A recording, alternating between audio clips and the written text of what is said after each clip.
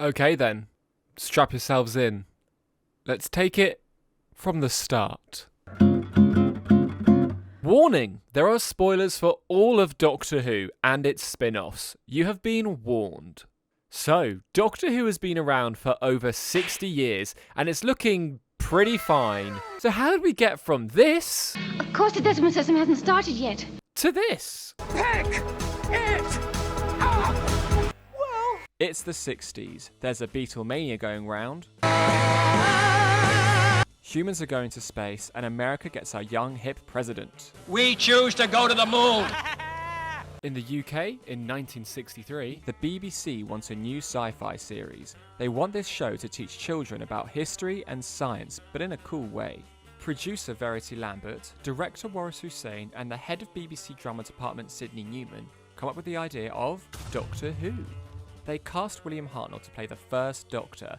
But what's the show about? The Doctor is an alien that travels in time and space in their spaceship, the TARDIS, which stands for Time and relative dimension in space. that's disguised as an old English police box that's bigger on the inside. In these adventures, they meet aliens, different people from history, go to different worlds, and have a fun time all in all. The iconic theme tune is composed by Ron Grainer, arranged by Didier Derbyshire with a BBC Radiophonic Workshop. This also comes with a freaky opening title sequence. 23rd of November, an unearthly child airs. At Coal Hill School in the 20th century, teachers Ian and Barbara are concerned about a pupil. Susan Foreman. She's kinda weird. Of course the decimal system hasn't started yet. They follow her home to a junkyard where they find an old man. Oh, go away. Susan's grandfather, the Doctor. Oh. They hear Susan inside the police box and barge their way inside. They are shocked to find it's a spaceship that's bigger on the inside. But it was just a telephone box. The Doctor ends up having to kidnap them and sets the TARDIS in flight as they end up in the Stone Age and get up to some shenanigans. The Doctor, Susan, Ian and Barbara are the first TARDIS team. Uh-oh. The team lands on a desolate planet with high radiation levels as they come face to face with the Daleks. Well, move ahead of us and follow my directions. Mutated beings stuck inside a metal casing, only wanting to destroy. Exterminated! They become the iconic enemy of the Doctor. They defeat the Daleks and we escape Skaro and head off to the past to meet Marco Polo and to the far future. As we continue, something has invaded 2167 AD Earth. It's the Daleks. They get defeated by the gang. And, uh-oh, iconic moment. Bye-bye, Susan. She stays on 2167 AD planet Earth with her new love, David, to clean up the mess. One day, I shall come back. As quickly as we say goodbye to Susan, we say hello to our new companion, Vicky. You killed Sandy. Why? What made you? We visit a space museum, and now The chase is on. the Daleks are back. And they're chasing our heroes through time and space. As the Daleks fight off robots, mechanoids, the gang find a human prisoner on this planet called Stephen. I mean, it's ridiculous. Who later on stows away on the TARDIS and becomes a new companion. Stephen! Ian and Barbara find a way back home and leave the Doctor to be back in London 1965. Let's take a break from the show for now, because the Daleks are hitting the big silver screen as the first Dalek story, The Daleks, gets put into beautiful film in full colour. It stars Peter Cushing as Doctor Who with his granddaughters Susan and Barbara, and her boyfriend Ian joins along and they head over to Skaro. Dalek! It gets a sequel in 1966 and it's Dalek Invasion of Earth, and I think I recognise Tom. It's a young Bernard Cribbins, of course. These films got mixed reviews, but they're very pretty and a really nice part of Doctor Who history. Now back to the show. The new gang meet another Time Lord, the Monk, who is a menace to time. They are easily defeated and we won't be seeing them again. Doctor! We head to a Galaxy 4 with these cheeky chumbles. We gain a new companion, Katerina from ancient Greece. Vicky stays behind because of, you guessed it, love. The Daleks return with a master plan, like a 12-part master plan. And I lied, the monk does come back in this story. He hasn't returned since. I know he's in Big Finish, but literally everyone is. Moving on. Another companion joins the team, Sarah Kingdom, but Katerina gets ejected into space and dies. Then Sarah gives her life to help defeat the Daleks. A lot of deaths in one story, but it only means space for one more companion. Dodo joins Stephen and the Doctor, and we meet the celestial being, the Toymaker, who lives in their own domain outside time and space, where they love to play games. He gets defeated by the Doctor, and he might return again. But you defeated him! Yes, just at this moment, but there will be other meetings in another time.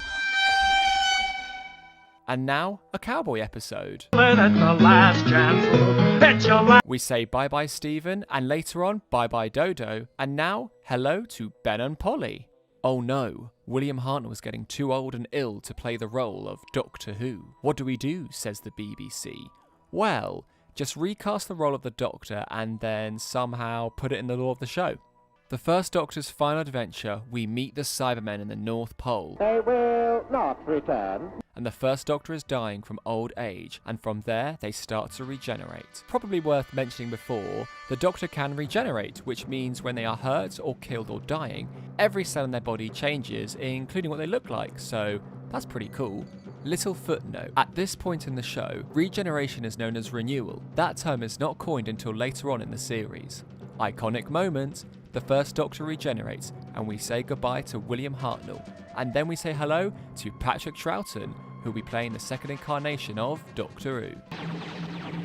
Kicking off this new era, we get a new logo and a brand new theme tune. The second Doctor is much different from the first, being a bit more younger, has a funny little haircut, Oh my word! and is pretty goofy. Oh, and they can play the recorder as well. But on his first adventure, we meet them again, the Daleks. Exterminate all humans! And we meet the Doctor's boyfriend. Scottish lad Jamie McCrimmon joins the TARDIS. Try to give us a smooth takeoff, Doctor. And I mean new best friend. Please don't hurt me, Fraser. Then we meet Krabs and we say goodbye to Ben and Polly. But then we go back in time to meet Victoria Waterfield in a nice mansion with a crazy scientist. I do hope nothing suspicious is going on. It's the Daleks, of course. And they're pretty evil. And dizzy. And the Cybermen are back, but in a tomb. Pretty neat. We meet an intelligence that's pretty great at using Yetis. They use them in the Himalayas. Oh, another enemy, the Ice Warriors. And now, oh, a Doctor clone. Wait, remember those Yetis? They're back, and they're in the London Underground. Train fans and Doctor Who fans cheer everywhere. We meet this guy called Colonel Lethbridge Stewart. He'll be important later. The Doctor gets this neat gadget in the next episode. What's that? It's a sonic screwdriver. But for now, we say goodbye to Victoria, and we see the Cybermen again in space. New companion time, Zoe Herriot, a genius from the future, and then we see these funny dudes. Quarks! And now, back to London, and that colonel from before, he's now a brigadier and in charge of some group called Unit. Oh no, London has a sewage problem. It's Cybermen, an iconic shot outside of St. Paul's Cathedral, more Ice Warriors, and it's an end of an era. Patrick Troughton confirms to be leading the role of the Doctor. The final story, The War Games, airs its 10 episodes, where we say goodbye to Zoe and Jamie, as their minds are erased with the Doctor and they're sent back to their time by the Time Lords. Oh yes, we meet the Doctor's species, Time Lords, and they exile the Doctor to Earth and force him to change his appearance. You can't do this to me! No!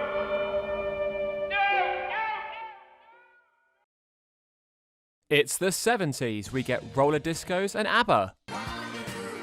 And this man called Davy Jones wondering if there's any life on Mars. Doctor Who is just getting as popular as it ever was. And who do we get now? An actor already high on their list, John Pertwee, joins the show as the third actor to play Doctor Who, but he regenerated so hard that the show is now in colour. We get a brand new opening title sequence and theme tune. And now the Doctor is stuck on stinky, stinky Earth. Oh, jeez, and you got the stink lines and everything? They are back with units and team up with the Brigadier and new companion Liz Shaw. Exactly. This Doctor is very suave and dresses like a king. In their first adventure, the Doctor meets the Autons, plastic dummies that come to life. We meet some Homo reptilia, also known as the Silurians. Fiddling around with the TARDIS, the Doctor ends up in a parallel universe where the Brigadier and Liz Shaw are evil. The Doctor safely returns from this universe, and Liz Shaw has quit upon his arrival in the next series. Miss Shaw went back to Cambridge. Now we say hello to icon Jo Grant as the new companion. I'm your new assistant. Oh, no. The Doctor also gets a yellow car called Bessie. So let's ride, let's ride. Let's ride. Bessie, how dare you go gallivanting around like that? The Doctor faces off against the Autons once more, and then we meet this guy called the Master. You will obey me and no one else. And guess what? They're a Time Lord too, and they're pretty evil. The Doctor knows this sort of karate. What's it called again? Venusian karate. They also wreck the Master completely. Oh, you haven't seen the quality of my footwork yet. We meet Axons, Sea Devils. And all in all, we have a really fun Earth time with everybody. And what day is it? It's Day of the Daleks, and they are back. They're gone. Oh, look at the time. It's anniversary time. 10 years of the Silly Alien Show, and William Hartnell comes back on a screen. I seem to be stuck up here. Patrick Troughton and John Pertwee team up, and they are fighting Alpha? Beta? Omega. Yes, another evil Time Lord who lives in an antimatter universe. The Doctors defeat Omega with the power of friendship. And a recorder. Oh yeah, the TARDIS has been fixed, so the Doctor can go to faraway planets in the BBC studio parking lots and quarries. Look, they've sent me a new dematerialization circuit. They've given me back my freedom. Honey, I Shrunk Doctor Who and Joe. What we're gonna do about it? Wales is covered in maggots and they are disgusting. They defeat the maggots and Joe meets Welsh eco-boy Clifford Jones. They end up getting engaged and she leaves the TARDIS and we get a really sad ending. We need a new companion. How about Elizabeth Sladen? She plays an iconic companion called Sarah Jane Smith. I'm a journalist. Sarah Jane Smith. Here's a potato. Back in London, there are dinosaurs roaming the streets. Another Dalek episode, this time with powerful music. And who is this good-looking fellow? An eye with arms? Are you scared of spiders? Viewer discretion is advised as we go to a planet full of them, and they love crystals. Unfortunately, the Doctor gets radiation poisoning as they head back to Earth to regenerate in front of the Brigadier and Sarah Jane Smith. A tear? Sarah Jane? We say goodbye to the Third Doctor, and for the first time the words regeneration are used, the process the Doctor goes through when they die. Well, here we go again. But who will replace John Pertwee as the next Doctor? Tom Baker. The Fourth Doctor is eccentric with a long scarf and is now the face of Doctor Who, for parents of the 80s who will never shut up about it. He's ready to save the universe and to trip up over his scarf. We are back with units and the gang is here, Brigadier and Sarah Jane Smith, as they fight a giant robot. Sarah Jane Smith is here to stay with a new companion, Harry Sullivan. Apparently, he's an imbecile. Harry Sullivan is an imbecile! In this series, we go to space where there's an ark. We meet the Potato Boys again, the Sontarans. Knocker! Ever wondered who made the Daleks? Davros is his name. Exterminate! Making evil tanks are his game. The Cybermen come back. That was alright. Excellent. We meet shapeshifters Zygons in Scotland. Very good, very good. Almost impressive. Harry stays behind and we say goodbye to him. I think I'll stick to Intercity this time, Doctor. The next series, we find out there are pyramids on Mars with an ancient evil, and we meet Morbius. No, not that Morbius. Along with these guys who appear as previous incarnations of the Doctor. That's cool. I bet that gets explained next week. Give me a hand with this, please. No, not like that, Sarah. The Doctor has been summoned to Gallifrey and can't take her with them. So I can't take you with me. You've got to go. So the Doctor drops her off to Croydon. No, wait, Aberdeen? We say goodbye to Sarah Jane Smith. There is a deadly assassin on Gallifrey, as opposed to a friendly one, with the crispy boy. Wait, that's the Master. The Doctor gets a new companion, Jungle Gal Leela. She joins the Doctor and they meet deadly robots and they go to Victorian London. We don't want to be conspicuous, do we? We get a new companion in the shape of a tin dog, K9. Hello. Hello. How are you? Also, the Sontarans have some fun in the TARDIS pool.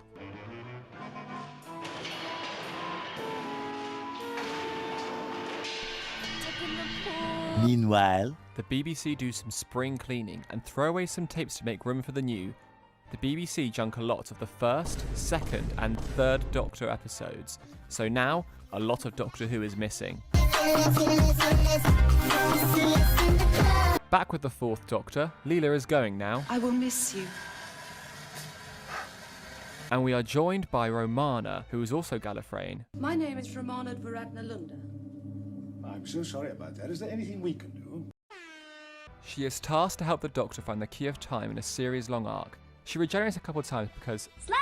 And ends up with Romana 2. They have fun adventures, meet some Daleks, go to Paris, see the Mona Lisa, and they head off to Cambridge and meet one of the campest Doctor Who villains we've ever seen. Unfortunately, this episode never makes it to air. Let's hope we get 3, 4 or 5 versions in the future. It's the 80s, and it's all about going to malls, listening to Madonna, and making mixtapes. It's pretty rad. Doctor Who enters the 80s with Tom Baker, and it's still going strong. And Romana goes away with K9. We gain a new companion, young math nerd Adric. Then we head off to Traken, and we meet Nyssa. Whoa, put the gun down, buddy. The Master's still crispy from before, and needs a new body. They decide to grab Nyssa's dad's Treymas's body. Oh, he's feeling! Aussie gal Tegan is off to work, but her car breaks down, so she goes to the TARDIS, thinking it's a police box. Psych, you're now a companion with no choice. You'll never get to Heathrow now. Take me right back where you found me, Doctor, whoever you are! Tom Baker has been here a while, and changed Scarf twice already, and had like more than 5 companions in his own run. Not a fan of the way things are going, Tom decides to leave the role. JNT, the producer, is already in talks with a new Doctor Who. Peter Davison, thinking he was too young to take on the role, is a bit reluctant, but in the end says yes. After falling off a radio dish, the Fourth Doctor is a goner, iconic regeneration. It's the end. But the moment has been prepared for. The weird ghost crusty guy we've seen in the whole episode was the Doctor all along. And enter Peter Davison as the 5th actor to play Doctor Who.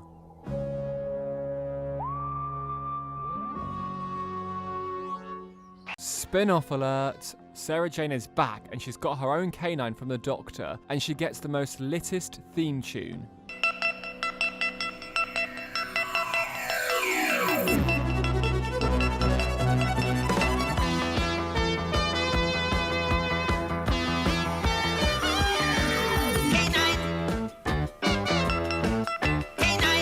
So 80s. Unfortunately, her series doesn't get renewed this time round. The 5th Doctor. They're young, hip and blonde. They also play cricket and they have a stick of celery on their lapel. Sorry, mustache. And we are heading on trippy adventure to Castrovalva. Someone's manipulating Castrovalva. We're caught in a space-time trap. Ooh, shock iconic moments. Cybermen come back for the first time in a while, and Adric gets obliterated. The credits roll with no music. Guess who's back? Brigadier! And this episode starts one of the biggest controversies, the unit dating controversy.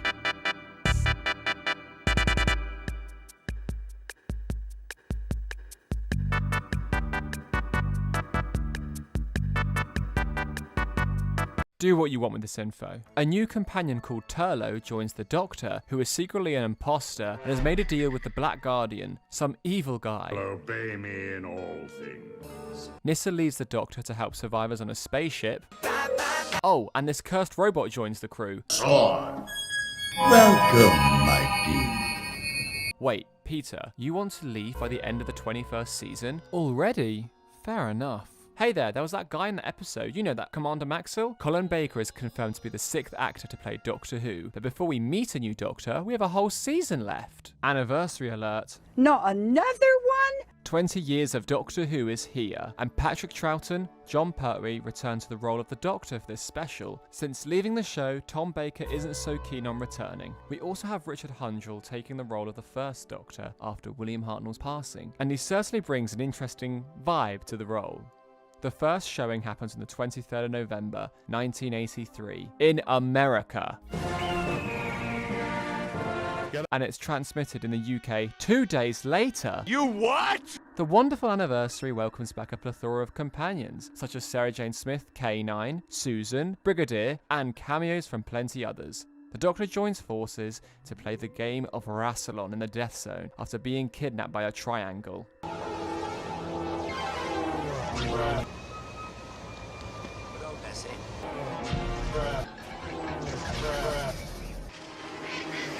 The Fourth Doctor is stuck in clips from Shada for the whole episode. Back to the show. Tegan leaves the Doctor because of Trauma. No, don't leave. Not like this. I'm sorry. We meet Perry Brown, who is on vacation in Lanzarote and stays with the Doctor. From here on out, it's just traumatic for her. Who are you? We say goodbye to Turlo, who's not an imposter anymore, and Chameleon, the cursed robot, finally gets killed off. We now say goodbye to the Fifth Doctor in the climatic caves of Androzani. Is this death? No, it's another regeneration iconic moment. The Doctor and Perry get poisoned, with the Doctor giving the only antidote to Perry, thus sacrificing themselves. The regeneration begins and boom! Colin Baker is now Doctor Who. Change, my dear. The Sixth Doctor starts their journey very erratically. They get the most chaotic outfit that even Colin doesn't like himself, and they just go ham on Perry and accuses her of being a spy. Sent here to spy on me. And tries to strangle her. That's only the first episode. The Doctor meets the Cybermen again and meets a new Time Lord enemy, the Rani. She's an evil scientist, but her outfits are very slay. Patrick Troughton, loving Doctor Who, returns in the Two Doctors with their friend Jamie. They fend off Sontarans in Spain. It's pretty chill. Stop. Doctor Who meets their new enemy, a bloke called Michael Grade, who doesn't like the current state of the show. It's violent, has silly stories, and even rubbish sets. He puts the show on an 18-month hiatus. But the real enemy really isn't this right now. It's Doctor Who fans, because they made this.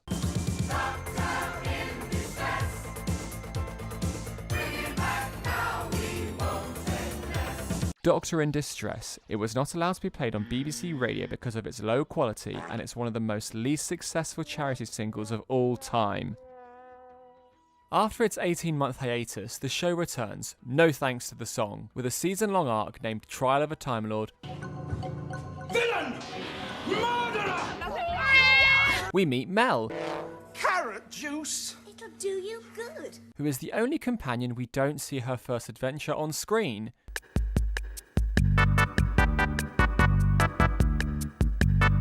She joins the TARDIS and we say goodbye to Perry Brown, who goes to be with Brian Blessed.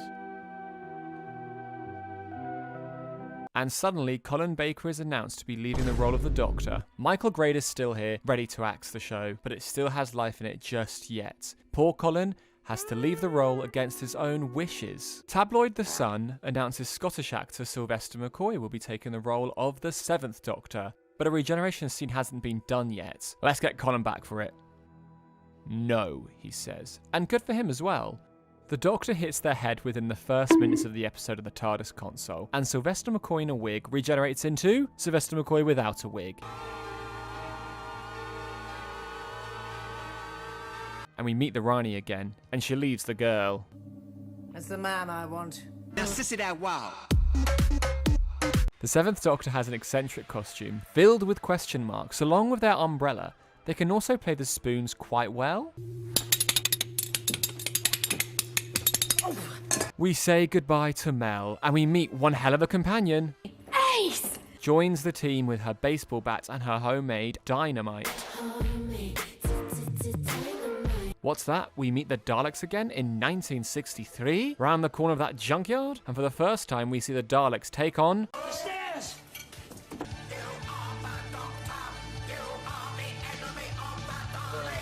Also Big Gun Dalek. After defeating the Daleks, the TARDIS gets briefly barbified. Professor, look what they've done. Yes, it looks rather good. Come on, Barbie, let's go party. I'm a Barbie girl. And then we go see the greatest show in the galaxy. The Doctor and Ace have amazing adventures, the Cybermen return, and they are very silver for the jubilee of the show. We meet the Brigadier again, along with another Brigadier. Brigadier Bambera. Slay! Oh hello, it's America, we love Doctor Who, and we should do a co-production deal. Yeah, well, I'll think about it. Final episode of the series, a furry fight with the Master. To my new home, Doctor. I'm not a furry. And with that final episode, the 26-year run of Doctor Who comes to an end, and Ace and the Doctor walk off towards the future. Doctor Who finally cancelled. Will the show ever make a return? It's the 90s. Another decade has passed. Doctor Who is no longer on TV. The internet is here and it sounds amazing.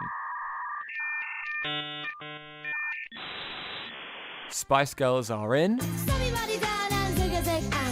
along with Bart Simpson t-shirts telling you not to have a cow, man. This show never dies. Virgin Books gets busy and gets some people to do some books.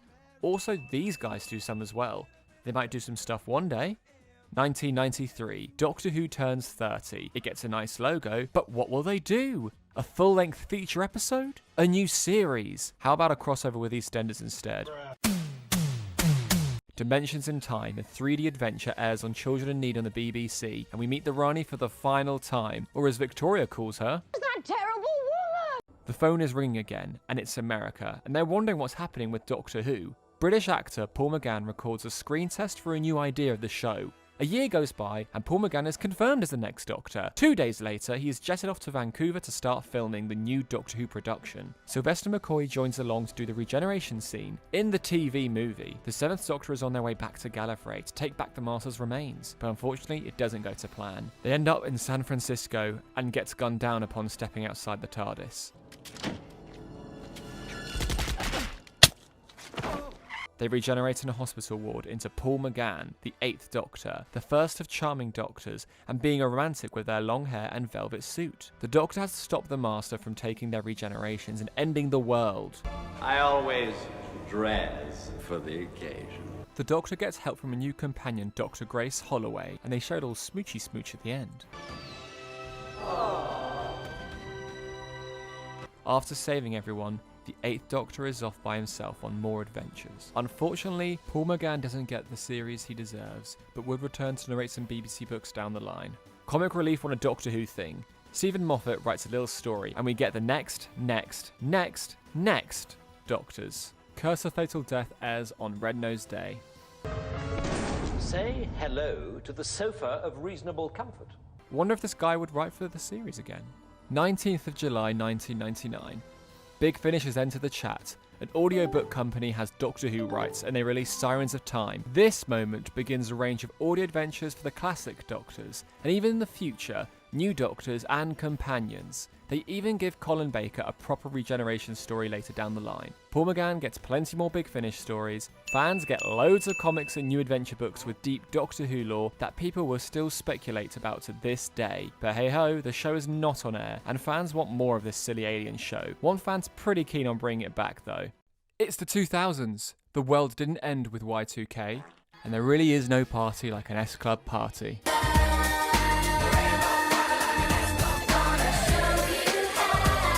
Russell T Davies is writing a new series of Doctor Who and bringing it back to our screens. News to follow. He wrote Queer as Folk, in which one of the characters doesn't even count Paul McGann as a doctor. What about Paul McGann? Paul McGann doesn't count. It's time to cancel this man. The internet is getting big and cool, so Doctor Who wants to join in on the fun. They make an animated webcast called Scream of the Shulker, but this one has a new Doctor, introducing Richard E. Grant as the 9th Doctor Who. No! And the Master returns, voiced by Derek Jacobi. With Richard E. Grant as the Doctor, we have our new... Oh no, wait, it's just a one-off. Finally, Christopher Eccleston is now confirmed as the 9th Doctor and not animated, but we need a new companion. Why? Because we want to. Pop sensation of the noughties, Billie Piper is the new companion, Rose Tyler. Happy New Year. Here is the trailer. I'll tell you what it will be. trip of a lifetime. And Murray Gold is the new composer and does an iconic new theme tune. 26th of March 2005.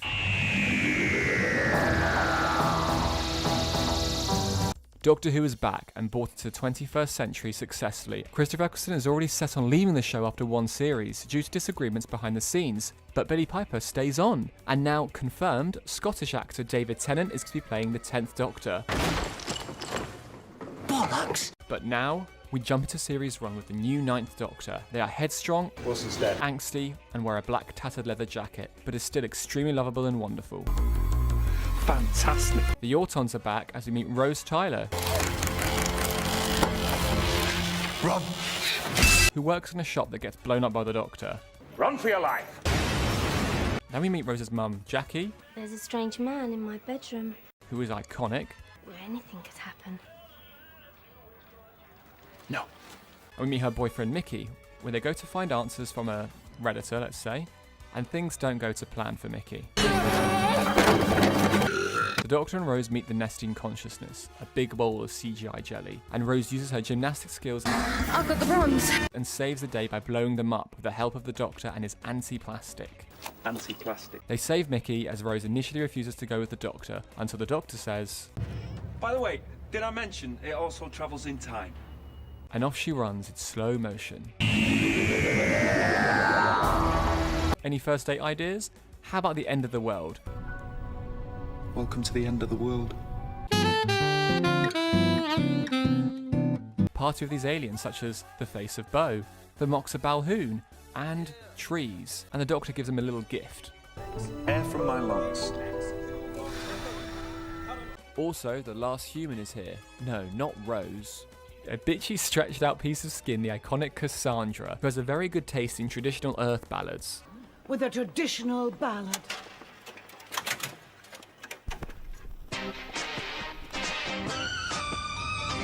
She tries to kill everyone on the spaceship to get some stock increase. Burn, baby. She fails as the Doctor lets her die, Everything has its time and everything dies. and we find out the Doctor's home planet Gallifrey is gone, And the last of the Time Lords. destroyed in the Time War, a battle against the Daleks and the Time Lords. We meet ghosts at Christmas in Cardiff with Charles Dickens, as there is a time and space rift going through the city. They sort that out, and then we head back to present-day Earth, where Rose has been gone for 12 hours. How long have I been gone? About 12 hours. Oh no, wait. It's not 12 hours, it's 12 months. You've been gone a whole year. Doctor gets a slap from Jackie, Stitch this, mate. and suddenly, a spaceship crashes into Big Ben. A family of farty creatures called the Slitheen, who come from the planet Rexicorico Falapatorius! want to start World War III, blow up the Earth, and sell the radioactive remains as fuel. We meet Harriet Jones. Harriet Jones, MP for Flydale North. Harriet Jones, MP for Flydale North. Harriet Jones, MP Flydale North. Yes, we know who you are. Downing Street gets blown up as they stop the Slitheen from destroying the Earth. The Doctor, Rose, and Harriet make it out safely. After this two-parter, the Doctor and Rose head off, but this time they get a distress call that sends them to Utah, 2012, in an underground bunker owned by a rich American alien collector. Henry Van Staten. We find out the call is coming from no other than a lone Dalek chained up. The Doctor gets pretty angry at the Dalek. What's the point of you? And after this, Rose comes to see the Dalek and feels sorry for the little fella. She touches its casing and it absorbs her DNA and becomes nice, shiny, and very deadly. The Daleks survive in me! After a while, the Doctor's still not happy with the Dalek. Why don't you just die? You would make a good Dalek. Rose convinces the Doctor to maybe not kill it, as it ends up killing itself.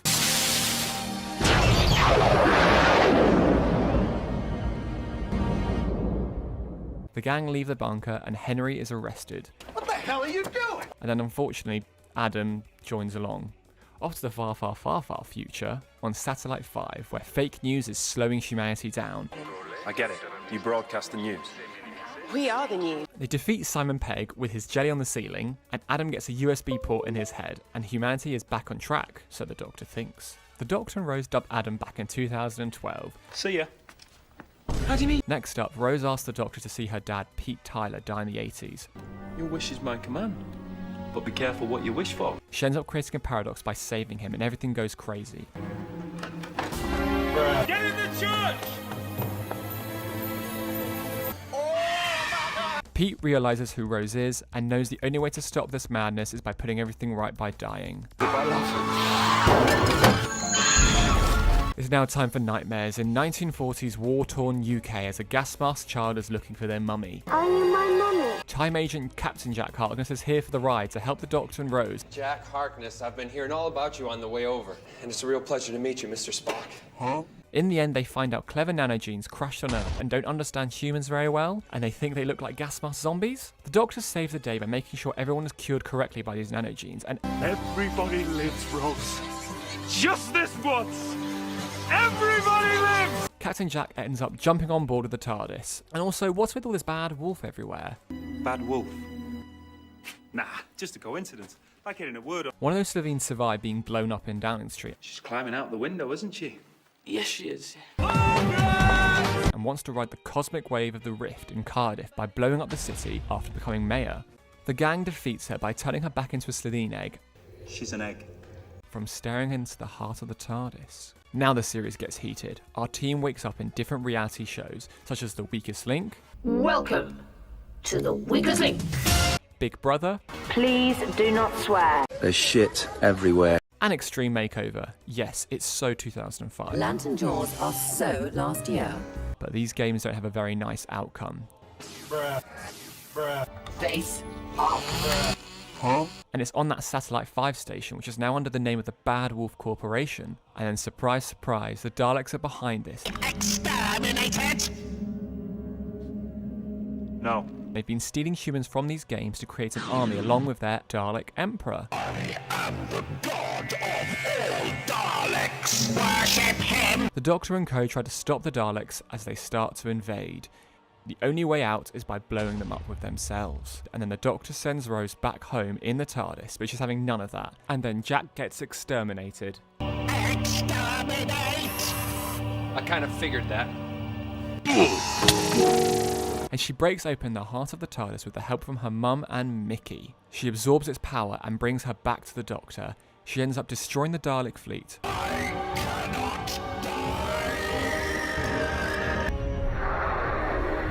Resurrects Captain Jack and scatters the words Bad Wolf throughout time and space as a message to lead herself there. The Doctor absorbs the energy from her. I think you need a doctor. This ends up starting their new regeneration. They leave Captain Jack behind though. The Ninth Doctor ends their journey as they were absolutely fantastic. We say goodbye to the Ninth Doctor and hello to the 10th. And where were they going again? Barcelona. Children in Need get another exclusive, and a much better one, in the form of a mini-ep called Born Again, and we see the first moments between Rose and the 10th Doctor before they crash into the Christmas special.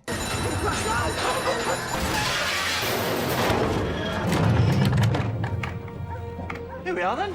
London, Earth, the solar system, I did it! Doctor Who's gone festive.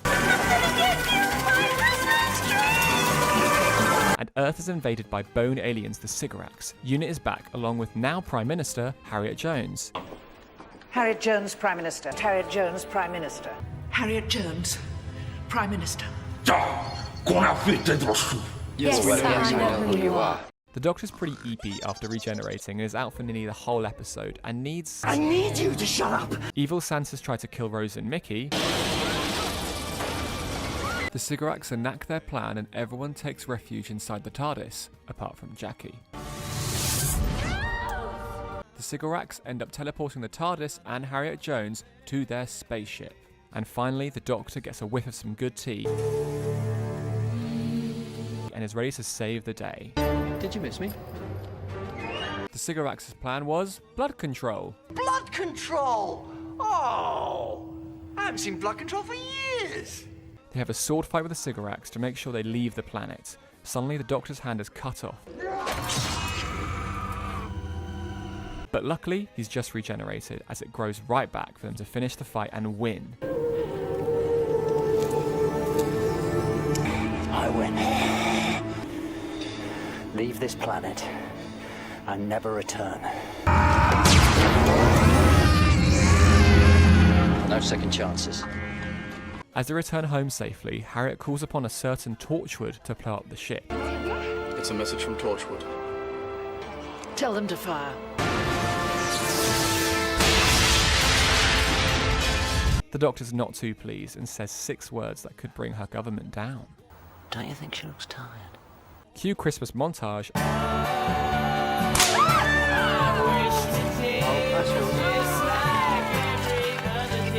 And the Doctor and Rose are ready to travel again. That way. David Tennant's Doctor is charismatic, charming, says allons-y a lot, Allons-y. Allons-y. and is pretty cool.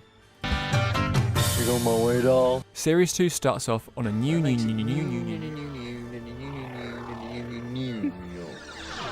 And guess who's back? Peekaboo. Cassandra, along with a big face of Beau, in a hospital ran by cat nuns who are very good at curing people by creating artificially grown humans and giving them all these diseases. Cassandra leaves the trampoline behind. Goodbye, trampoline, and hello, Blondie. Taking on Rose for the most part, I'm a champ. and sometimes the Doctor. You've been looking. You like it. They all save the day, I'm the Doctor and I cured them. with the face of Beau vowing to return to bestow a secret upon the Doctor. A great secret. So the legend says. It can wait. Oh. Cassandra dying takes on the form of her assistant Chip and dies in her own arms of her past self with the help of the Doctor and Rose. In the next episode we land in Scotland, Are we in Scotland? 1879, and David Tennant sounds pretty happy to be using his own accent. I'm Dr. James McCrimmon from the township of Balamory. Even Rose has a go at a Scottish accent.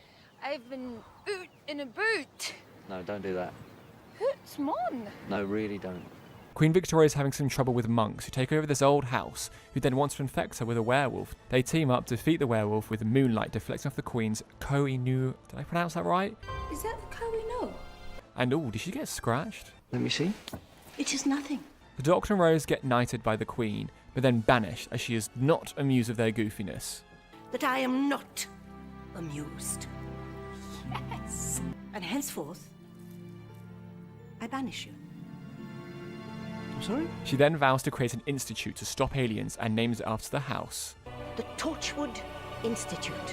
We're off back to present day Earth in the next episode, where creepy things are going on at a school with bat teachers. And not only is the Doctor, Rose and Mickey investigating, but look who's here. Sarah Jane Smith.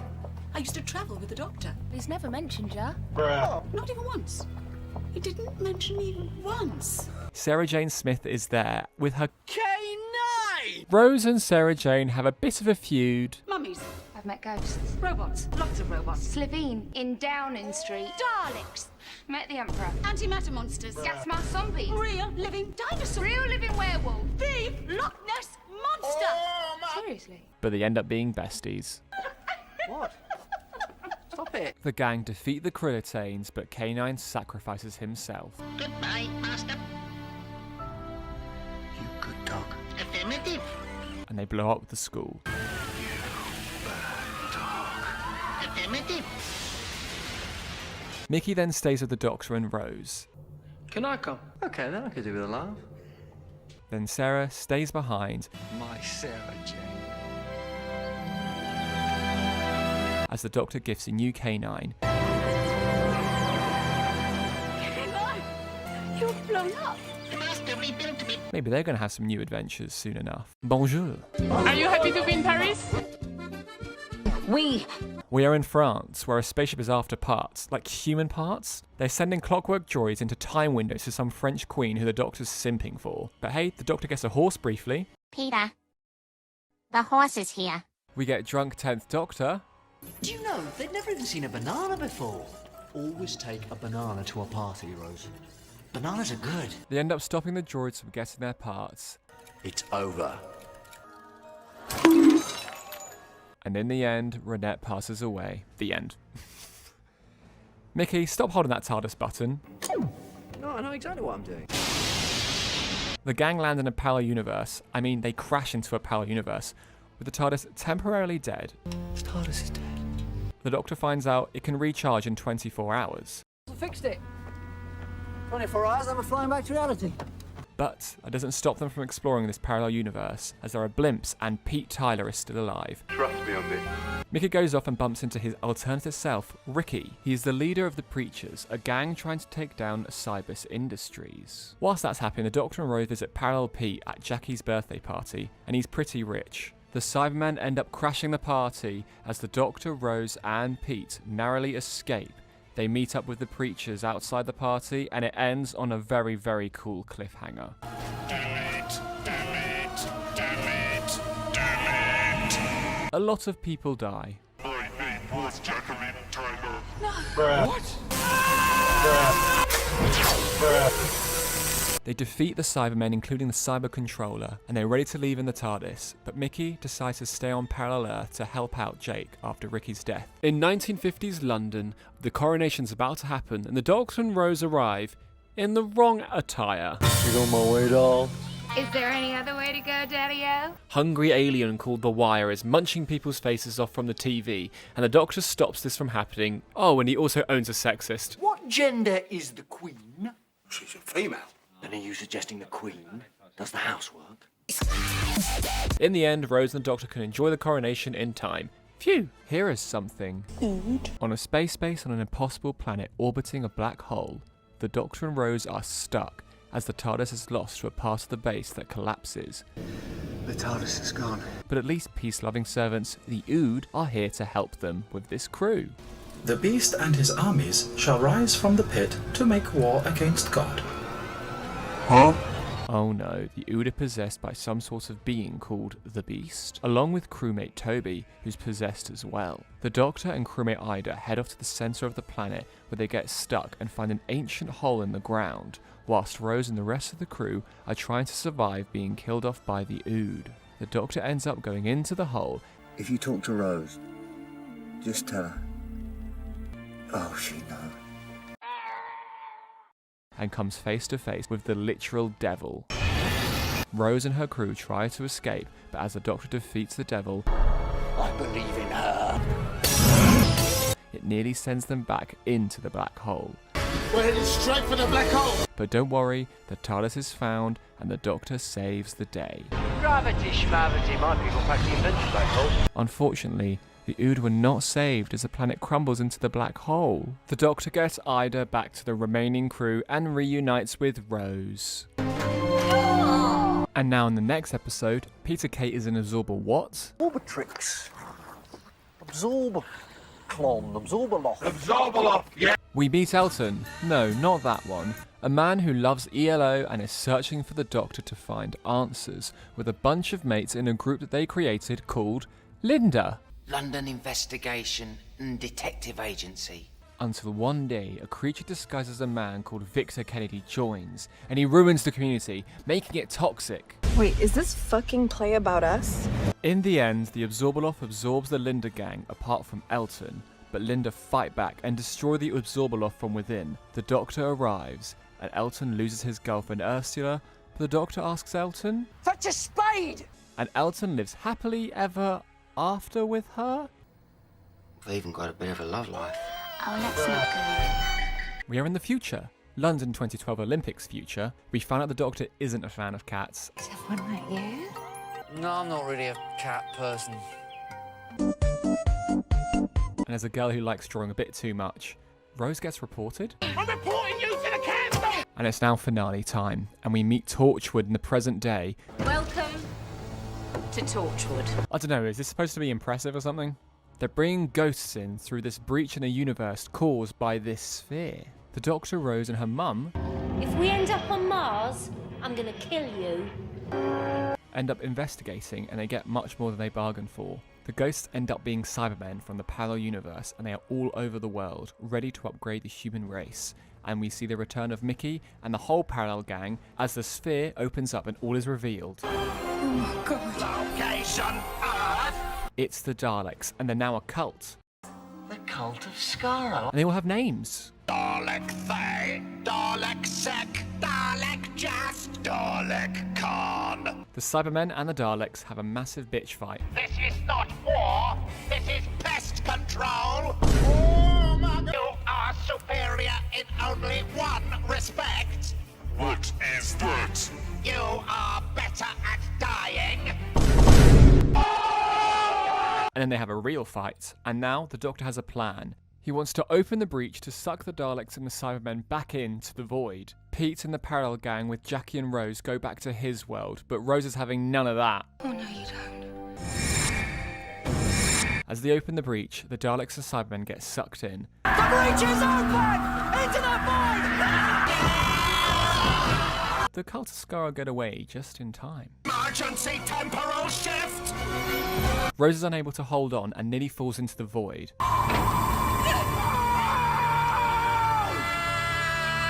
She's saved by Pete, but now stuck in a parallel universe as the walls are sealed forever. Now Murray Gold is on fire with the piano with this song.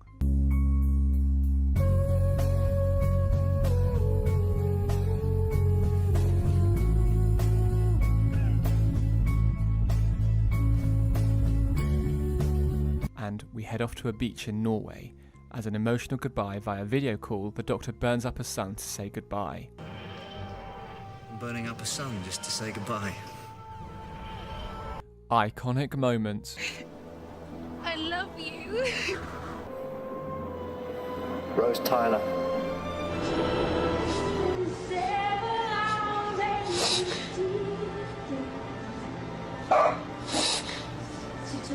Back in the TARDIS, and there is no time to mope, because there's a runaway bride. What? Catherine Tate is here, and we'll meet her properly at the Christmas special. What? What the hell is this place? What? But now it's a new companion announcement. Freema Agyeman will be playing Martha Jones for Series 3, the first full-time black companion to join the Doctor in the TARDIS. Doctor Who is dipping its toes back into spin-offs, and it goes much better. BBC Three are going to air a new spin-off called Torchwood after 9 PM in October of 2006 for an older audience. This stars Captain Jack as they defend Earth from aliens in their underground base in Cardiff with a new gang: Gwen, I'm Welsh. Tosh, Live a little. Yanto, Who's for Chinese? and Owen. Let's all have sex. It's very gay and extremely emotional. One good reason why I shouldn't keep screaming! Because you're pregnant. And then we also find out Captain Jack is now invincible because of Super Rose. And on CBBC, they get the Sarah Jane Adventures, a spin-off aimed at a younger audience. 13 Bannerman Road is where Sarah Jane Smith lives. And she is back with a whole series defending the Earth from her attic in Ealing with a new gang. Maria, I'm sorry, Andrea, but you were meant to die. What did he say? only in Series 1. Rani, Clyde, I'm staring at your bum. Clyde, Why does this always happen to me? K9, Mistress Arrival detected. and her supercomputer, Mr. Smith. P-E-N full stop. Never been so glad to see a full stop. And Sarah's adopted alien son, Luke. You brought the dog. Then later on, she gets another adopted child, Sky. What an iconic show. Just a moment, please. Just a moment. Bit of Libby. Last request. The show also gets Doctor Who Confidential, a behind-the-scenes look of how the show is made. Now let's get back to the main show. Donna! Played by Catherine Tate. I ain't bothered! And the Doctor has some trouble getting Donna back to her wedding on Christmas Day. Get me to the church! She's getting married to her co-worker, Lance, who unfortunately has been poisoning her since the day they met with Huon particles. Donna and the Doctor find out that they had the reception without her. You had the reception without me. They had the reception without me. Yes, I gathered. Well, it was all paid for, why not? Thank you, Neris. But we get this certified banger.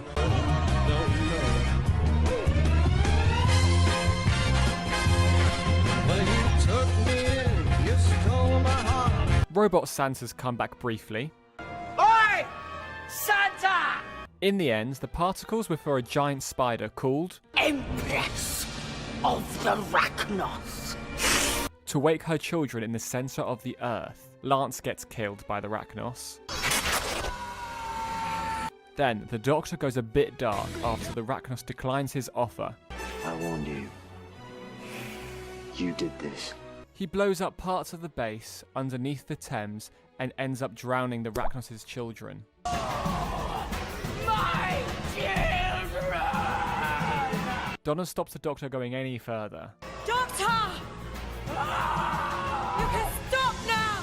The Rachnos gets blown up upon escaping. Orders for Mr. Saxon. Fire at will. Donna gets home safely and declines the Doctor's offer to travel with them. Come with me. Okay. Series 3 is here. And hello, Martha Jones, a medical student at the London Royal Hope Hospital. We also meet her mum, Francine. When did you get so rude? Sister Tish. I know the age thing's a bit freaky, but it works for Catherine Zeta-Jones. Dad, Clive. And I'm paying for half that party. With his girlfriend, Annalise. Hi, Martha. Hi. And her brother, Leo. And the Doctor is undercover as a patient at the hospital. They also get a fresh new blue suit. Suddenly, this hospital is transported to the moon, and police run as Jadun are after a criminal. The Plasmavore, a creature that sucks blood. It looks like an old lady. The Doctor and Martha team up and try to see what's happening. Also, the Doctor totally leads her on. It means nothing. Honestly, nothing. The Jadun find the Plasmavore and kill them, thanks to Martha, and also the Doctor's blood. And as the hospital slowly runs out of air, it's sent back to Earth. Martha goes to her brother's birthday, and it's not going very well. Good night. Don't you dare! I'm putting my foot down! You have 25 years right. Stop now! Mum, don't! I asked the DJ and he's playing that song later. She sees the Doctor around the corner, who offers her a trip in the TARDIS, but only one. Just one trip. To say thanks, you get one trip, then back home. And she joins. Welcome aboard, Miss Jones! It's my pleasure, Mr. Smith. We meet Shakespeare briefly with witches, and Queen Elizabeth I wants the Doctor beheaded for something we haven't seen yet. Queen Elizabeth I. Doctor! Off with his head! What? Then after this episode, we're back on New Earth. Ever heard the word rebound? But now they're underground and it's just traffic jams, a pandemic, and big crabs. Yeah, they're back, those macra. Martha gets kidnapped by a couple who want to go in the fast lane, and they need 3 people. Oh, the face of Bo is back, by the way, with one of those cat nuns. Novice Haim! They help the Doctor find Martha and release the traffic jam now that New York is pandemic free. But the face of Bo dies in the process and says his last secret. You are not alone. Martha sits the Doctor down and asks him about Gallifrey, and the Doctor tells everything about it. We're off to New York, and it's the height of the Great Depression, and the Empire State Building is being built, but something's amiss, because Daleks are here. More precisely, the cult of Skaro. The Doctor and Martha team up with showgirl Tallulah. 3 L's and an H. Right. Who is looking for her missing boyfriend Laszlo, Solomon, who is living in the shanty towns of Central Park, and Spider-Man, for sure, Andrew Garfield, who is playing Frank. They found out the Daleks have been experimenting on humans, and Tallulah's boyfriend has been one of them, and is half pigman. They also make a human Dalek out of Dalek Sec. A human Dalek. Solomon gets brutally murdered by the Daleks as they attack. Exterminate! And Dalek Sec is feeling much more human now. The rest of the cult of Skaro don't like it one bit. But you have doubts.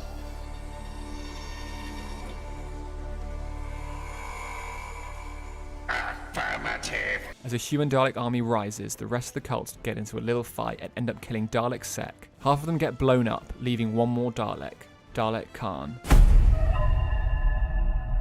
who eventually gets away. Emergency temporal shift. In the next episode, we head back to present-day Earth.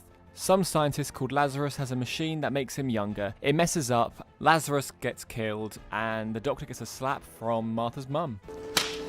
All of the mothers, every time. And Martha stays with the Doctor, but her mum is still wary of the Doctor. Please trust me. This information comes from Harold Saxon himself. You're not safe. After this adventure, the Sun possesses people on a spaceship.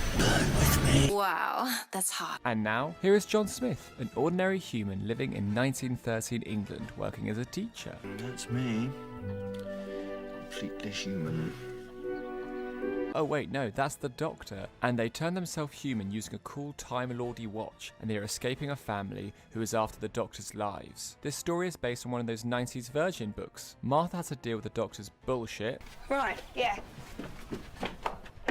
We're hiding from aliens. Oh, I see. Cultural difference.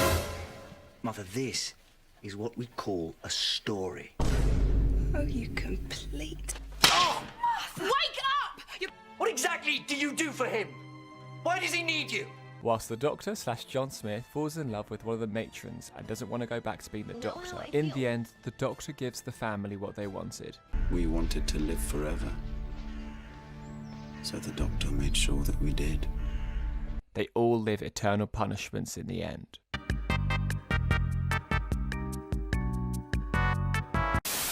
Don't blink. Moffat is here and he writes his magnum opus. The Doctor and Martha are sent back in time to 1969 by the Weeping Angels, stone statues that move when you blink and send you back in time. You're finally awake. They're pretty terrifying. Sally Sparrow's here and she has to find a way to get the TARDIS back to the Doctor and Martha as they communicate through a DVD Easter egg to defeat the Angels and send the TARDIS back. And it's all very, very... Wibbly wobbly, timey-wimey. It's nearly finale time and we're in... Cardiff! Cardiff? So it's a pit stop. But someone is running towards the TARDIS and it's only Captain Jack Harkness. As he leaps straight from his show onto the TARDIS, sending the whole gang to the end of the universe. On a desolate planet, where there are creatures known as the Future Kind who are hungry. They get to one of the last human civilizations on a silo who are prepping to go to Utopia. An old scientist, Professor Yana, is struggling to make the ship go with his friend Chantho. The Doctor, Jack and Martha come in to help. Martha pulls out a jar with a hand in it from Captain Jack's bag, which belongs to the Doctor. That's my hand. I said I had a Doctor detector. The Doctor and Jack have a DMC whilst repairing the ship engines, but Yana has a banging headache. Martha sees the Professor has a watch, and it's the same markings as the Doctor's watch. Shit just got real. He finally notices the watch and opens it as Martha rushes to the Doctor and Jack, and we get the big reveal. The Master. Iconic moment, the Master is back. He kills Chantho, but she manages to shoot him, and he steals the Doctor's TARDIS. Not before regenerating, though. The Doctor, Martha and Jack are too late as the Master escapes and they are stuck at the end of the universe. End of the universe! Have fun! Bye-bye! What a cliffhanger. Whew. And here we are, the finale. The gang get back to present day using Jack's time vortex manipulator, and they miss the election. There's a new Prime Minister, Harold Saxon. The Master is Prime Minister of Great Britain. The Master and his wife. Also, those drums are still in his head. The drumming, Doctor, the constant drumming. Our gang are on the run as Martha's family have been taken by the Master on his helicarrier, the Valiant. We get some cool Time Lord backstory though. The oldest and most mighty race in the universe. And the Master reveals a new race called the Toclophane. The Doctor tries to stop him but gets caught and is aged into an old man by the Master's laser screwdriver. Who'd have Sonic? And now...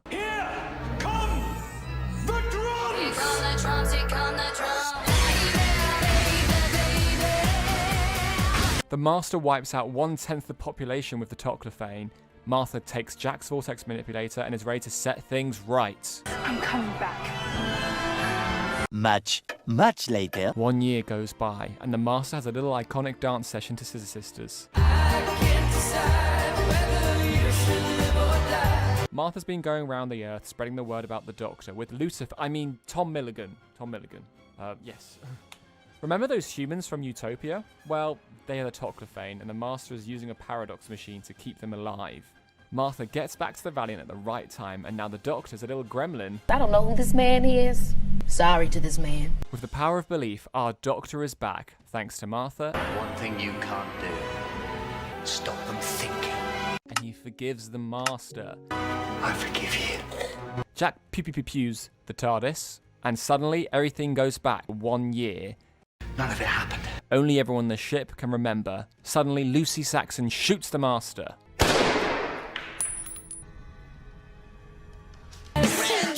he refuses to regenerate.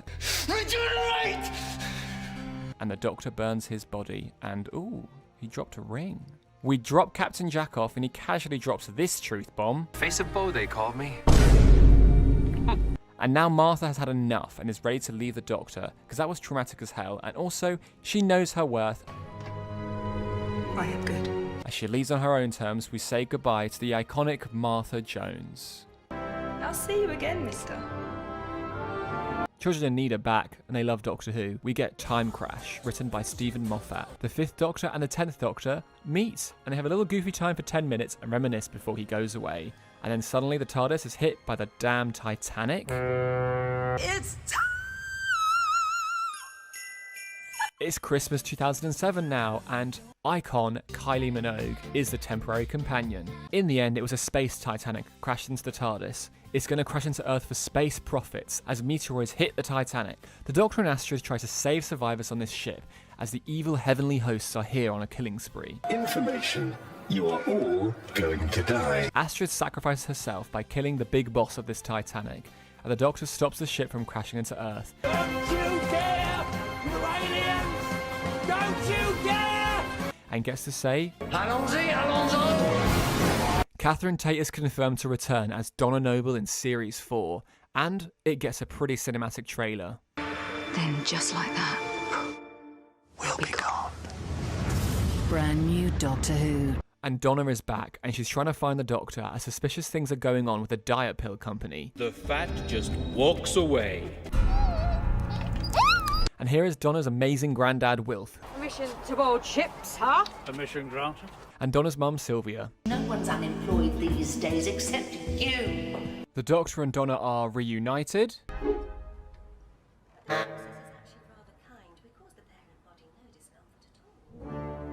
And then they make sure the fat blobs, the adipose, get home safely. I'm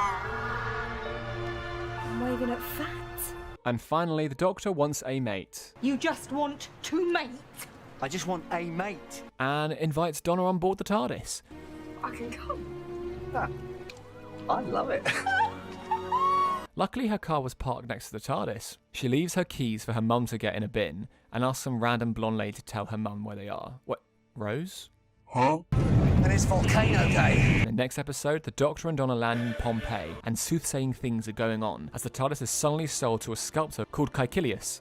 What do you buy a big blue wooden box for? Modern art! He's got quite a memorable face. The Doctor and Donna have to make a decision to save the world from either being taken over by flaming rock people, pyroviles, or they blow up the volcano, causing the destruction of Pompeii. After an inevitable choice, Pompeii is destroyed as Donna begs the Doctor to save at least one person. Not the whole town.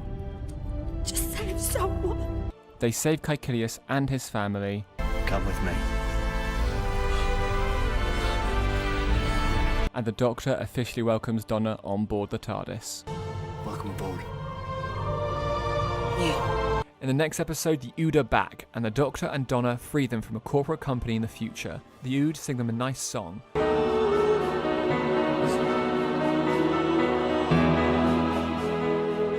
Then warning the Doctor of their song ending. I think your song must end soon. Meaning? And Martha is back and gets the Doctor back to Earth as she now works for UNIT as they fend off angry Sontarans. Martha, Donna and the Doctor, with UNIT, stop the potatoes from gassing the planet with car fumes. But Martha stays on for one more adventure, kind of against her own will. We're in flight! It's not me! You take me home! Take me home right now! The TARDIS chucks them to a planet Messaline where humans are at war with a species called the Hath. And the Doctor gets their arm put into a machine and out comes the Doctor's daughter, Jenny. Hello, Dad. The gang all help stop the war.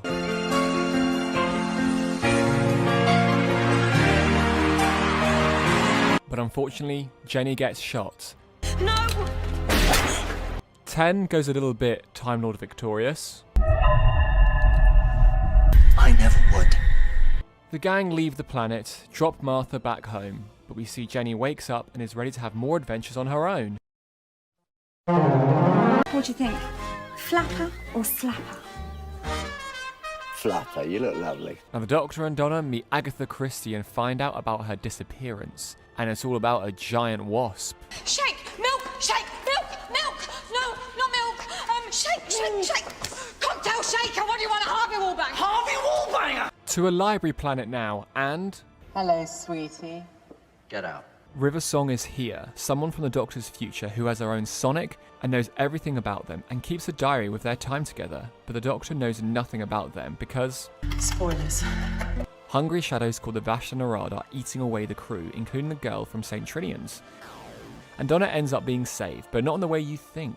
Donna Noble has been saved. They find out the library has saved all the humans in a space iCloud, and River Song ends up sacrificing herself to defeat the Vashta Nerada. The Doctor watches in shock but gets Donna back, as they soon realise the Sonic that he gave her in the future was the key to saving River Song. I'm very good. What have you done? Saved her. And keeping her in the space library iCloud. River is saved, and the Doctor is ready for the next adventure with Donna. Now Donna has a break at a space spa. Whilst the Doctor has a traumatic time on a space cruiser across a planet called Midnight.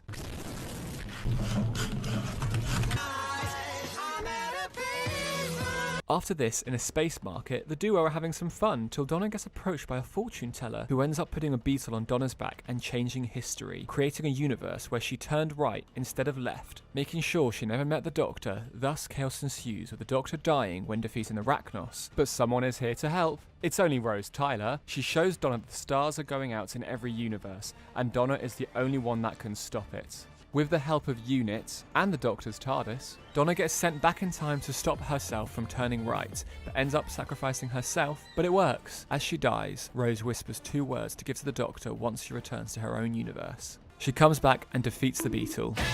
The Doctor finds Donna, and she tells him the 2 words. What 2 words? What were they? What did she say? Bad wolf. What do you mean? What do you mean? What do you mean? Oh my God! Everything is Bad Wolf, and it's the end of the universe. An epic Avengers-style trailer.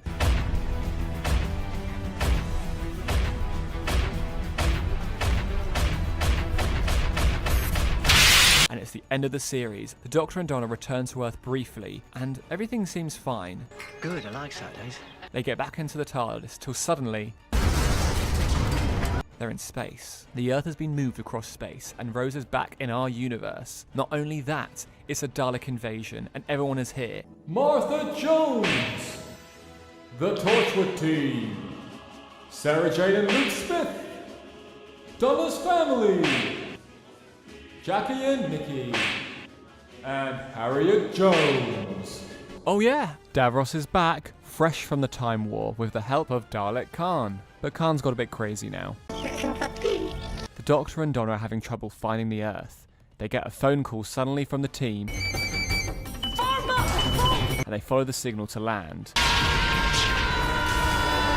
Harriet Jones ends up sacrificing herself as well. Yes, we know who you are. Finally, Rose and the Doctor reunite and kiss.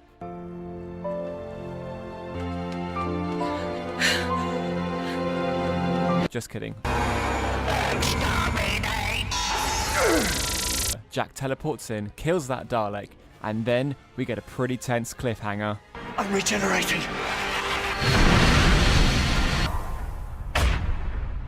The Doctor and their vanity issues refuse to regenerate and chuck the energy into their hand. Now then, where were we?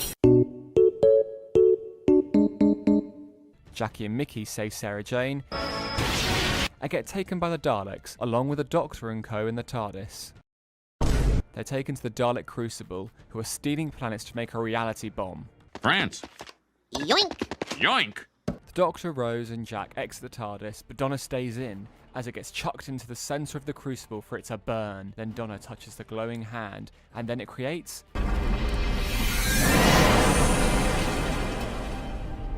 It's you! Oh yes. 10-2, a human part Time Lord version of the Doctor. Well, isn't that wizard? They escape quietly and devise a plan to stop Davros. In the end, all the Doctor's buddies get taken to Davros after threatening him, and he's ready to pull his evil plan. Detonate the reality bomb! human doctor comes in, fails. Then Donna gets shocked by Davros and awakens the Time Lord energy within her, and she becomes Dr. Donna. And all together, they put the planets back where they belong. But then the human doctor commits genocide, killing all the Daleks. The whole team drag Earth back to its place and save the day. Everyone gets dropped off back on Earth. Then Rose and her mum go back to the parallel universe, along with 10-2, who stays with Rose. And she finds out what the Doctor said to her in Doomsday. Donna, as part Time Lord and part human, can't handle it all. Binary. I'm fine. And the Doctor has to erase her memories of their time together. No, please, no. As the Doctor takes Donna back to her family. Because if she remembers, just for a second, she'll burn up. She wakes up like nothing has happened. I was asleep on my bed in my clothes like a flipping kid. What'd you let me do that for? Wilf says goodbye as the Doctor walks back to the TARDIS all alone in the rain.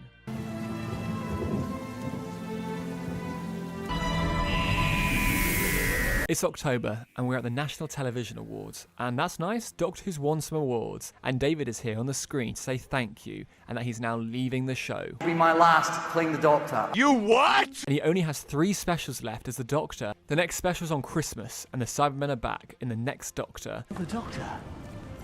The next Doctor? David Morrissey, who plays Jackson Lake, thinks he's the Doctor, but he's not, and the Cybermen get killed off. That's about it.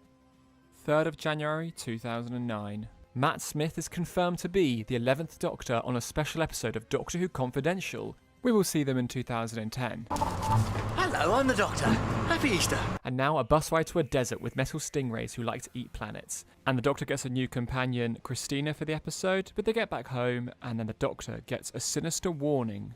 He will knock 4 times. We're off to Mars in the year 2059, where the first human colony has made their base on the planet. But things are going pretty wrong. The Doctor finds out it's a fixed point in time and that they die there on the planet because of evil water creatures that have infected them. As the base is going down, This is fine. the Doctor realises that they are the Time Lord victorious and go a bit crazy. It's taken me all these years to realise the laws of time are mine, and they will obey me! The Doctor saves the remaining crew, but Captain Adelaide Brooke isn't too happy about it. The Time Lord victorious is wrong. That's for me to decide.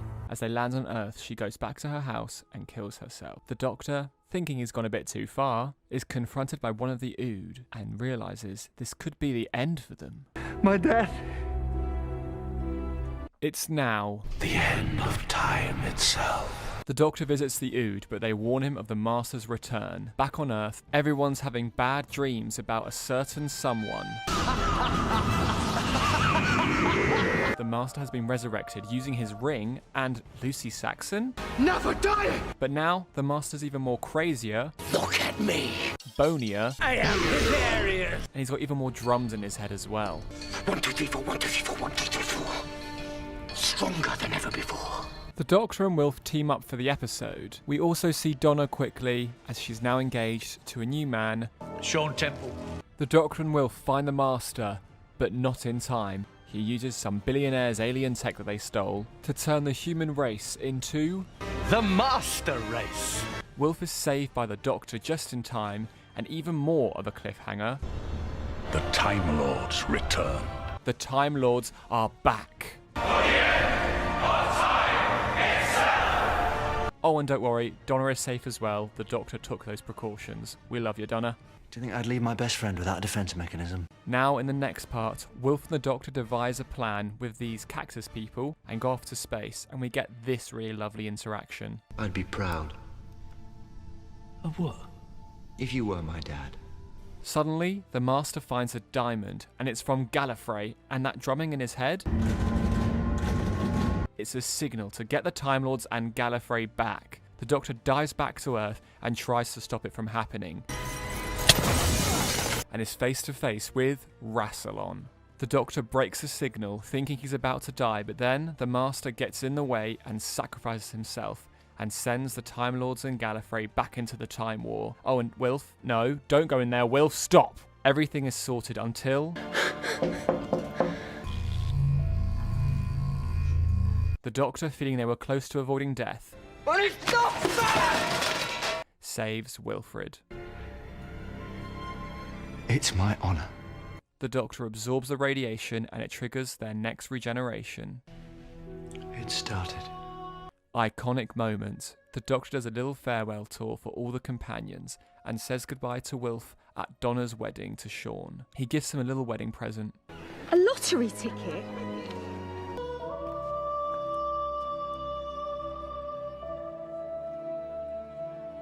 One last goodbye to Rose Tyler on New Year's Day 2005 as the Doctor says, I bet you're going to have a really great year. Yeah? and now the Doctor stumbles back to the TARDIS, and Murray Gold goes off again.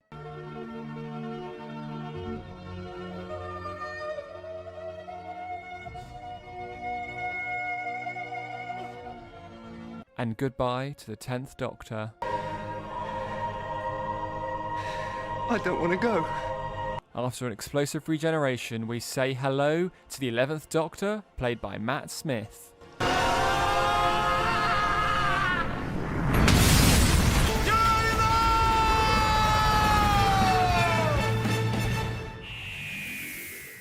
"2010s, another decade has passed. Get posting gifs and pics on your Tumblr blogs and make some fanfics about Super Wholock. And now a dramatic reading of Super Wholock. This better be good, Cheekbones. You made me get on the friggin' plane. I think this case will satisfy you, Deed. Have you heard of the Weeping Angels? Nope, never, but we might know someone who has. Hello, I'm the Doctor. As David Tennant leaves, so does the crew of Russell T Davies, except Murray. And they hand it over to Stephen Moffat, who has quite a challenge ahead of him, with a new Doctor and the 50th anniversary of the show. Matt Smith's Doctor is very charismatic, silly, fish fingers, and custard. and wears bow ties. Yeah, it's cool. Bow ties are cool. Bow ties are cool. Bow ties are cool. Bow ties are cool. It's cooler. Yeah, it is, isn't it?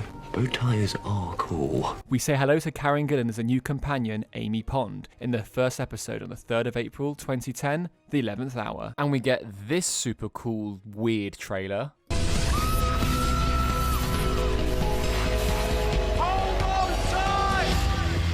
With a new Doctor comes a new title sequence and theme tune. The new Doctor crashes into young Amy's garden, and a prisoner Zero has escaped through the crack in her wall. The Doctor promises to come back, but returns 12 years later, where she's now an adult. I'm Amelia, and you're late. 12 years and 4 psychiatrists. Oh. I kept biting them. With her boyfriend, Rory Williams. Friend. Boyfriend. Kind of boyfriend. Amy. They end up finding the prisoner, and who is also Olivia Colman, who ends up being a snake. Prisoner Zero gives a sinister warning. Silence, Doctor. Silence will fall. They stop the Earth from being incinerated by a giant eyeball. Hello. I'm the Doctor. Basically, run. As he tests out the new TARDIS. Oh, you sexy thing. He comes back to get Amy 2 years later. Oops. Yeah. The day before her wedding. And off they go. The Doctor takes Amy to Starship UK, and Amy ends up saving the last of the star whales. Aww. And then after this, they head off to wartime England and meet up with Winston Churchill, who has his own Dalek. Would you care for some tea? The Doctor's not happy about it. You do not require tea. And finds out there's a bigger plan to destroy Earth as the Daleks upgrade themselves to be big, colourful and chunky. She is very gorgeous to me! But the Doctor stops their plan and they end up escaping. But that crack from episode 1 is still appearing quite a lot. And guess who's back? Hello, sweetie. River Song and... The Weeping Angels. She joins Amy and the Doctor to help out militarized clerics in the future as a starship has crashed into the planet Alpha Metraxis. They have a clip on a loop of the angel till they suddenly find out That which holds the image of an angel becomes itself an angel. And now suddenly Amy has something in her eye. It's an angel. As the gang explore this maze of the dead, trying to find this lone angel, they soon realise it's a trap, and they are surrounded by dormant weeping angels that are waking up, and we get this really cool cliffhanger. There's one thing you never ever put in a trap. And what would that be, sir? Me. The gang escape through the ship, but end up finding the crack from Amy's bedroom wall. It's like the crack from my bedroom wall when I was a little girl. Yeah. And it's gobbling up people and erasing them from history. That is bloody lovely. Amy then finds out she's becoming a weeping angel as it's in her mind. Leave me alone! She has to keep her eyes closed to stop it. The gang escape through the crashed ship as the angels end up falling into the crack and sealing it. Night. For now, we find out River is in space jail. I might have done enough to earn a pardon this time. Octavian said you killed a man. Yes, I did. And she leaves, not without hinting to their next meeting. You'll see me again quite soon. When the Pandorica opens. Amy then tries it on with the Doctor and tells him about getting married. Pretty dodgy. So in the next episode, naturally, the Doctor surprises Rory at his stag do. She tried to kiss me. Tell you what, though, you're a lucky man. She's a great kisser. You need a lead! And takes Amy and Rory to Venice in 1580. Casanova? That reminds me. 1580. I owe him a chicken. And stops fishy vampires who want to drown the planet. They end up stopping it, and Amy asks Rory to stay on board. I want you to stay.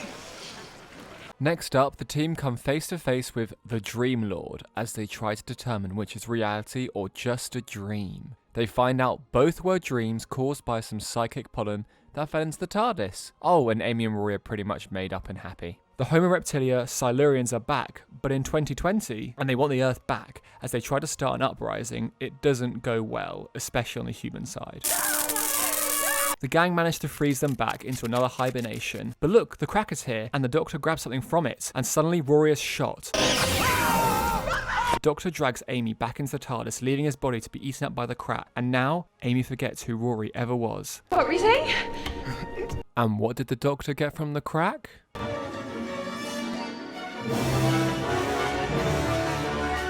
I hope you bought tissues for this. We need to talk to Vincent van Gogh. An alien appears in a Van Gogh painting in present day, so they go and visit him and find out only Vincent can see this alien, that in the end it was blind and alone. Vincent sympathises with its pain after accidentally fatally wounding it. The Doctor and Amy bring Vincent to present day Earth and shows just how loved he really is. To me, Van Gogh is the finest painter of them all.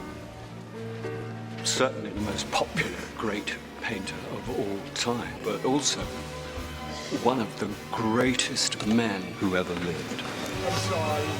They drop him back after this emotional scene. Amy with great hope, thinking there'll be plenty of new paintings in the future. They return, but this isn't the case, and he dedicates his sunflower painting to Amy. If we had got married, our kids would have had very, very red hair. The end. James Corden jump scare. I love you. The Doctor becomes a lodger and saves the day. That's all you need to know about the episode. Vincent has painted this picture of the TARDIS, which everyone had on their walls back in the day. And it's not very good news. Now, the Pandorica opens in 102 AD in Stonehenge as they meet River Song again. Hello, sweetie. They find a box underneath Stonehenge which will imprison the most dangerous creature in the universe. Suddenly, loads of spaceships fly around and it's all the Doctor's enemies. Our Doctor gives them a little speech that even Ryan Gosling loves. Just remember who's standing in your way. Remember, every blessed day I ever stopped you. I'm not joking. He had a microphone and he was literally ruling the universe, just telling all these spaceships how it was going to be. Could you just hold on for 1 second? Oh, okay. Sublime! River goes to grab the TARDIS, but it messes up and takes her to Amy's house where it's been ransacked. And back in Roman times, Rory is a Roman. I'm not trying to be rude, but you died. And Amy's having trouble remembering him. Then we find out it's all been a trap for the Doctor. Rory is an Auton duplicate taken from her memories, and all the monsters have teamed up to chuck the Doctor into the Pandorica. Listen to me! Amy starts to remember Rory, but he can't fight his Auton instincts and shoots her. Then River is stuck in an exploding TARDIS. I'm sorry, my love.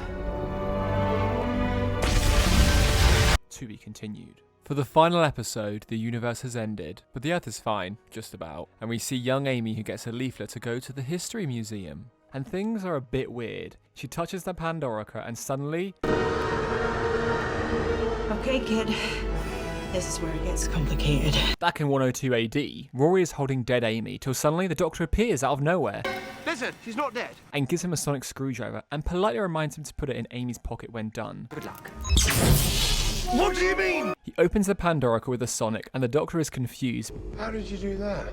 But he finds out that was a future version of himself. I've got a future, that's nice. The Doctor has a plan. Not before this. Your girlfriend isn't more important than the whole universe. She is to me! He will put Amy in the Pandorica, which will then bring her back to life with the light inside of it. She just needs a DNA touch from her in the future. Rory stays to guard the box, whilst the Doctor uses River's vortex manipulator to head off to the future. Lots of timey-wimey things happen.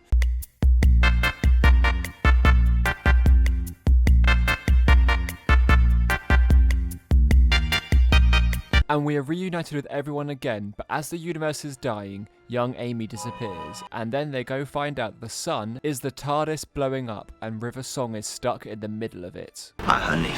I'm home. And what sort of time do you call this? After being saved, River Song, with the help of Amy, kills the Doctor's fez. I wear a fez now. Fezzes are cool. Oh!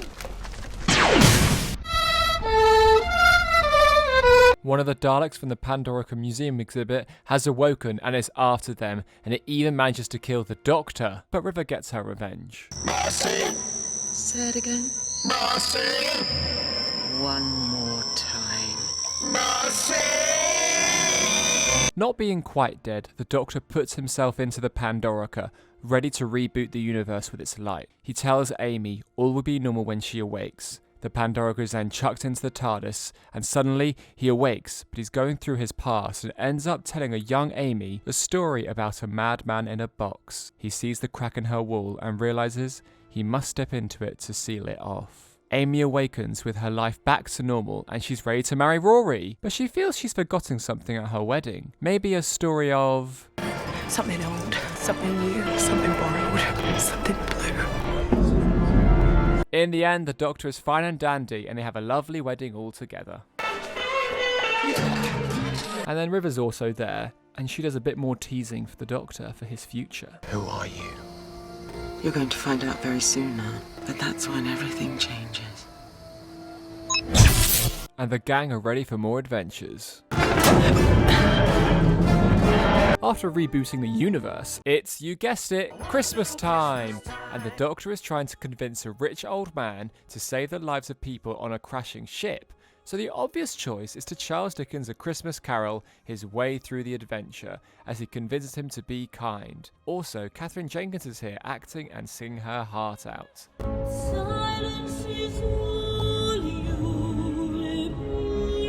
Amy and Rory are having a freaky kind of honeymoon. Clothes. It is just a bit of fun. Really? Shut up! The Doctor convinces Sardik to be happy, and they save everyone on the ship. Christmas. During this time, the Sarah Jane Adventures finishes its 5-series run with the passing of the amazing Elizabeth Sladen. In her amazing series, the Doctor appeared... Stop this wedding now! Twice. Oh, you've done it again. Hello, Sarah Jane. Joe Grant appeared... Oh, darling! And so did Brigadier Lethbridge Stewart. Sarah Jane Smith. Hello, Sir Alistair.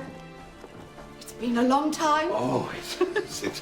And Sarah Jane Smith really did prove that life on Earth can be adventure too.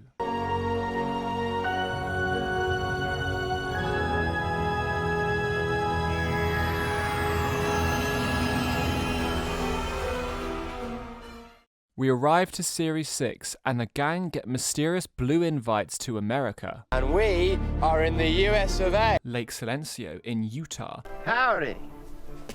Doctor! But she's got a new hat. But suddenly, the Doctor gets killed by an astronaut in front of everyone, and we meet these creatures called the Silence. Who? After this death, we found out the last invitation was to a younger version of the Doctor, who then takes Amy, Rory and River to America, 1969. I'm being extremely clever up here, and there's no one to stand around looking impressed. What's the point in having you all? They are up against the Silence, a race of aliens that when you look away from them, you forget they were ever there. They can also influence the human race into doing their bidding. The gang visits the White House with President Nixon.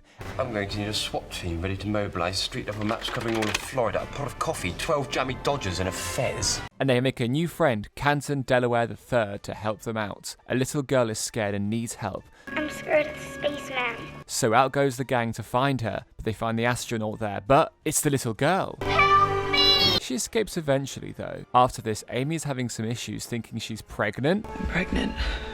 Huh? And then shoots the astronaut? You're alive! Oh wait, it was all fine. Turns out I was wrong. I'm not pregnant. The Silence have invaded Earth without anyone knowing, so our gang managed to capture one and filmed them asking the human race to... The Doctor ends up attaching this little clip to the moon landing so everyone in the world can see it, which leads to their demise on Earth. Ooh. And one whacking great kick up the backside for the Silence. The Doctor drops off River back in the prison and she gets a cheeky snog in, but it's the first time for the Doctor, but maybe the last for River. It's the first time for everything. And the last time. Knowing the Doctor will die, the gang have some fun adventure times either way. Only live once. That little girl starts to regenerate at the end. What's going on? The gang makes some friends with pirates in a sequel to The Smugglers. Yo ho ho! Neil Gaiman writes an episode where the TARDIS has become a woman. The Doctor is very pleased about it. Come on, sexy. Amy and Rory aren't having as much fun being stuck inside the actual TARDIS ship as it's being overrun by an evil entity called House. The Doctor manages to read out the TARDIS with herself as the ship with an emotional goodbye, or should I say... Hello, Doctor. It's so very, very nice to meet you. I love you. Need a reminder it's 2011 in this series? We're now off to future Earth and they're making clones. Not those clones, gloopy skimmed milky ones. Oh my god, what is that? Oh my god! What is that? But wait a minute, Amy is pregnant then? She's going into labour. And she was a yogurt clone the whole time? She awakes in a space hospital about to give birth. The Doctor and Rory are out to find Amy, but Rory gets Husband of the Year for this trick. Where is my wife?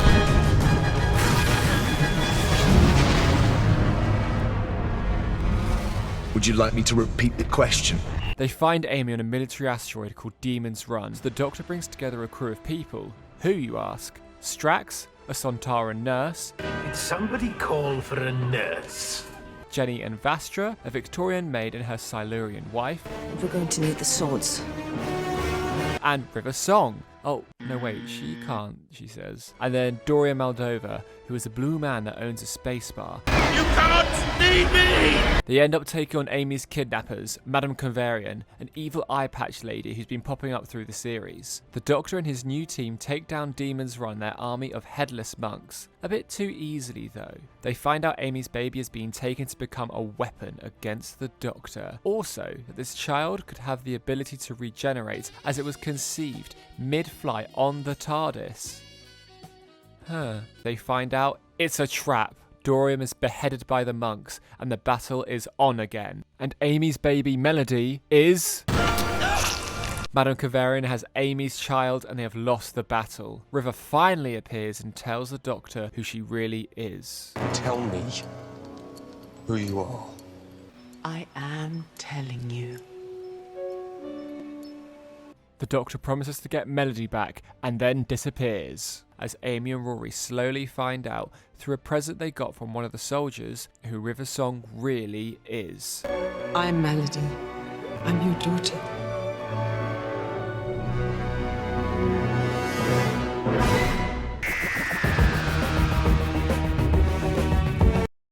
Pause for a second. Remember I told you the BBC junked some episodes a while ago? More are getting found or even animated. Here is a list all the way up to today times.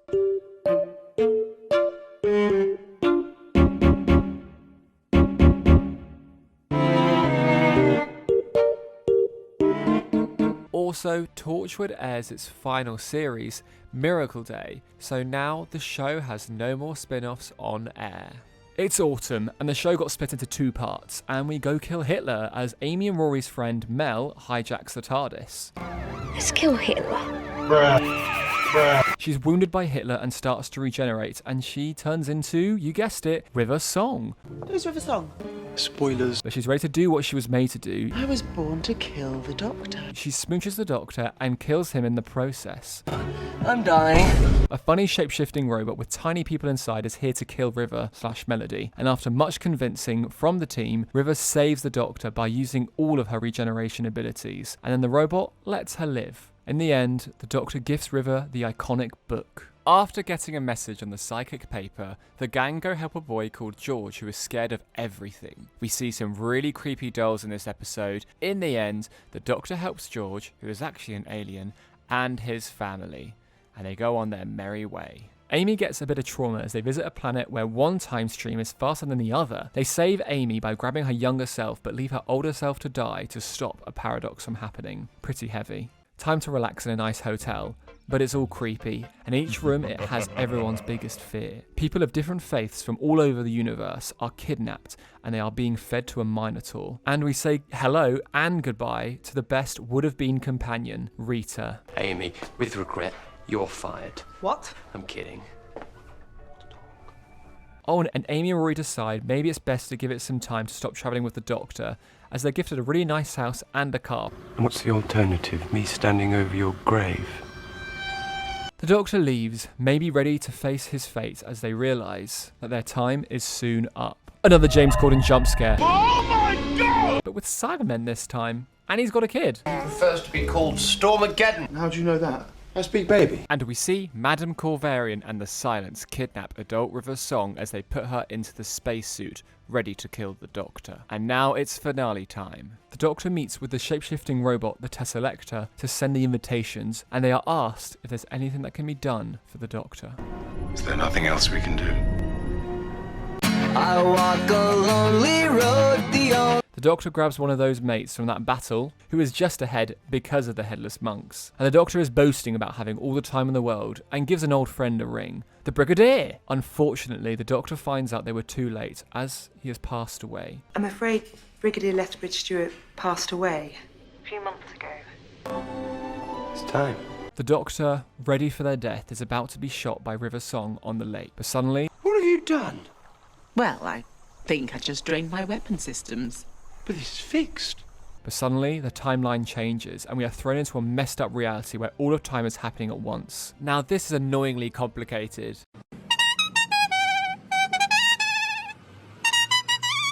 Basically, new timeline where the clocks are stuck at 5:02 PM on the 22nd of April 2011. We find our gang again in this universe as it's collapsing due to the Doctor not dying. If the Doctor and River touch, the timeline resumes and the Doctor is killed on the beach. Now everyone's got eye patches. They help remember the Silence when they look away from them. The Silence attack and the eye patches malfunction, and Amy gets her revenge on Madame Corvarian. The Doctor is very precious to me, you're right. But do you know what else he is? Not here. River Song didn't get it all from you, sweetie. So, you and me, we should get a drink sometime. Okay. I'm married. Fine. River tries to help the Doctor, but he insists on dying as the fixed point in time. The Doctor and River end up getting married, and he whispers something in her ear. They kiss, and time resumes, and he is killed on the beach. Back in the normal timeline, Amy is chilling in her garden and River appears, fresh from flesh and stone, and reveals what the Doctor told her. And of course he lives! Of course I'm sure. I'm his wife. Yes, and I'm his mother-in-law. He told her to look into my eye. The Tesselector shape-shifting robot took his place. Actually, thinking about it, a doctor in a doctor's suit. And the universe thinks the Doctor is dead. I got too big, Dorian. Too noisy. But you're still the same. The Doctor returns Dorian's head and we find out the question and a few other things to tease for the future. Fields of Trenzalore, the fall of the 11th, and the question. Doctor who? That's a great question. I've been wondering that myself. And now after 6 series, Doctor Who Confidential is no more. So just imagine what happened behind the scenes at this point. There is a Christmas special. It was okay. The Doctor helps a family at Christmas and they get their dad back from the war, and there's some wooden creatures. But we do get this adorable scene of the Doctor reuniting with the Ponds. Joining us? If it's no trouble. There's a place set for you. But you didn't know I was coming. Why would you set me a place? Oh, because we always do. It's Christmas, you moron.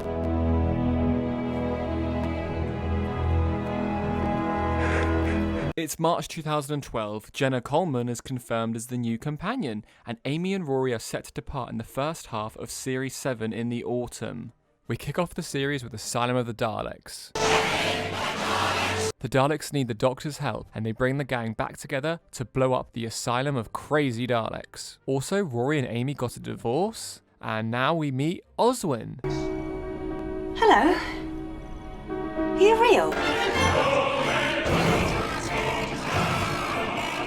Is she going to join the gang? And oh no, she's a Dalek.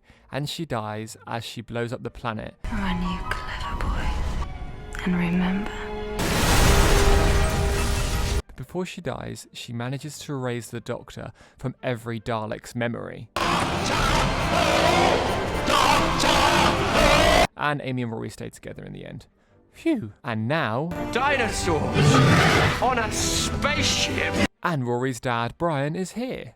What sort of a man doesn't carry a trowel? They pick him up and they find dinosaurs. Oh, and Queen Nefertiti and a hunter are here to help. They stop a criminal from taking the Queen, but he kills one of the dinosaurs. In the arms of the angel.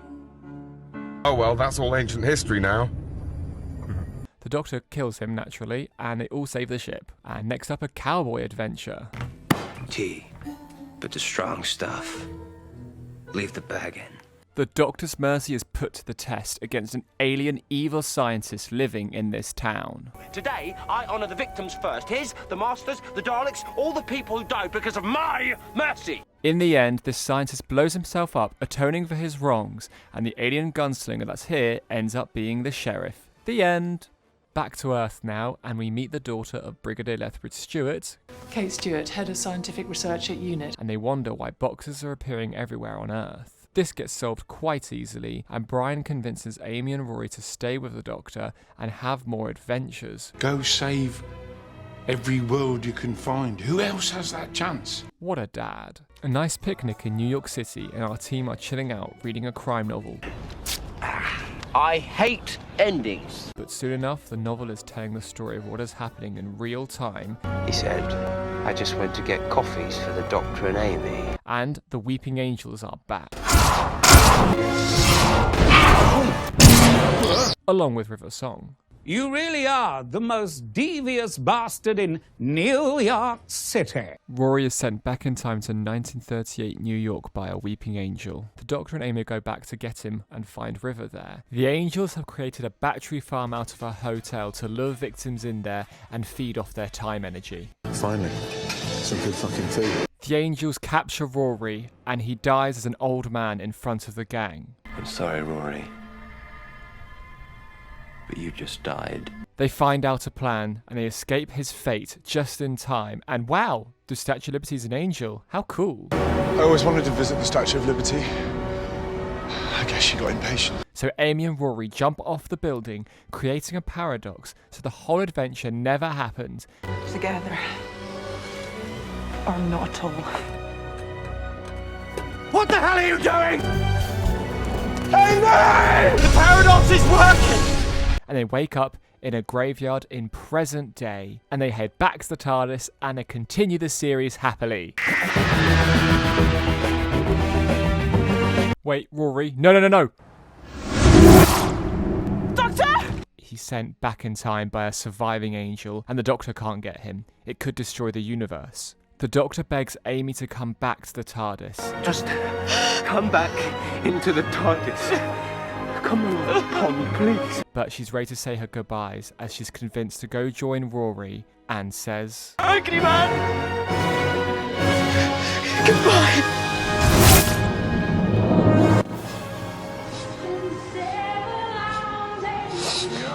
The Doctor and River Song head back to the TARDIS as she tells the Doctor to not travel alone, and also to maybe check the last page in the novel. The Doctor rushes back and finds one last message from Amy Pond to say, So know that we lived well and were very happy. And above all else, know that we will love you always. This is the story of Amelia Pond. And this is how it ends. It's now Christmas 2012. The Doctor, after losing the Ponds, ends up staying on a cloud in London 1800s near Jenny, Vastra and Strax. Good evening. I'm a lizard woman from the dawn of time, and this is my wife. Look, it's been snowing. But mystery is afoot as the snow is alive. We bump into Clara, a nanny/barmaid. She manages to convince the Doctor to help out and stop the snow from taking over, which is controlled by the Great Intelligence. Yeah, they controlled those Yetis in the 60s, remember? The Doctor shows off the TARDIS and invites Clara on board, and we finally get our new companion. She's falling over to her death. The Doctor stops the Great Intelligence just about with the help of a dying Clara. Run, you clever boy. And remember. We end the episode by going to her grave and he sees the name, Clara Oswin Oswald. The Doctor connects the dots and is ready to find Clara and solve this mystery in present day. And now for the rest of Series 7. And it comes with a new title sequence for some reason. The Doctor is isolating in Cumbria and gets a phone call to the TARDIS from Clara asking about the Wi-Fi and was given this number by a woman in the shop. The Doctor rushes to present-day Earth to find Clara is just a normal girl called Clara, really. The Wi-Fi is taking people and they are determined to stop this. They stop a plane from crashing. The Doctor finds a leaf in Clara's diary. And then they show off their new motorbike. Did you even hear the word anti-grav?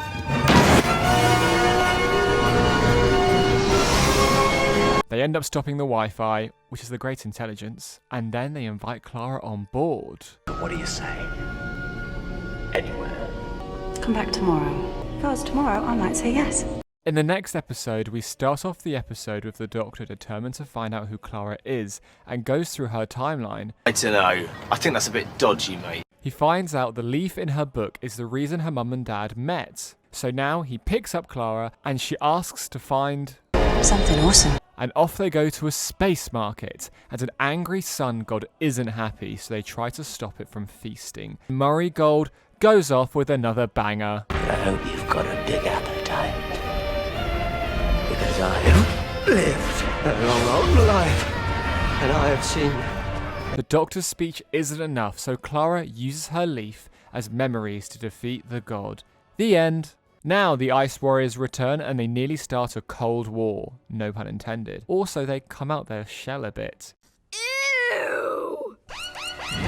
Anyway, now the Doctor and Clara go to a creepy house and they find out if ghosts are real. And ghosts aren't real and they're just lonely aliens that want to be together. Moving on, it's a trippy adventure to find Clara in the centre of the TARDIS as it's captured by a salvage team. The Doctor confronts Clara about being impossible and dying over and over again. What are you, eh? A trick? A trap? I don't know what you're talking about! In the end, they reset the whole adventure so the TARDIS had the shields up and wasn't salvaged. Big friendly button. Where are we going, Strax? We are going to the north. A crazy grandma has a leech who wants to poison 1800s Earth, so the Doctor and Clara and the Paternoster gang, that's their name now, stop this evil plan. Clara gets dropped off at home and the kids that she's babysitting have found pictures of her from the past, so they blackmail her to travel in time with the Doctor. In the next adventure, they go to a space theme park planet and Cybermen have taken over. They're very upgraded. The Doctor plays chess with a cyber version of himself, wins, blows up planet. They drop off the kids, and the end. And now, finale time. What kind of idiot would try and steal a faulty TARDIS?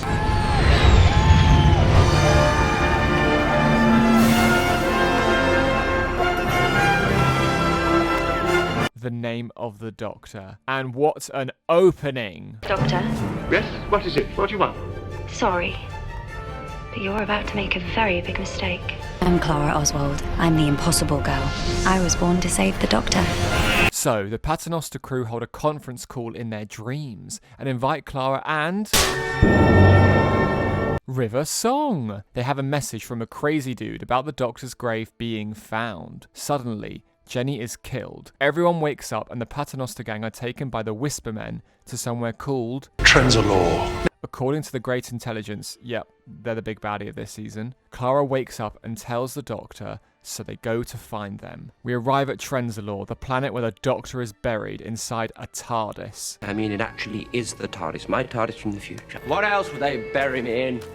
It's very bigger on the outside now. And River is here. Oh wait, she's a ghost and she's only visible to Clara. Or is she? They find the Paternoster gang and Jenny is saved. Whew. The Great Intelligence wants to get into the Doctor's tomb, but it needs their name. Doctor Who? Please! Say my name. No, but I did. They get in and it's the Doctor's time stream, like an open wound. Have you ever thought about life beyond the fourth dimension? I am personal time tunnel. The Great Intelligence plan all along is to jump into the Doctor's time stream and change all his victories to defeats. The Doctor, nearly dying, ends up being saved by no other than Clara. Run, you clever boy. And remember me. Clara is splintered across the Doctor's timeline, saving him over and over again, and she even ends up influencing the First Doctor to steal the right TARDIS. Don't steal that one, steal this one.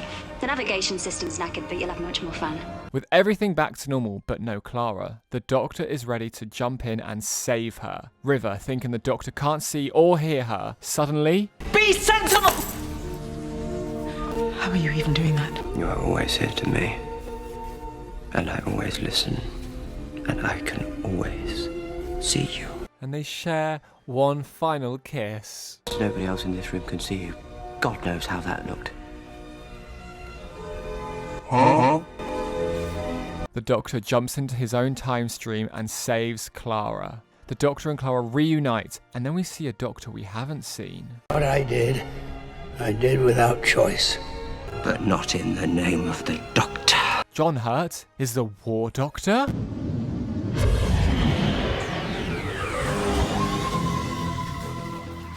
We end Series 7 in May 2013, and it's time. It's big anniversary time. 50 years of the Silly Alien Show is here. With announcements of John Hurt and David Tennant as the Doctors for this episode, we're also greeted with the return of Billie Piper. But Matt Smith has confirmed that their time is up in the TARDIS, and the search for the new Doctor is on. August 2013, and the BBC airs a special programme showcasing the new Doctor live on TV. We get our new Doctor, Peter Capaldi! Peter Capaldi walks out on stage confirming that they are the 12th incarnation of Doctor Who. It's nearly anniversary time as we get a little episode on YouTube, a little prequel called Night of the Doctor. That's pretty nice, and Paul McGann is back. I'm a doctor, but probably not the one you expected. You know how long I've been waiting for this? Woo, I'm about to make a name for myself here. We see the regeneration of the 8th Doctor to the War Doctor as he chooses to be a warrior in the Time War. Amazing surprise, and even makes Big Finish kinda canon. Charlie, Carey's Lucy, Tamsin, Molly. And now, here is the best trailer of Doctor Who. This right here is my favorite thing ever. In the history of forever, one impossible day. The day I've been running from all my life. The day of the Doctor. A little docudrama called An Adventure in Space and Time airs, which tells the real-life story of how Doctor Who came to our screens back in 1963. It stars David Bradley as William Hartnell. It's beautifully done and is a treat for Doctor Who fans, especially that ending.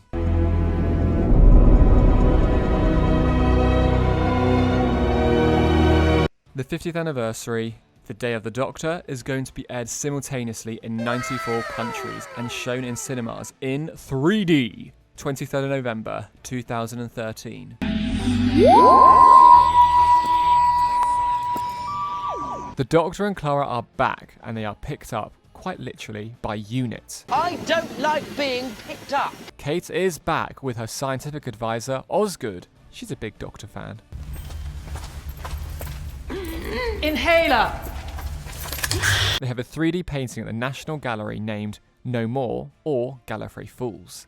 It depicts the day the Doctor blows up Gallifrey, and flashback, the War Doctor is destroying some Daleks, and then goes off to a barn ready to blow up Gallifrey with the Moment, a sentient bomb that he stole from the Time Lords, which takes on the form of... Bad wolf.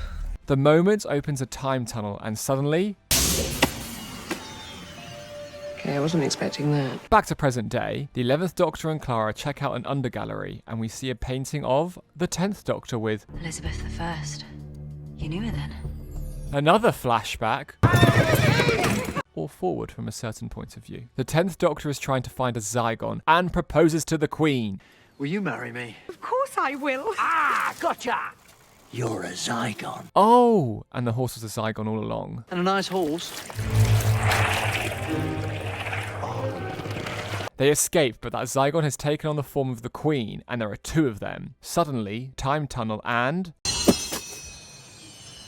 For instance, a fez. Now, 11, Clara and Kate are wondering why paintings have been broken from the inside, and of course the 11th Doctor grabs a fez. Someday, you could just walk past a fez.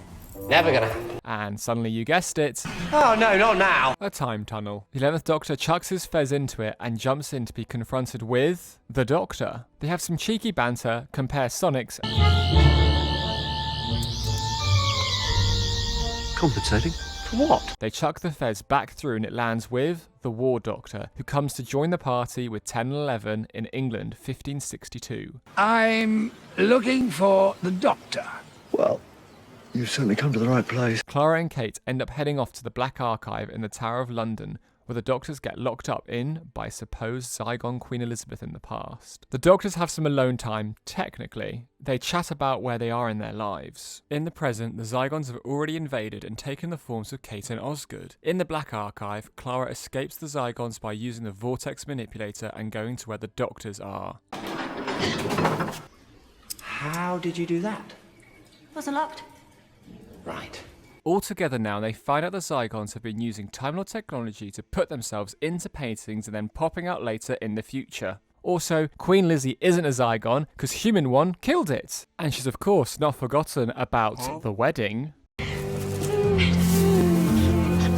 There are a lot of this in the future. It does start to happen, yeah.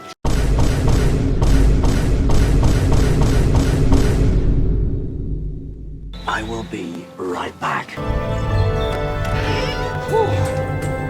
37 years later for the Queen, and like 2 years ago for the Doctor, I guess. My sworn enemy. What?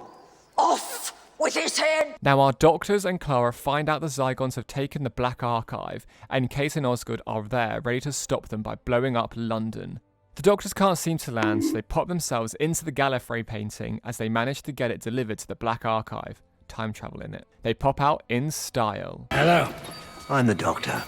Sorry about the Dalek. They stop the Zygons and the humans from starting a war by making them forget if they are Zygon or human, creating a peace treaty.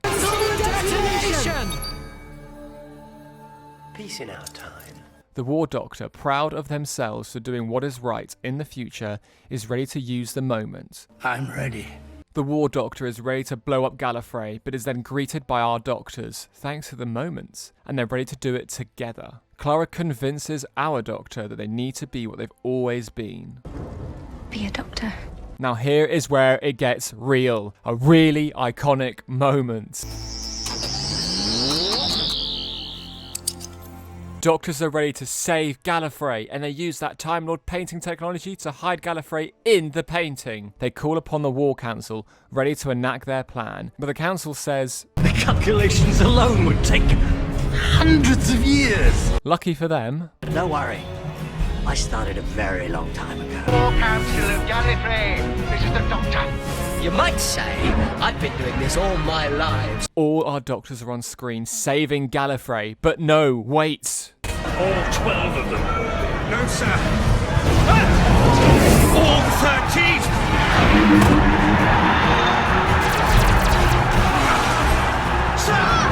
Gallifrey is saved. What a moment. We're back in the gallery in present day. The doctors debate the title of the painting over some tea. Either no more, or Gallifrey falls. But the past doctors realise they'll forget they saved Gallifrey, and they say their farewells. The War Doctor returns to their TARDIS and starts to regenerate, and we see a glimpse of the Ninth Doctor. 10 says goodbye after finding out they're heading to Trenzalore one day, and of course they say, We need a new destination, because I don't want to go. Clara leaves the Doctor with the painting, and we suddenly hear a booming voice. You know, I really think you might. The curator greets the 11th Doctor, and it's only bloody Tom Baker. And in years to come, you might find yourself revisiting a few, but just the old favourites, eh? And explains the painting is only one title. Gallifrey falls no more. Full of hope, our Doctor is ready and knows that Gallifrey is somewhere out there, and we end the 50th anniversary on this beautiful shot.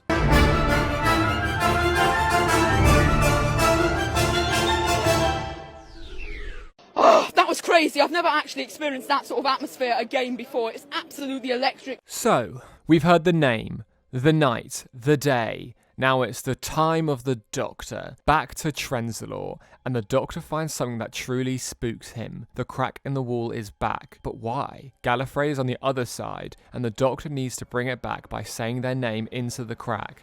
But all the enemies are waiting and ready to invade as the Doctor stays on Trenzalore in a town called Christmas to defend it with his Cyberman head called Handles. The Doctor has some help from a friend called Tasha Lem, who is in charge of a space church, who are in leagues with the Silence. The Doctor will not speak his name.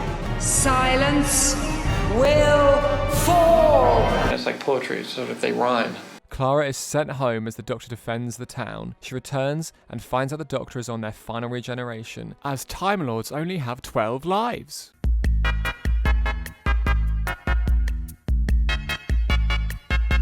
In the end, the Daleks take over the space church, and they now remember the Doctor. The Doctor sends Clara back again, for good this time, but not for long. As Tasha Lem comes to get her, she can pilot the TARDIS now apparently, and drops her off to be with the Doctor before he dies. But now he's really, really old. The Doctor is ready to die and faces their fate as the town is invaded. Got nothing this time. Iconic moment. Clara begs the Time Lords for new regenerations for the Doctor through the crack. They oblige, and a big explosion regeneration happens, destroying all the enemies around him. Blood from Gallifrey, boys!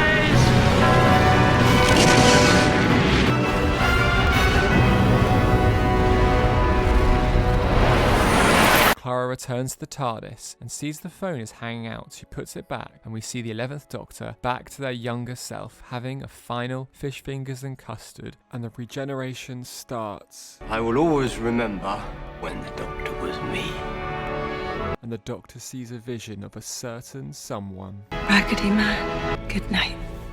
We say goodbye to the 11th Doctor, and achoo! Peter Capaldi is here. Goodness! Do you happen to know how to fly this thing? For another Doctor, Stephen Moffat stays on as showrunner along with Jenna Coleman as Clara Oswald, and we meet the 12th Doctor, who is made of eyebrows, Scottish, and is trying to find out who they really are. We have a doctor that will not take any rubbish. Not like that. Not like that. Get it right. But has a heart of gold. And this is my spoon. He's also got his own catchphrase. Clara. Clara. Clara, Clara, Clara, Clara. Clara! Clara. Oh my Clara. Clara! Clara. Clara. And now, a new theme tune and an opening title sequence. Falling to a Victorian London out of a T-Rex's mouth they brought with them, we meet the Paternoster gang again, as clockwork droids are back. Clara has trouble accepting this older man as the Doctor. Why did I choose this face? But in the end, the Doctor stops these clockwork people just in time, and they get a pretty cool outfit change. What do you think? Finally, Clara gets a call, in present day, from the 11th Doctor, just before they regenerated on Trenzalore. Hey, for me. You can't see me, can you? You look at me and you can't see me. I don't think that I'm a hugging person now. I'm not sure you get a vote. But who is this fancy woman in the garden, though? The team are thrusted to go inside a Dalek and find out why it's gone good. A good Dalek? There's no such thing. In fact, they end up making the Dalek hate all other Daleks. The Daleks are exterminated! The Doctor gets roasted again by the Dalek. I am not a good Dalek. You are a good Dalek. Then Clara, in the next adventure, asks the Doctor to meet Robin Hood. Robin Hood, the heroic outlaw who robs from the rich and gives to the poor. Yeah. It's made up. There's no such thing. Which they end up doing. Robin Hood laughs in the face of all. And do people ever punch you in the face when you do that? As fiction becomes reality, and have a little goofy adventure with him and save the day from the evil sheriff. During this time at work, Clara has a boyfriend, Danny Pink, a maths teacher. He has a little trauma for being in the army. Their first date doesn't go to plan. So she goes off with the Doctor to find a creature that's good at perfect hiding, and they meet a future relative of Danny called Orson, who's on a ship at the end of the universe. They help him out and go back to the TARDIS, and suddenly the Doctor is knocked out cold, so Clara uses the TARDIS telepathic circuits and lands in a barn. She hides under the bed of a little boy, that boy being a young Doctor on Gallifrey. She freaks them out and then calms them down by saying a First Doctor quote. Pretty cool. Fear makes companions of us all. Fear makes companions of all of us. And after that, Clara makes sure our Doctor can never find out they were there. It's time for a heist. A time heist with a new gang. And hang on, is that Bridgerton / Wicked Jonathan Bailey? Also young Leonardo from CBBC. They break into a bank and save a lonely creature and reunite them with their partner. Oh. Robbing a bank. Robbing a whole bank. Be that for a date. The Doctor becomes a caretaker at Clara's school in the next episode, and he doesn't like Danny that much. Stay out of my way. The less you know, the better. We can forget about this episode. And that woman keeps appearing again. That's the Rani, right? Kill the moon heirs. The moon's an egg. On to the next episode. Clara is annoyed about the Doctor not taking any responsibility from the previous episode, and agrees on one last adventure. To the last hurrah.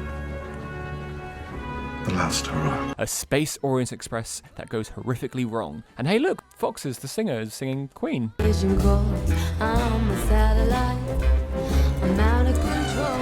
They help stop a mummy from killing people because of an evil AI on the train called Gus. I'm the Doctor and I will be your victim this evening. Are you my mummy? They stop the mummy, they escape the evil AI train just about, and then in the end, Clara gets a call from Danny asking if she's done with the Doctor. She lies to him and the Doctor because she's so not done. He's fine with it. Seriously? Let's go. And they go to Bristol, but the TARDIS gets shrunk with the Doctor inside. Stop laughing, this is serious. And Clara takes on the mantle of... I'm the Doctor. Don't you dare. What are you a doctor of? Of lies. 2D aliens are trying to understand our dimension, and they're eating people and using energy drained from the TARDIS. And with the help of a young graffiti artist named Riggsy, Clara manages to use the creature's power against them and charge the TARDIS back to normal. A man that stops the monsters. Clara's pretty pleased with herself, the Doctor being impressed but slightly worried. You were an exceptional Doctor, Clara. Thank you. Goodness had nothing to do with it. Next up, planet Earth is saved by trees as Clara and Danny are on a school trip in London. The Doctor arrives and finds out there's a deadly solar flare and these trees are here to help in the end. Danny finds out about Clara still travelling with the Doctor, but then asks her to tell him everything when she's ready. And that woman, who is she? It's finale time, and Clara is ready to tell Danny everything. Danny gets hit by a car on the phone to Clara, and he's dead. Clara, devastated, sees the Doctor and asks them to go visit an active volcano. She takes all the hidden keys of the TARDIS and sends the Doctor to sleep using a special patch. They wake up. Clara threatens the Doctor to save Danny by chucking the keys into the lava. Do I have your attention? Save him, bring him back. No. She chucks them all in, and in the end, that patch didn't work on him, and it was all a dream sequence for her. Devastated, the Doctor feels betrayed. You let me down! But do you think I care for you so little that betraying me would make a difference? And they end up helping Clara to find an afterlife. Using the telepathic circuits, they end up in some sort of mausoleum with skeletons in water, sitting down. And suddenly it's Missy who snogs the Doctor. Huh? I am Missy. Anyway, the Doctor and Clara find out this place is called 3W, which means 3 words. If you'd rather not hear these words, there's still... Can you just hurry up, please, or I'll hit you with my shoe. Don't cremate me! A revelation is revealed that the dead can feel pain. That's light for a family show. We find out Danny is in a place called the Nethersphere, a place where the consciousness of the dead go. Danny's past catches up with him as he is confronted with the reason of his war trauma, an innocent boy that he killed. Suddenly, the skeletons are all Cybermen! And Clara manages to speak to Danny, but wants to make sure it's him. As the Doctor panics, they bump into Missy again, who explains the Nethersphere is Time Lord technology. They run outside panicked, and it's only St. Paul's Cathedral. Iconic shot outside St. Paul's Cathedral. Again, and Missy reveals to be, you guessed it, not the Rani, no. Couldn't very well keep calling myself the Master. Now could I?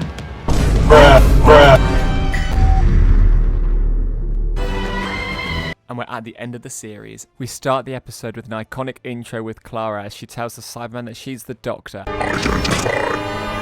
I'm the Doctor. And the title sequence looks like this.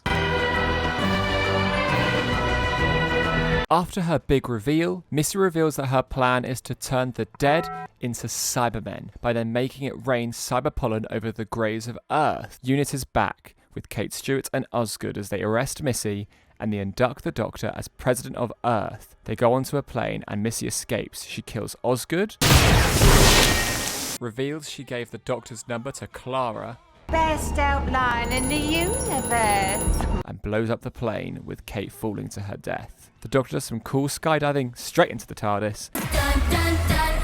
Yeah, this plane's trashed. Okay, let's do this. Yeah, something about when you comfort the crowd that's so humping it, huh?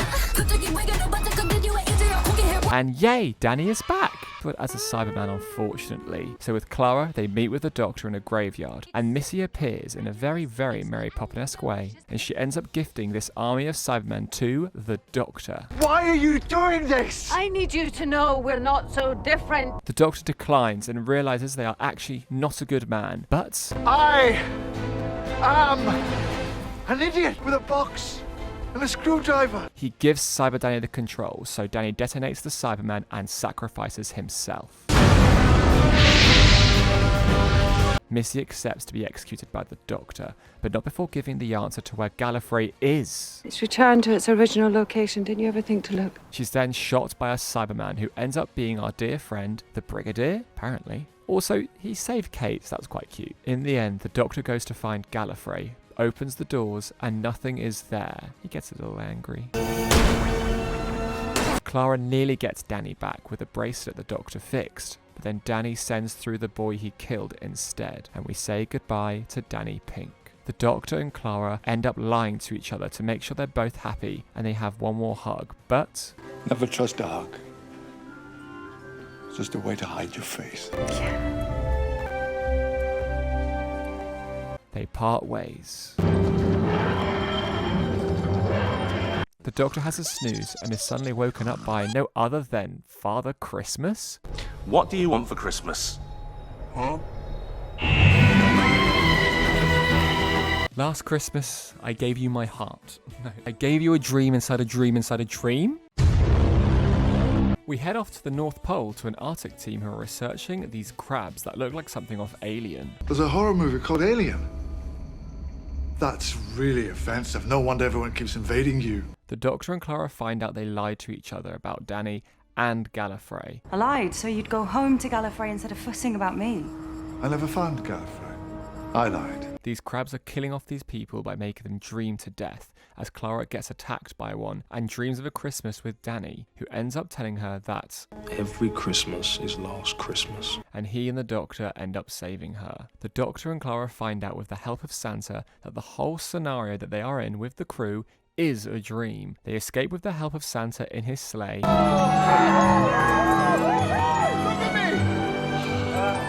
I'm going to the sleigh! They all wake up in the real world, but then we find Clara has grown old and the Doctor is too late. They share one last Christmas together. Every Christmas is last Christmas. As the Doctor wishes that he maybe arrived a bit earlier. I should have come back earlier. I wish that I had. Do you, Doctor? How much do you wish that? Wakey, wakey! But wait, that's also a dream. The Doctor ends up finding Clara, who's still young, and offers her all of time and space. Please, don't even argue. Merry Christmas, Doctor. Merry Christmas, Clara Oswald. And off they go. No, I feel like we're gonna puke, dude. I can't keep doing this to myself. I can't. Something's gotta change, brother. 2015, Doctor Who returns with Maisie Williams guest starring fresh of Game of Thrones, and this is confirmed to be Jenna Coleman's final series as Clara, as she'll leave at the end. Series 9 differs from the other series, with more two-parters than single-parters. The Doctor discovers that a boy he's trying to rescue on a battlefield is a young Davros. Tell me the name of the boy who isn't going to die today! Davros. My name is Davros. Okay. And abandons him with his screwdriver and disappears in the TARDIS. Clara is summoned by UNIT and finds that Missy is still alive, who then reveals that she has the Doctor's confession dial. In your terms, a will. They end up finding the Doctor in Essex, 1138, having a midlife crisis.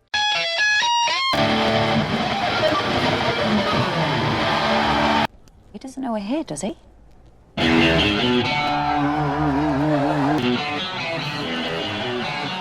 This random snake dude rocks up and tells them that Davros is dying. They all get taken to a Dalek ship, and the Doctor gets taken to Davros and has a little chinwag about him dying. Missy and Clara soon find out it's not just the ship, but Scarrow! They get captured by the Daleks and taken to the city, but they're suddenly exterminated as the Doctor watches in horror. He's now ready to go back in time to do what he should have done. Exterminate!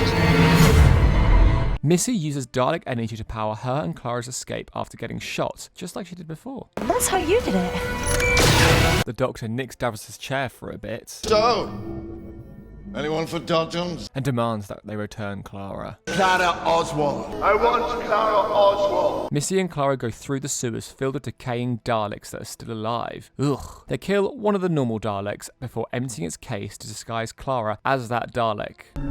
Get in. Excuse me, what the actual fuck? Hang on. No, listen. Meanwhile, the Doctor and a dying Davros are talking about the Hybrid, a creature part Time Lord, part Dalek. Davros absolutely plays the Doctor as the Doctor takes pity on him and uses the regeneration energy, but it's a trap, and it goes into every Dalek on Skaro, including the decaying ones in the sewers that rise up and take back the city. Missy finally rocks up, pokes Davros in the eye, and then gets the Doctor to nearly shoot Clara as the Dalek. Clara manages to escape.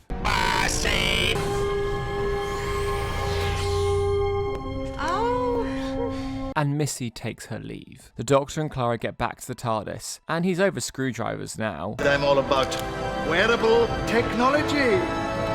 No. Or just the Doctor and Clara Oswald in the TARDIS.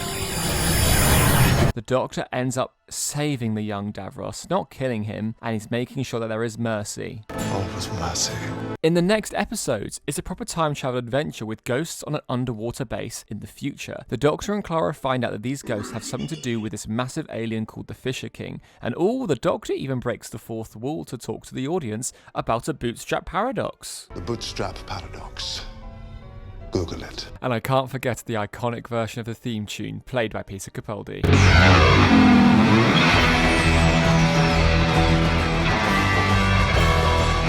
And R.I.P. to O'Donnell, another could-have-been companion.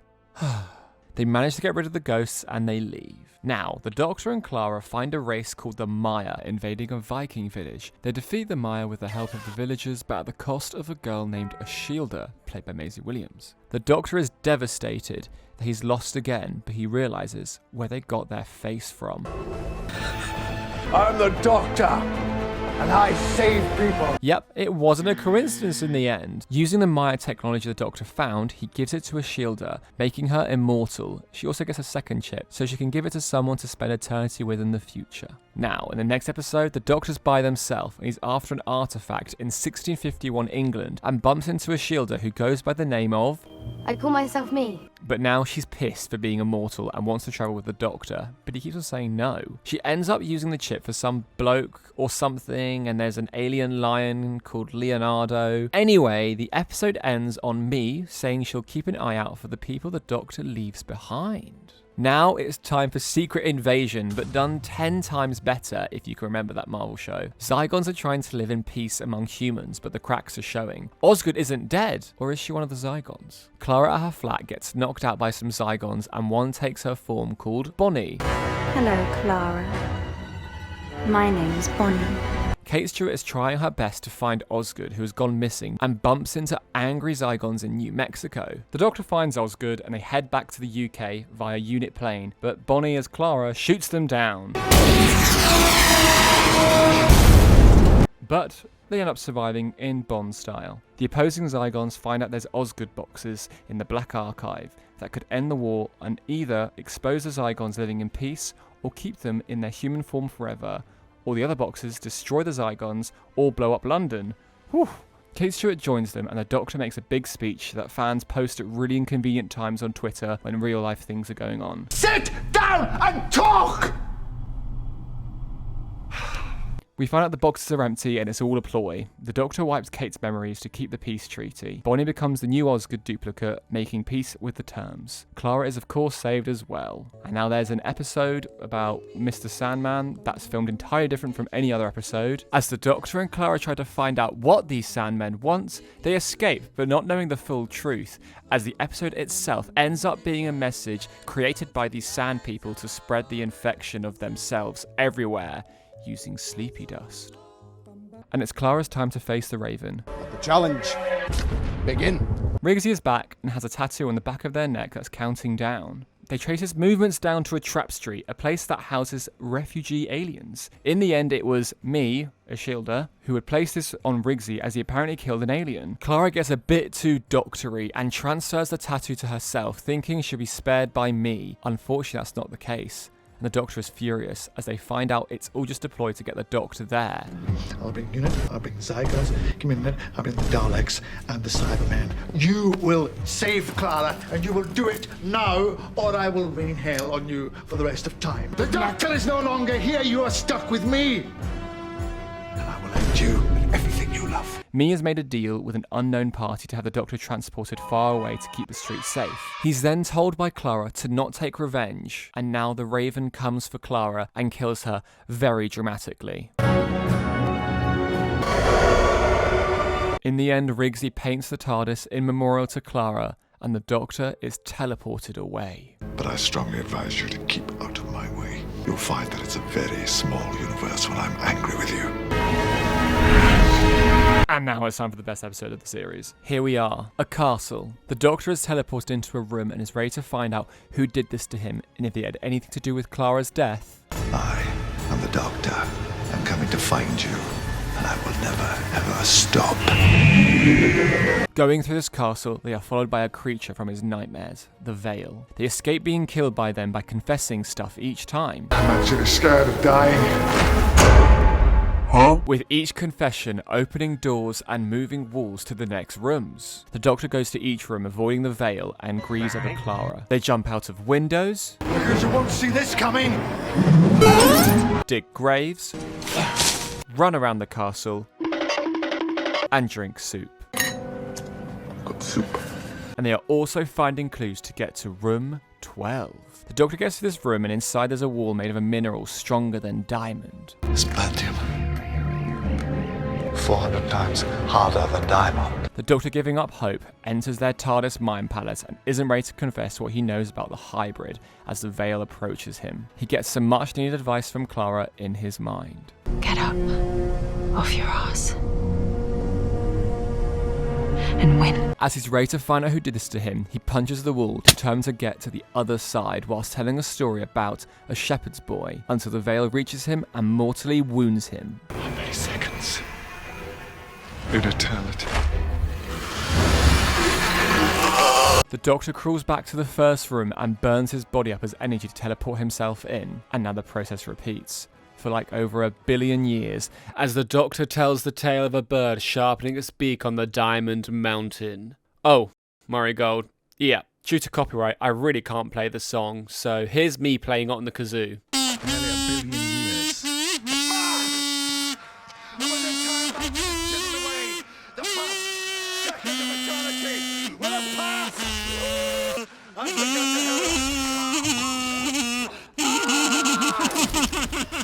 Personally, I think that's a hell of a bird. Talented, brilliant, incredible, amazing, show-stopping, spectacular, never the same, totally unique, completely not ever been done before, unafraid to reference or not reference, put it in a blender, shit on it, vomit on it, eat it, give birth to it. They eventually break the wall and they finally get through the breach and realise they were in their confession dial the entire time and they're actually on Gallifrey. He tells a local boy to let the city know of his return, and then the hybrid, destined to conquer Gallifrey and stand in its ruins.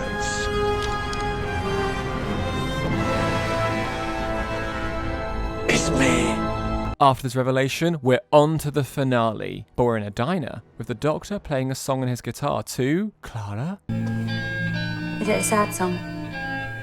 Nothing's sad till it's over. Then everything is. We're now on Gallifrey. The Doctor is pissed off.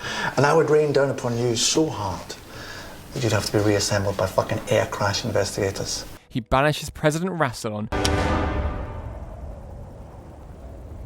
Get off my planet.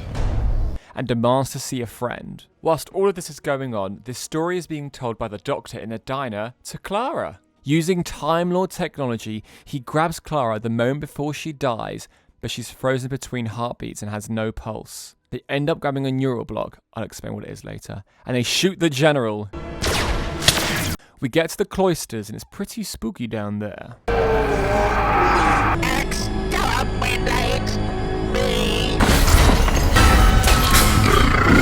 As the Doctor and Clara find a way to escape in these cloisters, the Sisterhood of Khan and the Time Lords arrive, and they tell Clara how long he really spent in the confession dial for her. We think 4.5 billion years. I was dead and gone. Why? Why would you even do that to yourself? I had a duty of care. That's love right there. And they share some private words, but what do they say? And of course, what else did the Doctor do when coming to Gallifrey? Why, he's stealing a TARDIS and running away. Bye! Is that a boom mic? Ah, yeah. Well, whenever you notice something like that, a wizard did it. I see, all right, yes. But in episode AG4... Wizard. Ah, for Glaven out. They steal the TARDIS and set off far away to the end of the universe where we pick up me. Hello, me. The neural block is revealed to remove the memories of the Doctor from Clara, so maybe she can get her pulse back and live. But she's not too pleased about this, so instead they take a gamble and the Doctor ends up forgetting Clara. I don't think I could ever forget you. I don't think you're ever gonna have to.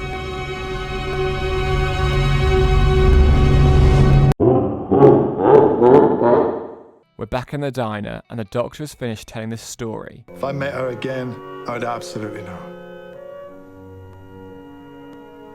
And plays Clara's theme one more time on his guitar. As the diner dematerializes around him, revealing his own TARDIS. The Doctor enters his TARDIS. He gets a new screwdriver and has some last words from Clara. Clara has a TARDIS disguised as a diner and her new companion, Me, and is ready to go back to Gallifrey. The long way around. As our TARDISes travel through time and space. We're gonna miss you, Clara Oswald.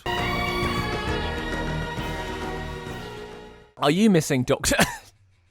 Are you missing Doctor Who spin-offs? No, BBC Three confirmed Patrick Ness will pen a new spin-off called Class, set in the school Clara used to work in, and where Susan also used to go to, Coal Hill School. It follows a bunch of teens fending off aliens. This show is aimed at an older audience, a bit like Torchwood.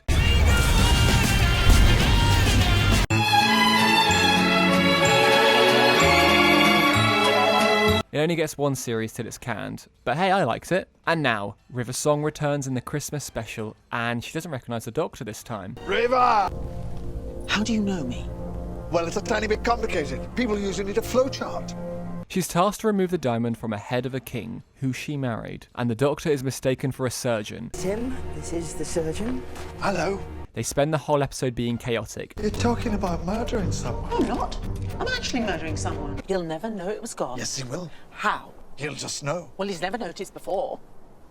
And the Doctor even gets a go at entering the TARDIS for the first time and becomes River's companion. It's my go.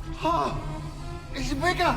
Yes. On the inside. River's assistant Nardole is here. He pops up again later as a companion. They can't get the diamond out of Greg's head and tries to sell it on a space cruise full of criminals. And after confessing her love for the Doctor in a very beautiful way, When you love the Doctor, it's like loving the stars themselves. it clicks for her.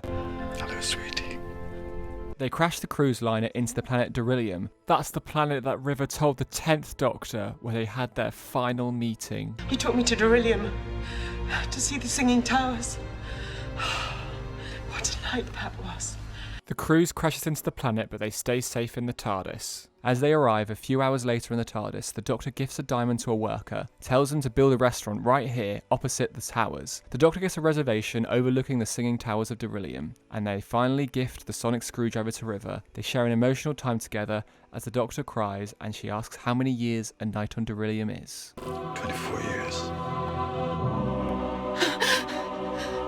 I hate you. No, you don't. Don't cry, don't cry, don't cry, don't cry, don't cry. We get an announcement on the 23rd of April that Pearl Mackie will be playing the new companion, Bill Potts. After a 1 year of no Doctor Who, we get a Christmas special. A kid becomes a superhero because he ate a crazy bone, and we're back in New York where he's an adult and things happen. And Nardole is now 12's new companion, and he tags along and they save the day, and there we go. 2017, and Doctor Who is finally back for Series 10. But Peter Capaldi has announced that this series is his final, along with Stephen Moffat and even Murray Gold as the composer will also step down, and it's confirmed Chris Chibnall will take over from Series 11. We have a whole series left. We start off with the pilot and we meet Bill, who is working at a uni as a dinner lady the Doctor is a lecturer at, along with Nardole, who's there. Bill falls for a girl with a star in her eye. Trust me, gay is in, gay is hot. I want some gay, gay it's gonna be. Who ends up becoming a space pilot puddle being thing. The Doctor takes on Bill as his student and becomes her personal tutor. He also gets pictures of Bill's mum for her since she mentioned She died when I was a baby.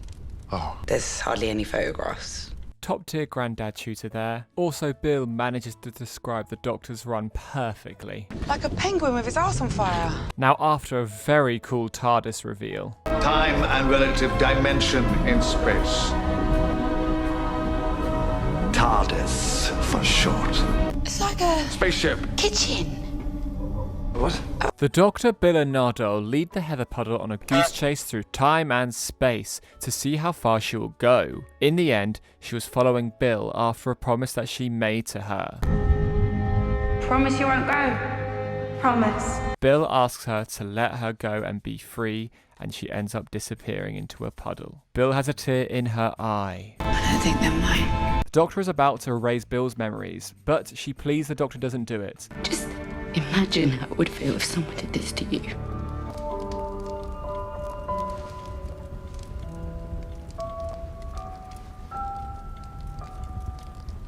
He doesn't erase her mind and invites her to travel on the TARDIS. But the Doctor is protecting a vault with something hidden in there. Now off to the future, where there are robots. It speaks emoji! Of course it does. They've eradicated half a human colony in the future since they weren't smiling enough. but the Doctor and Bill manage to find others and set everything straight by making sure everyone just Smile. You can't be serious. Now, the Doctor and Bill go back in time to the frozen Thames, and 12 decks are racist. Always remember, Bill, passion fights, but reason wins. They end up freeing an alien creature under the Thames from this racist lord, and they leave all his possessions to orphans. All in a day's work, really. We're back to present day Earth as Bill and her friends are trying to find a uni house, and we find out that Bill is a mixer. Do I know who this is? Yes, I know who this is. Yeah, it's Spotify, so it's probably random. Mix. You like Little Mix? Oh, clearly she does. Look, there's a whole playlist here.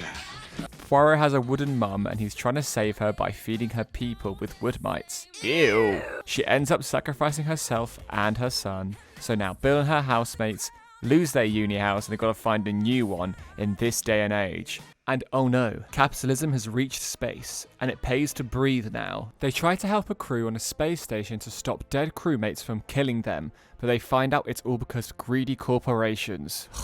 The Doctor loses his sight in the end while saving Bill. You're blind. I am? They end up convincing the AI that keeping them alive would be more profitable. That sounds very Black Mirror-y. He lies to Bill, saying that he can still see, but I can't look at anything. Ever again. I'm still blind. So the Doctor was supposed to stay on Earth this whole time and guard this vault, but why, you ask? We find out the Doctor long ago took a vow to keep guard of a vault containing, drumroll please,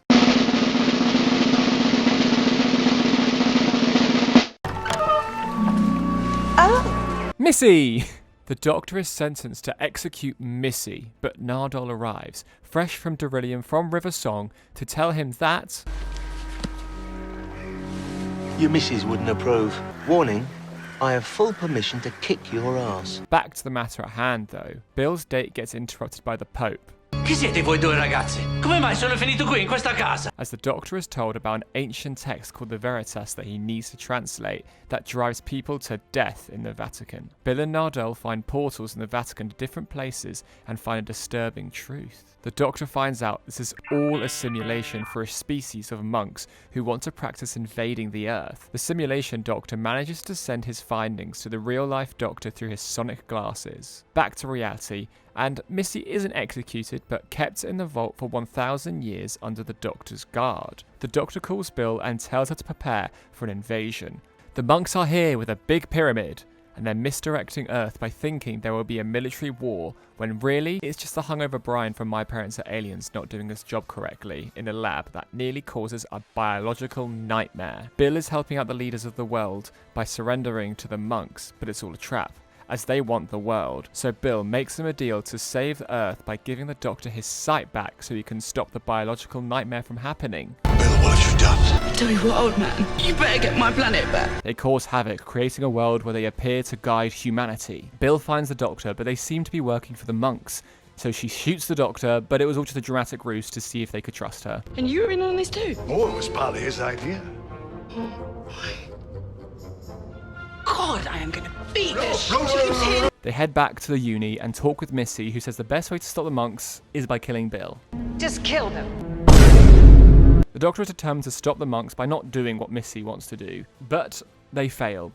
So Bill steps in by projecting images of a mum as a force of hope instead of the monks' influences. The monks leave Earth and humanity recalls none of these events. Whilst chilling in the vault, Missy confesses that she has remorse for the ones she has murdered. I keep remembering all the people I've killed. Yeah, 360. When you're in the mirror, do you like what you see? When you're in the mirror, you're just looking at me. I'm everywhere, I'm so Julia. It's that fellow with the giant arms again. And also, there's some ice warriors. Missy and Nardole come in to help the Doctor and co, who express their concerns for the Doctor. The Doctor, please tell me. Really? Are you alright? In the next episode, they find out what happens to the 9th Legion or something. When they finish, Missy's waiting in the TARDIS, and the Doctor is hoping they can turn Missy good. And it's time for us to become friends again. It's now finale time, and we start off the episode with the Doctor refusing to regenerate? What?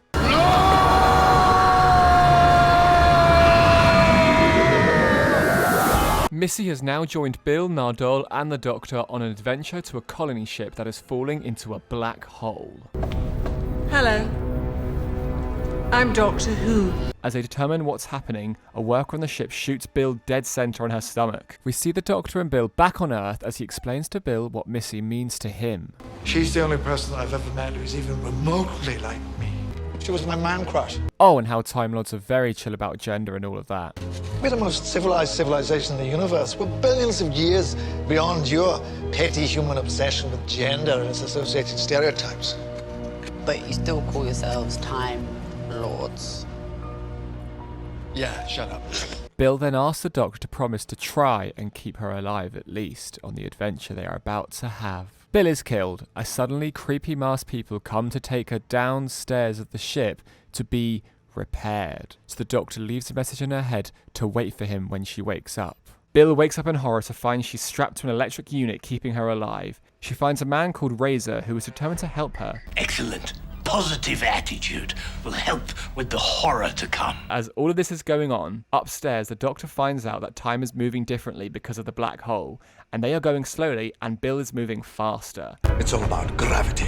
The gang finally make it downstairs, but all too late. Whilst they'd been upstairs, time had moved faster and Razor tricked Bill into the conversion chamber. They arrive and the Doctor and Nardole go find Bill as Missy finds out where this ship is from. Look at that, this ship is from Mondas. The Cyberman's first planet? Razor catches up to Missy and wait, I swear we recognise him actually. Someone's former Prime Minister. John Cena is back as the Master as they team up together. Give us a kiss. This would have been a greater shock if it wasn't spoiled at the beginning of the series. Bill comes out fully converted and she tells the Doctor that she waited for them as a tear falls down her face. I waited for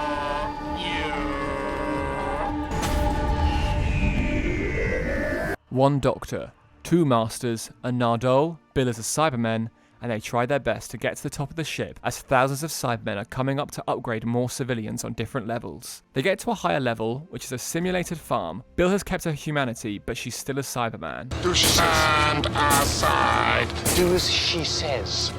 Is the future gonna be all girl? I can only hope. The Doctor tries to get through to the Master with a very, very nice speech. Just be kind. See this face? That Master wasn't listening the whole entire time.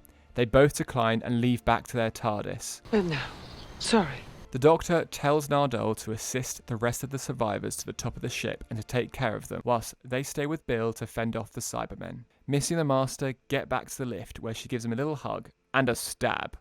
Now that was really very nicely done. She's ready to stand with the Doctor and help them. It's time to stand with the Doctor. No. But not for long. I will never stand with the Doctor! Yes, my dear, you will.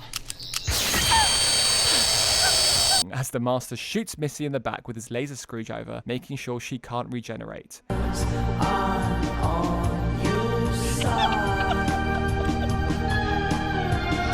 Missy is left for dead as the Master laughs back to his TARDIS, ready to regenerate into her.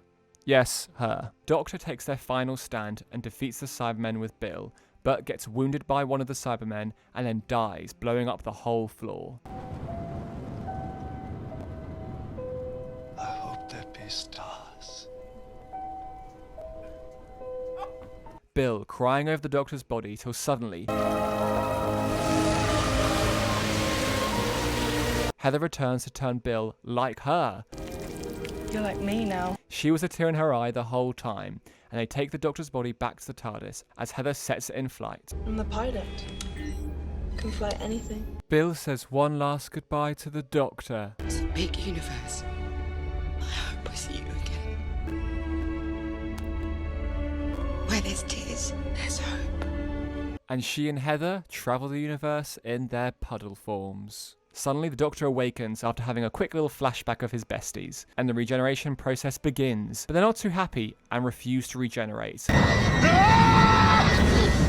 The TARDIS lands in the South Pole, where someone else isn't so keen on regenerating as well. You may be a doctor, but I am the Doctor.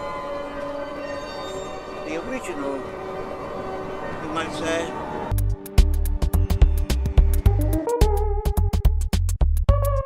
Now it's time for a really iconic moment. The 16th of July, Doctor Who fans are about to find out who the new Doctor Who is after a Wimbledon match. The clip shows a hooded figure walking through the forest, and they get the TARDIS key out and take their hood off to reveal Jodie Whittaker as the Doctor. The first female Doctor Who is finally here. Christmas 2017, and first of all, it's the greatest opening to an episode we've had. Emotions, love, pride, hate, fear. Have you no emotions, sir? The First Doctor and the 12th Doctor are in the South Pole as they are approached by a displaced World War I British captain as time has completely frozen. Suddenly, all three of them are abducted by a ship and we're reunited with Bill.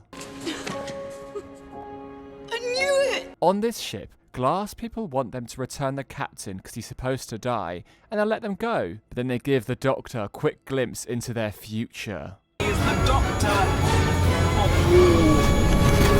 What was that? To be fair, they cut out all the jokes. They escape with the captain and Bill, but they lose the TARDIS. But don't worry, the First Doctor has one, of course. Over to you, Mary Berry. Come on, take off now. But don't worry, the First Doctor gets those classic sexist jokes they used to do. Ha ha ha. That ship of his is in dire need of a good spring clean. No, stop. Aren't all ladies made of glass in a way? When I catch you, Ricky, when I catch you, Ricky. So now they head off to Villengard as the 12th Doctor meets that Dalek from his first series. I am not a good Dalek. You are a good Dalek. He wants to get some information on those glass people. We find out they're just harmless, and they extract people before their death and archive their memories. Oh, it's not an evil plan. I don't really know what to do when it isn't an evil plan. And we find out Bill is actually one of these people. The Doctor agrees on taking the captain back to their time zone, so time can go accordingly as he's about to die. We get the reveal that he's the father of a certain brigadier. Archibald Hamish Lethbridge Judd. But instead of dying... Is that singing? The Christmas truce begins. The soldiers play football and drink together and celebrate Christmas. Now the First Doctor has accepted they are ready to regenerate. I think I'm ready now. Are you? The First Doctor leaves to regenerate in their own TARDIS.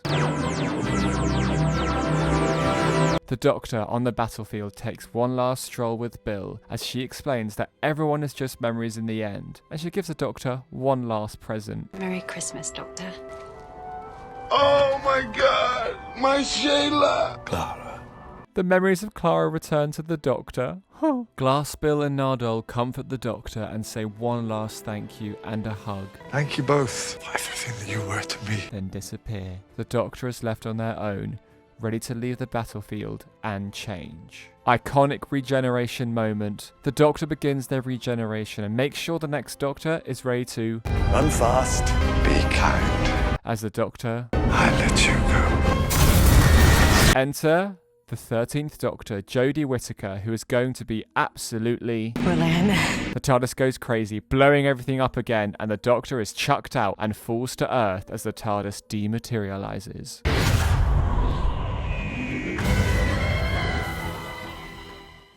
A new era is here, 2018, and Chris Chibnall is the new showrunner as the show gets a new logo, a new composer, Sagan Akinola, and a brand new TARDIS team. Jodie Whittaker's 13th Doctor is energetic, He's like a blind man! Snap! inquisitive, Are you Ed Sheeran? full of hope, Travel hopefully. The universe will surprise you. and also loves a fam. My fam. Fam! Come on, fam. Hi, fam. Extended fam. We start our episode, but wait, no intro? So now... Okay, so we meet Ryan Sinclair, who is dyspraxic, trying to learn to ride a bike with his nan Grace and her husband Graham. You doing it, mate? Ryan doesn't succeed and chucks his bike into the woods. Ryan Sinclair, don't you dare! Grace and Graham leave and Ryan goes to find his bike and he comes across a blue pod that appears out of nowhere. And we meet Yaz, Ladies, please. a police officer who is called to investigate the blue pod. On the train, Grace and Graham, along with a guy called Carl, get attacked by a spaghetti ball. But look who falls straight out of the sky. The Doctor is here. Sorry, half an hour ago I was a Whitehead Scotsman. She stops the spaghetti ball, and Yaz arrives along with Ryan. Carl just leaves in the end because it's a bit too much for him. Yaz takes everyone else back to Grace's in her car. Can we have the lights and siren on? No! Should we do it? And the Doctor has a quick nap, but wakes up and locates the monster with Ryan's phone. We find out that the pod has been taken, and there's an alien inside that escapes that kills people and takes their teeth. Ew! The Doctor locates where the pod is and takes the whole entire gang and builds a new sonic screwdriver. Ta-da! Ooh. We meet this kebab man, and no, don't go near him. Eat my salad. Halloween.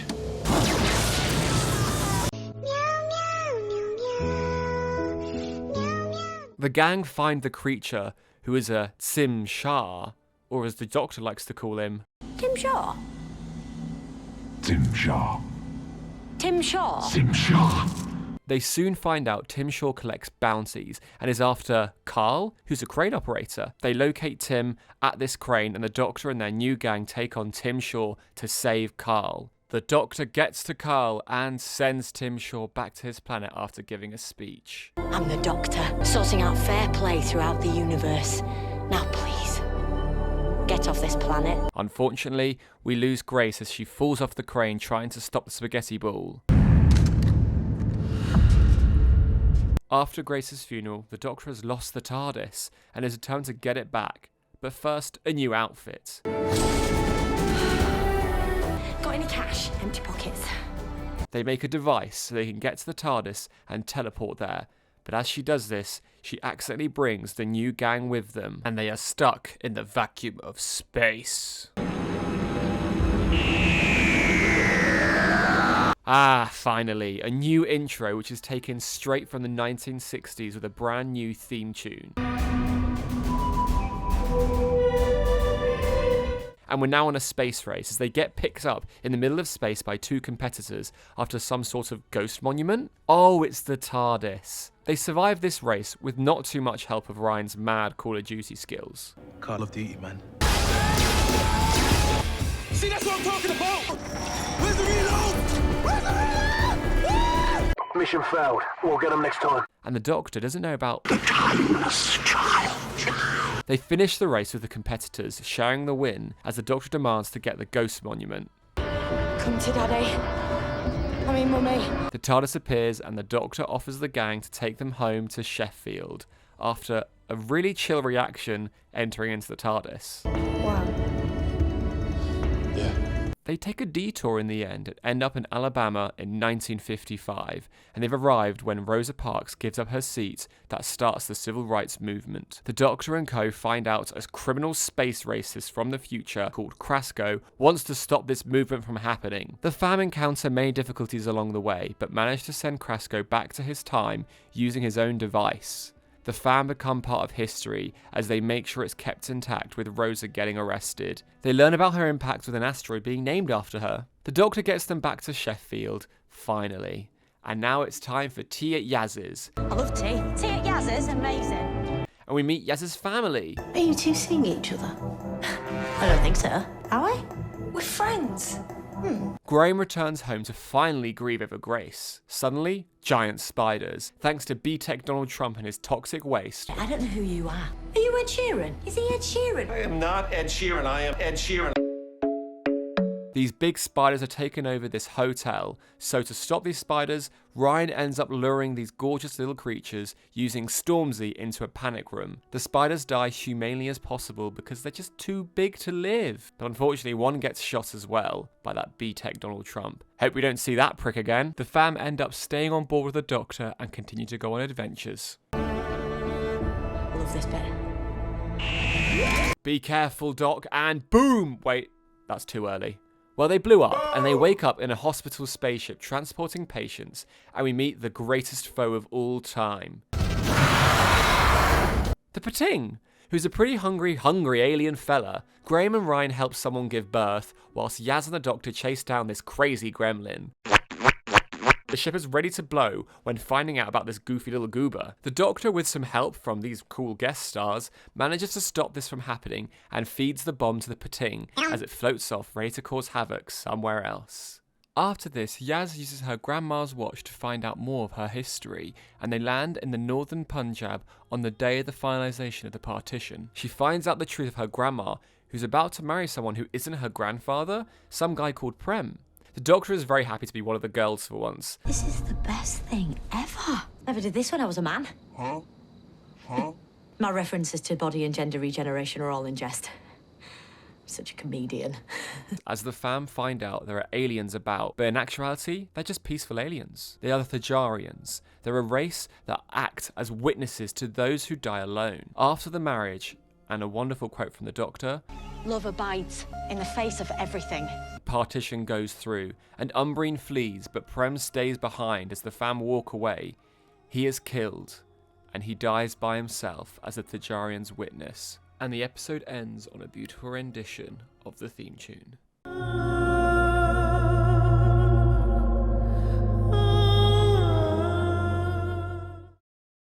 Now, the Doctor has ordered something on Space Amazon a long time ago, back when they had a bow tie. What do you think? Still me? And something suspicious is going on at Kablam! Don't pop the bubble wrap. The fam go undercover and oh look, Lee Mack. Oh, he's dead. They find out some janitor guy who is absolutely simping for the girl from Bridgerton is taking advantage of the technology of Kablam. He's ready to kill millions of customers with evil bubble wrap and frame the robots because they are getting more human jobs. Buddy, there's a better way to get around this instead of murder. Yeesh! His plans get foiled and he dies along with all of those robots. We're going back in time and... Arrest the witch! Time to banish Satan's greatest foe in Lancashire, 1612.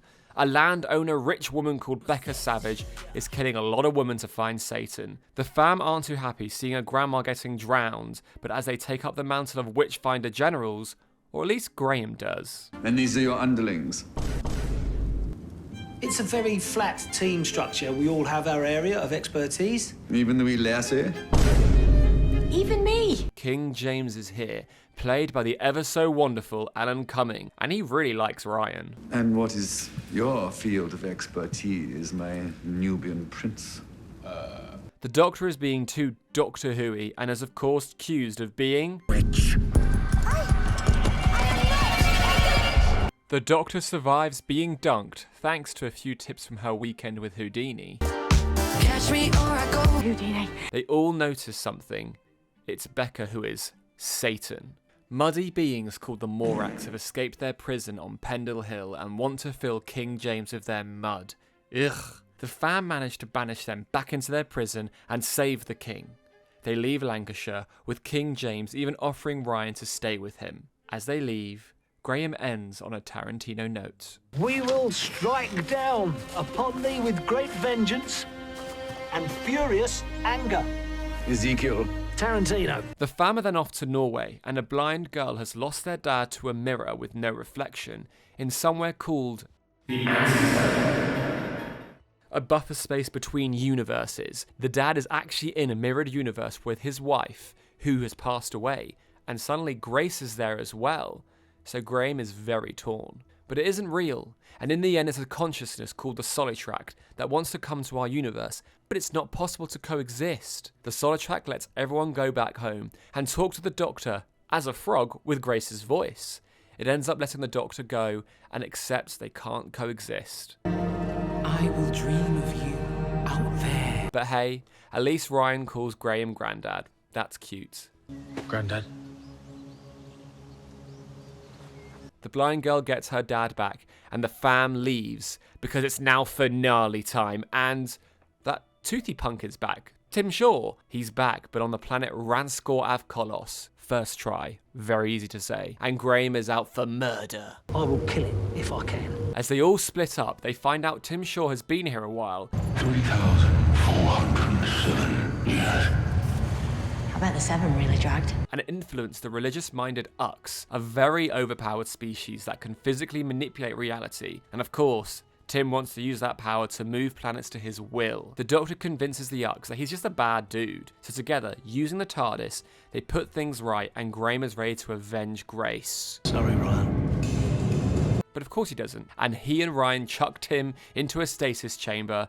So, as you're contemplating eternity, keep one name on your mind. Grace. The Doctor leaves the Ux on a very hopeful note, and off they go. Time for the Christmas special.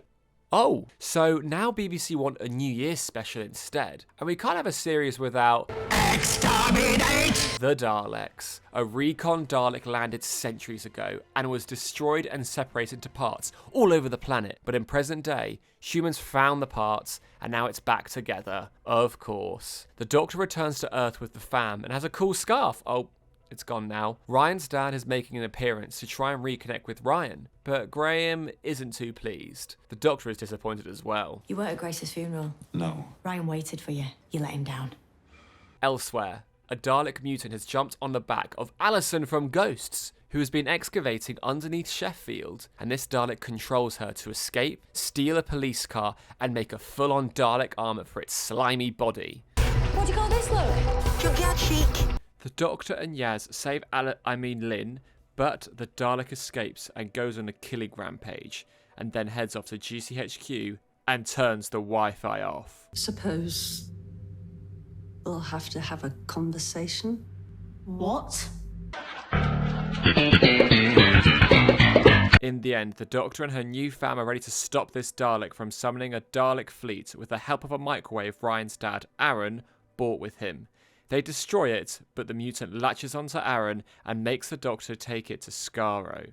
In the end, the Doctor sends the mutant into a supernova, and they all return to Earth as Ryan reconciles with his dad, and they're ready for more adventures, and we get a cool transition as the TARDIS lifts off into time and space.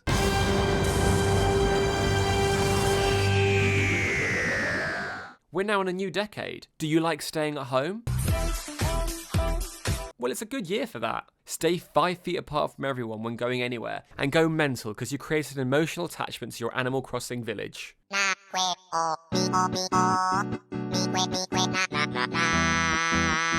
After little to no news that Doctor Who would be returning, on the 1st of January 2020, the fam are back. They've been called in by MI6 by C, played by Stephen Fry. See? Yes? To investigate mysterious deaths, and the only lead they have is a CEO called Daniel Barton. Suddenly, C is killed. Go for your life. And the fam escape from these creepy shadows.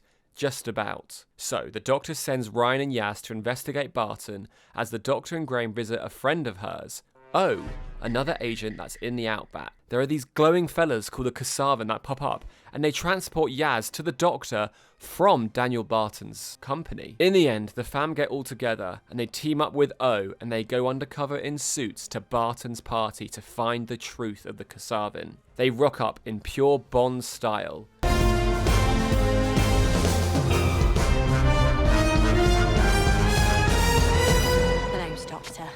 The Doctor. They find him, have a motorbike chase, all the way to the airport, and jump onto the plane. But Barton isn't on board, and O has a little secret to share. I know something you don't know. Look for the spy master. Or should I say, spy master.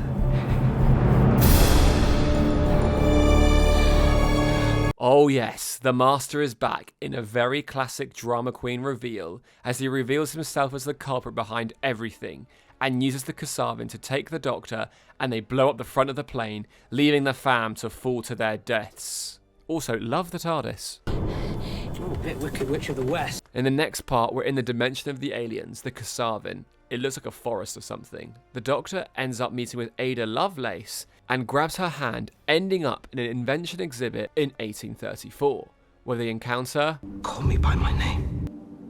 Master. The fam land the plane successfully thanks to the Doctor's time antics, leaving a little message from the future. But Barton has branded them as plane thieves. Hello, friends. Or should I say, plane thieves. And they are now fugitives. But hey, at least Graham got some cool shoes.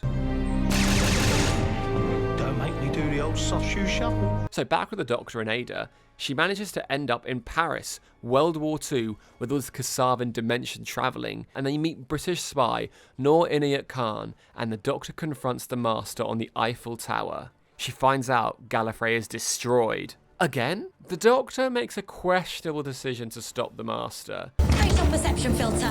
Very easy to jam. Now they'll see the real you. What did he say? She steals his TARDIS with her new gang to go back to the 21st century, where Barton is using the Kasavan for an evil plan involving technology. The Master pops up after having to live through the 20th century. I've just had the most infuriating 77 years of my life. And the Doctor stops the plan, and she sends the Master to the Kasavan dimension. He's very unhappy about that.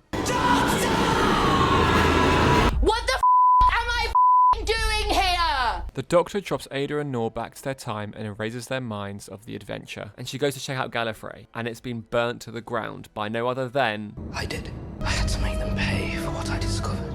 As is revealed in a recording to her. The Doctor bottles up their emotions and takes the fam for more adventures instead of getting therapy. Great choice, Doc. We're off for a spa retreat now, and oh god, outside the dome is terrifying. Also, where's Benny? Where's Benny? But my Benny is missing.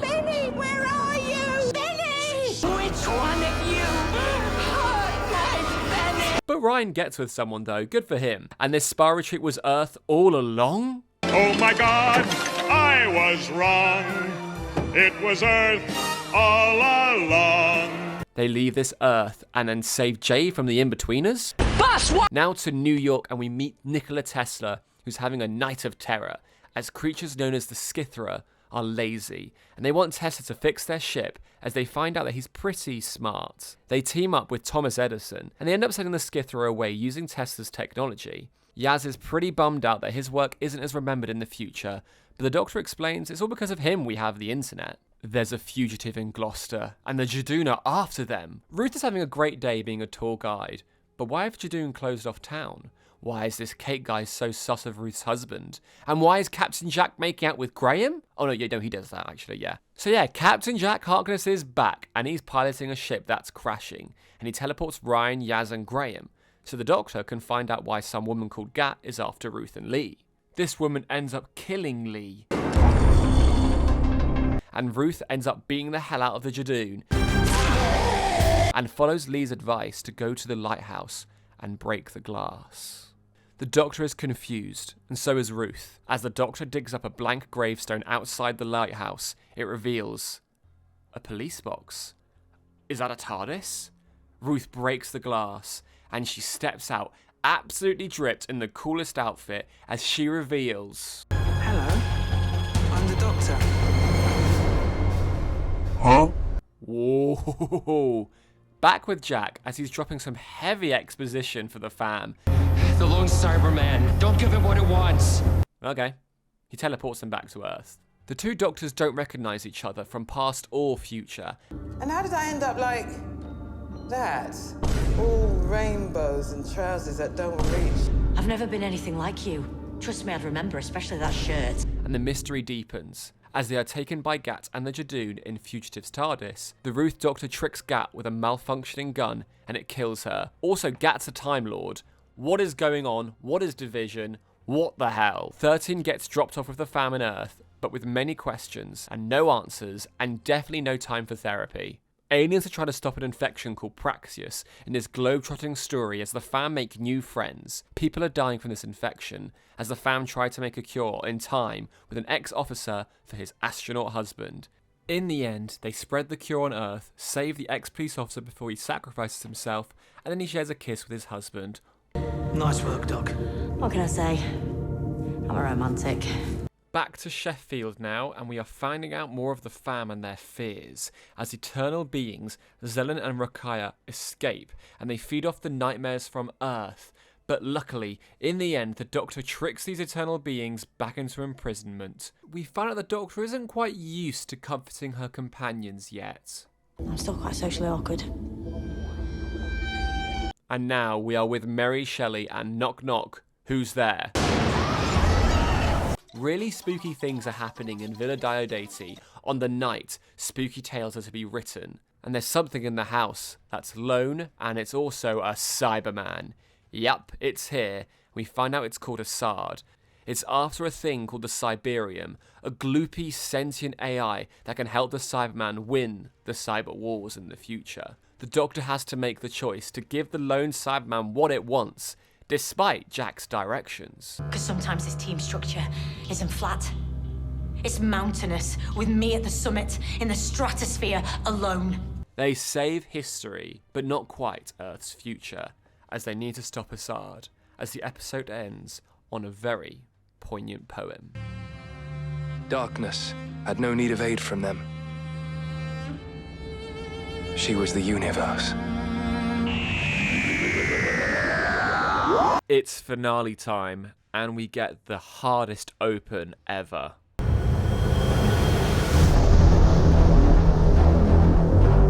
The fam arrive at the last outpost that humanity has to protect against the Cybermen in the far future. The Doctor and Ryan get separated from Yaz and Graham escaping Assad, and we suddenly see this story of an adopted Irish boy, becomes a policeman, survives a great fall, gifted a clock for their services in the future, and then they get their mind wiped. Back to the present, the Doctor and Ryan head to Ko-Shamus with some survivors, thinking it's a planet, but it's a guy who can help them survive by crossing the boundary. Graham, Yaz and survivors are stuck on this cyber ship with Assad, who is awakening a fleet of Cybermen to attack them. The Doctor and Co suddenly see Gallifrey on the other side, and suddenly...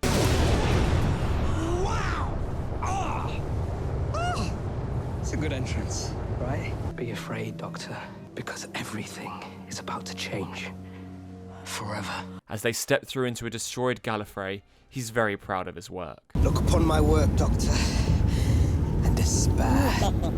You burned my house to the ground! My family's dead! What do I do? I'm gonna find you. He teleports them to the Citadel, and he phones up Assad to invite him over for a little chin wag. Graham and Yaz knock up a plan on the ship to escape successfully, though. The Master suddenly locks the Doctor into the Matrix so she can get a little exposition of what the Timeless Child really is. So, what is the Timeless Child, you ask? Long, long ago, a traveller from Gallifrey called Tectean found a lone child abandoned underneath a portal.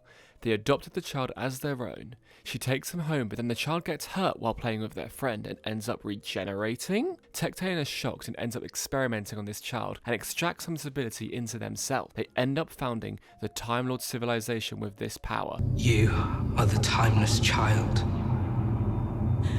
Excuse me, what the actual fuck you... The Doctor is that child and can regenerate an infinite amount of times. Then their memories are erased by the Division, a shady, secret organisation that she used to work for.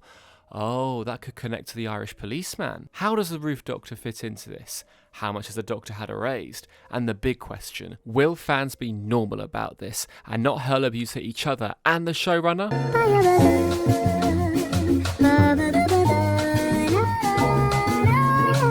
The Master teams up with Assad, promising him a new army, and invites him to Gallifrey. But of course, the Master betrays Assad by shrinking him, and then takes on the Cyberium. Wow. He ends up using the dead Time Lord bodies to make a new race of Cyberman, or as they're now called, the Cybermasters. The end of the universe itself! Yaz, Ryan and Graham reunite. But meanwhile in the Matrix, iconic Fugitive Doctor is here, and she helps the Doctor escape the Matrix by telling her to think of all the clips of the show and the theme tune. Oh look, those Morbius Doctors are there. The Doctor gets the fam and survivors to a spare TARDIS that sends them back to Earth as she goes to go blow up Gallifrey to stop the Master. But suddenly, Ko-Shamus takes her place and the Doctor escapes back to the TARDIS. Gallifrey is destroyed. As our Doctor goes back to her TARDIS, she's suddenly arrested by the Jadoon, and the Doctor is stuck in prison. So, Doctor Who gets a multimedia event starring, yes, the 10th Doctor. It's called Time Lord Victorious. So that happens. It looks quite expensive to follow.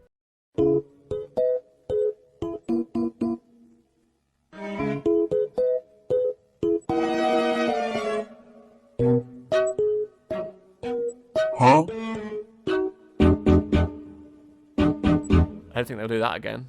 After a while, Doctor Who Series 13 kicks off filming, and it's now confirmed this next series will be much shorter due to restrictions across the world. During all of this, things are happening online. People stuck at homes doing rewatches. Russell T Davies gets involved. He writes some short stories, one even addressing the passing of Sarah Jane in the Doctor Who universe. It's crazy. We're getting plenty of new content. Jodie's in a wardrobe, David Tennant and Catherine Tate are watching Journey's End, and they're all live tweeting how fun it was. How nice! What a nice time.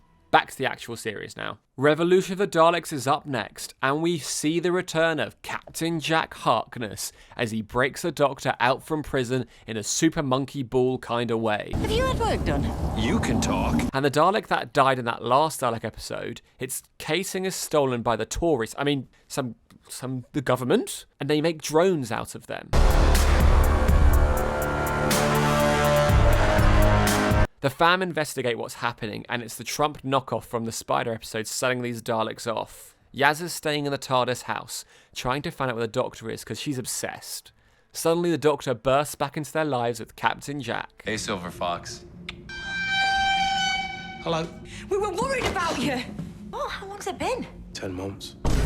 Yeesh, that's a while. Anyway, they had to go stop those Daleks now, because these new cool black drone Daleks have been busy making themselves mutants, and they're ready to invade Earth. They end up killing the Prime Minister, so the Doctor has to call upon a death squad of Daleks to stop these drone ones, because of how impure they are. Exterminate the impurity! Exterminate the impurity! So, to get rid of these golden boys now, she tricks them into the house TARDIS. Like obedient little pets. Daleks are not pets of the Doctor!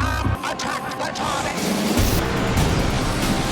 And squishes them, sending them into the void. So no more Daleks. Jack, Ryan and Graham blow up the Dalek ship and everyone returns safely. Captain Jack leaves now. You look like you've got something to say. Do you? Yes, I certainly do. I'm gonna stick around on Earth and catch up with her. I'll call you.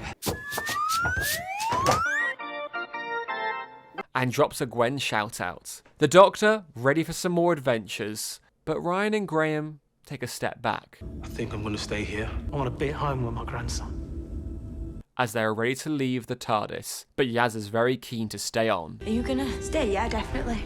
As they share one last hug as the fam. Bye, fam. We'll miss you guys.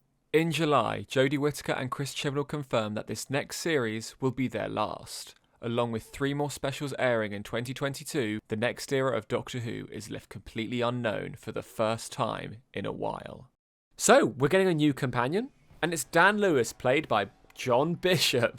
After much secrecy, the next series is confirmed to be one long story told across 6 episodes. After much waiting, the next series of the show is called Flux. The Flux. The Flux? The Flux. The Flux. And the show kicks off its season on the 31st of October. Halloween. Trick or treat.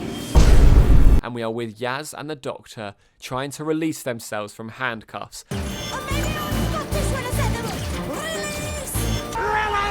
After chasing Carvanista, an alien dog. Something is going on with those tunnels in Liverpool as well. Cut to present day Liverpool and we meet Dan Lewis, a Liverpudlian who just wants to make others happy and give away soup and date Diane. What's the point of being alive is not to make others happy? Just kidding, here he is. What's the point of being alive? Take a couple of them for tonight. Go on, get off with yous. What's the point of being alive is not to make others die? I'm good at this. A sound fella, back with the Doctor, who gets a vision that somewhere across space, Division, yes, those guys, have been bamboozled by a dangerous prisoner who escapes and tells the Doctor, Trick or treat, Doctor. The Doctor and Yaz land in Liverpool on Halloween, and Dan has been taken by a dog alien. It's Carvanista, and the Doctor finds this out as his house shrinks. Whoops. A woman called Claire is suddenly stalked by a weeping angel, and she is taken. The Doctor and Yaz chase after Carvanista on his ship as Yaz saves Dan, whilst the Doctor wants to know about Division, as Carvanista is a known agent. But no time for that, because there's the threat. Carvanista reveals his kind are on the way to Earth to save humanity as they are species bonded with each human. Aww. And he's bonded with Dan. No, I don't want to see that art. The Doctor and Yaz take Dan and escape Carvanista, and suddenly another vision as our bad guy Swarm tells the Doctor, "Our final fight has begun." As she doesn't even remember him. We see the Flux approach, and the Sontarans are here, ready to make their move on Earth. Diana was promised a date with Dan, but she's then taken by Azur, sister of Swarm, our two new serving baddies of the season. Oh yeah, there's this guy called Vinder, who's stranded on a space base as well. The Flux closes in on everybody, as the Doctor tries their best to stop it. Carvanista and his species create a blockage to protect Earth, but we're left on a cliffhanger as the Flux closes in on the gang, and the pieces are set for the season.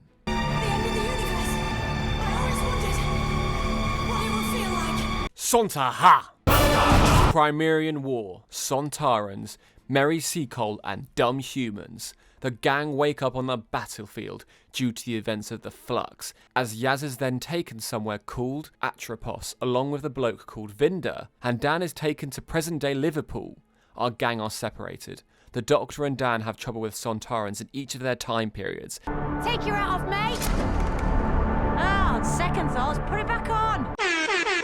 As the Potato Boys snuck past the Lupari shields as the Flux approached, ready to take Earth in all its history. The Doctor and Mary Seacoal scout out the army and find out that they want to change history and be a part of it to take Earth for themselves. As the invasion has started in present day, Dan stops them with a frying pan. How'd you like that, eh?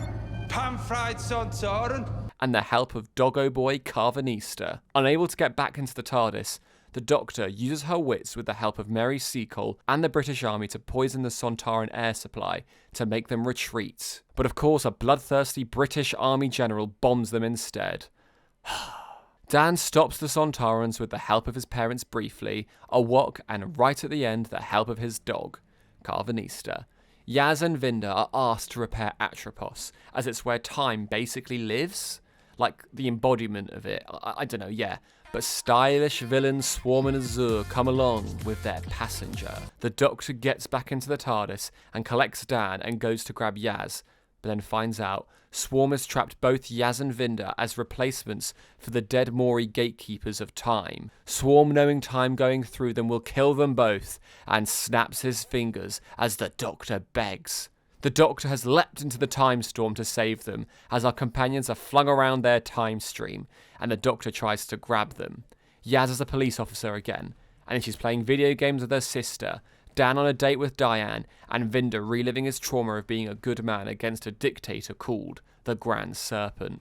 Pompous much? But the Doctor is reliving the time she stopped Swarm and Azur the first time on Atropos, as the fugitive Doctor. We find out her companion was Carvanista, and they're a part of Division. The passenger creature traps humans because it's like a vessel of some sort. The Doctor hid those priests in the passenger back then and saved the day.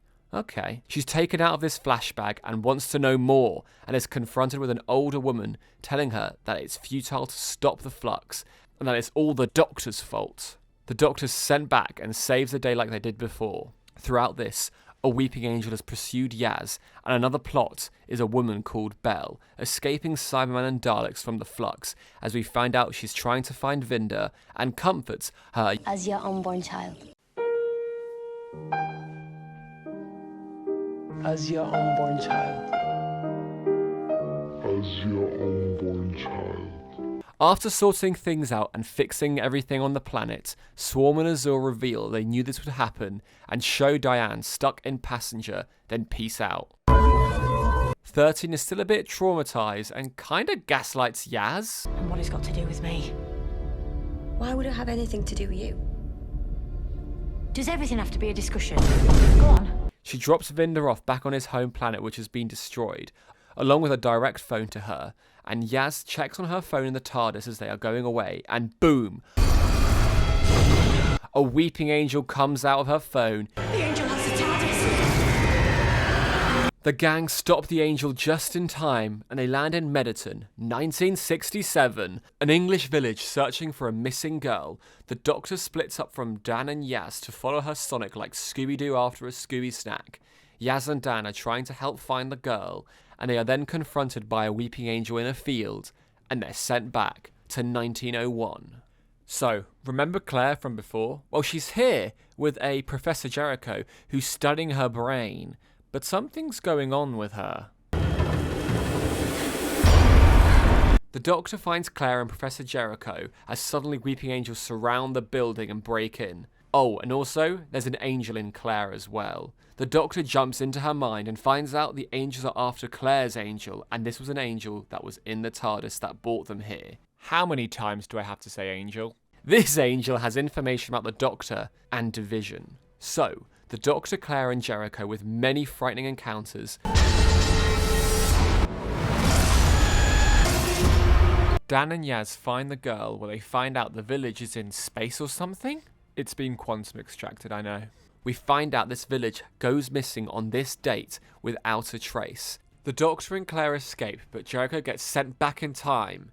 As the Doctor emerges from the tunnel, she's confronted with the gang in 1901 on one side, but then a whole load of angels waiting, and they don't attack her, but they reveal... Because they'll take you instead. You are recalled. To Division. No. Please. Please don't say that. Claire was the bait, and the whole thing was a trap. The Doctor is then turned into a weeping angel. Oh my God. My Shayla. My Shayla. And our gang are stuck in 1901.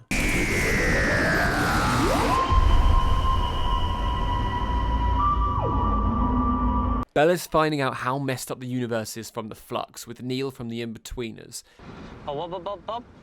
And how Azure is taking people with Passenger. She leaves as Vinda catches up with her, ready to find her again, but she's already gone. Now, the Doctor de-angelifies and is among a load of other angels. Blinking. As she's then transported to Division. And we come face to face with that woman again. Yaz, Dan and Jericho are travelling across the world trying to find the exact date of the end of the universe. They are raiding temples, going on ships, missing their girlfriend, dumping a body into the ocean, growing beards, painting messages to their dog, and finally going through the Williamson tunnels in Liverpool and meeting the man himself. And they learn there are too many doors to different worlds and times underneath Liverpool. So, back to the Doctor, we finally meet Tectean. Can't tell me what to do, you ain't my mother! Yes, I am! As she reveals that the Flux was made to get rid of the previous universe and the Doctor in it to go on to the next one. Also, the Division is so hidden because they are outside our universe. Oh, look, an Ood! The Doctor is pissed because she blames Tectean for stealing her life. And look, there's a fob watch. Does it have those memories of the Doctor? Tectean even offers the Doctor to help her rejoin Division and find the truth of her origins. If you really knew me, you'd know I'd never agree to any of this. In 1958, that Grand Serpent guy is messing with history, and he helps develop UNIT all the way to it closing down in 2017 as Kate Stewart, yep, she's back, catches onto his scheme. I see you. He ends up lowering Earth's defense to invite the Sontarans for a second invasion, as Kate goes underground. Bella's going around the universe in a stolen Lupari ship, and Carvanista wants to fix the barricade and brings it back. He boards to stop Bell, but suddenly, Sontarans. Vinda gets taken prisoner by Swarm and Azure as they are trying to do evil schemes. He ends up joining Diane in Passenger. Swarm and Azure use the energy from Passenger and the victims to get to Division. They kill Tectean, and they're ready to kill the Doctor. Now we get to the finale of Flux, and there's a lot to unravel. Sontarans are invading again, the Grand Serpent is being sneaky, and the Doctor is in trouble. But she escapes Swarm and Azure and removes the conversion plate, keeping her safe in Division outside the universe. But this ends up splitting her into 3 copies. One in Division, one in Bell's ship with Carvanista, and the other in the Liverpool tunnels. Vinda and Diane pop out a Passenger successfully, but they don't know what to do. But Vinda ends up calling on the Doctor. Yaz, Dan, Jericho and Williamson defeat some Sontarans and escape through a door to 2021 and come face to face with Kate Stewart and the TARDIS. And then suddenly... Here? Where's here? The Doctor! Wait. Aww. They go off and recruit Claire from 1967 to stop the flux and find its coordinates. The Doctor with Carvanista and Bell crash their ship to be taken by the Sontarans on Earth, and those evil potato bastards killed all the Lupari, leaving Carvanista as the last of his kind? The Doctor's interrogated by the Grand Serpent, but that doesn't go to plan. Is that what your parents called you? Oh, look, darling. So cute. As she saves herself and uses his snaky, gross powers against him, they escape with themselves, Dan and Yaz, with a little flirt. Wow, you're cute. Yes. So are you. They get the exact coordinates for the flux, and the Sontarans ask the Cybermen and the Daleks for an alliance on Earth, but this is a trap to get them killed by the flux. As Vinda calls the Doctor, she goes to grab him and Diane, and they grab Passenger as well. Swarm and Azure reveal to the Doctor they want to play the flux on the loop, killing the universe over and over and over again as revenge against the Doctor for defeating them. As Claire is sent on her mission with Jericho, she gets back to the TARDIS, but Jericho is taken by the oncoming flux. Rest in peace. No time to mourn though, because the flux is coming, and the Doctor has a plan to trick not only the Cybermen and the Daleks, but the Sontarans too, as she puts the Lupari shield behind the Sontarans, and the flux kills them all. Some of the flux is still going, so she uses the Passenger to suck all of it up into it. But we're not done yet. Our Doctor is still in threes. Swarm and Azure take the Doctor to the planet Atropos, and are ready to sacrifice her to time itself. But time isn't happy. So it kills off Swarm and Azure. Oh! And the Doctor keeps her watch at least. Time takes on the form of the Doctor and reunifies her as one, but reveals that she should be aware of the forces that mass against her. And their master. Kate and Vinda maroon the Grand Serpent on an asteroid, as Belle and Vinda with Carvanista end up travelling together. Dan asks Diane on a date, and she declines. So, the Doctor offers Dan to travel with them, and he accepts. In the TARDIS, Yaz and the Doctor have a moment, and she apologises to Yaz and is ready to share her traumas and truths with her. I want to tell you everything. I'd like that. Hey! You two should kiss! The Doctor drops the watch into the TARDIS, ready to never see it again. During all of this, RTD has a plan.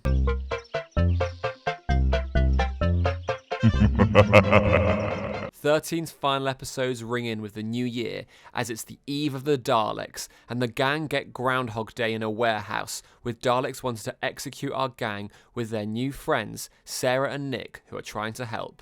As the time loop resets, they get exterminated each time, and it gets harder as time is getting shorter. Yaz ends up admitting to Dan that she has feelings for the Doctor. Have you ever told her?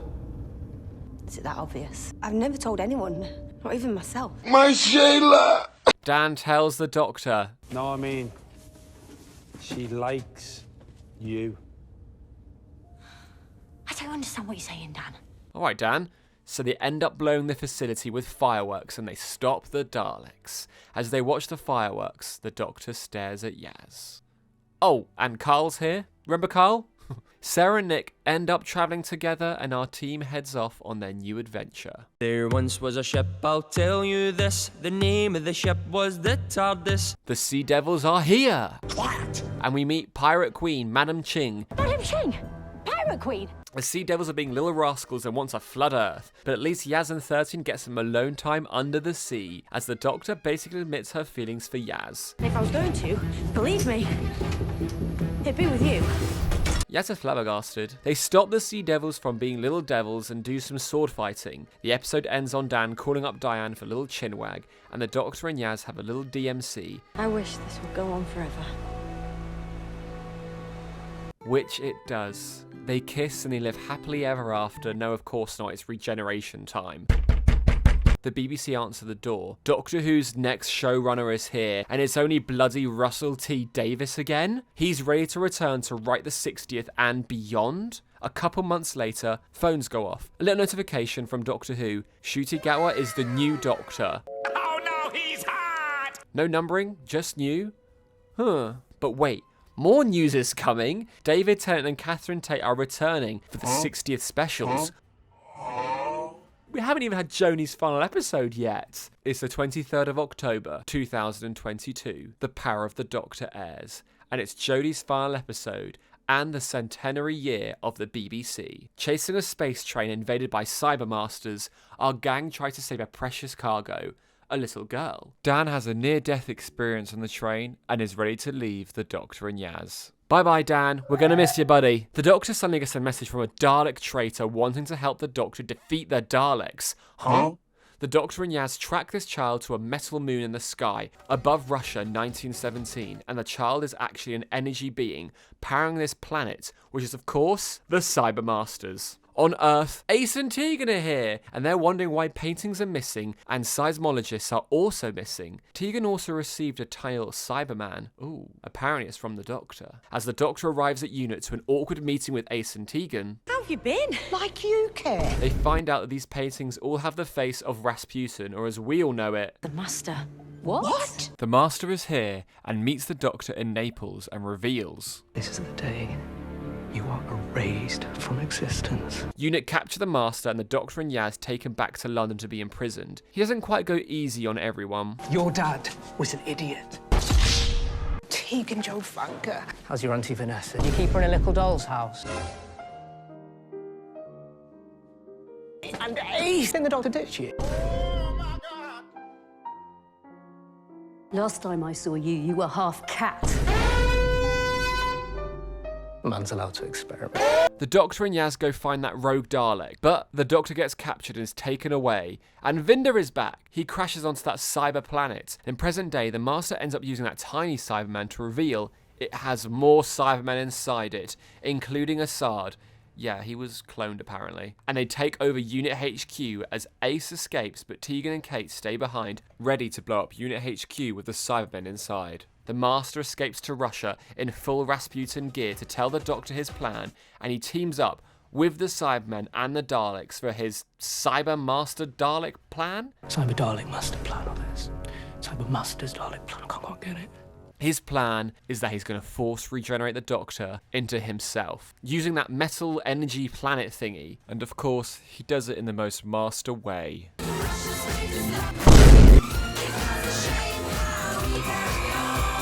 Got no peace for the week, whatever. Singing in the street, I'm playing Coachella. Not a champagne life. And here is the next Doctor, oh dear. Yaz manages to pirate the TARDIS to Russia, but the newly regenerated Doctor Master takes the TARDIS with Yaz, ready to trash the Doctor's name. They land on a desolate planet where Yaz pushes him out. In his new outfit, that's mixed with different Doctor's clothes.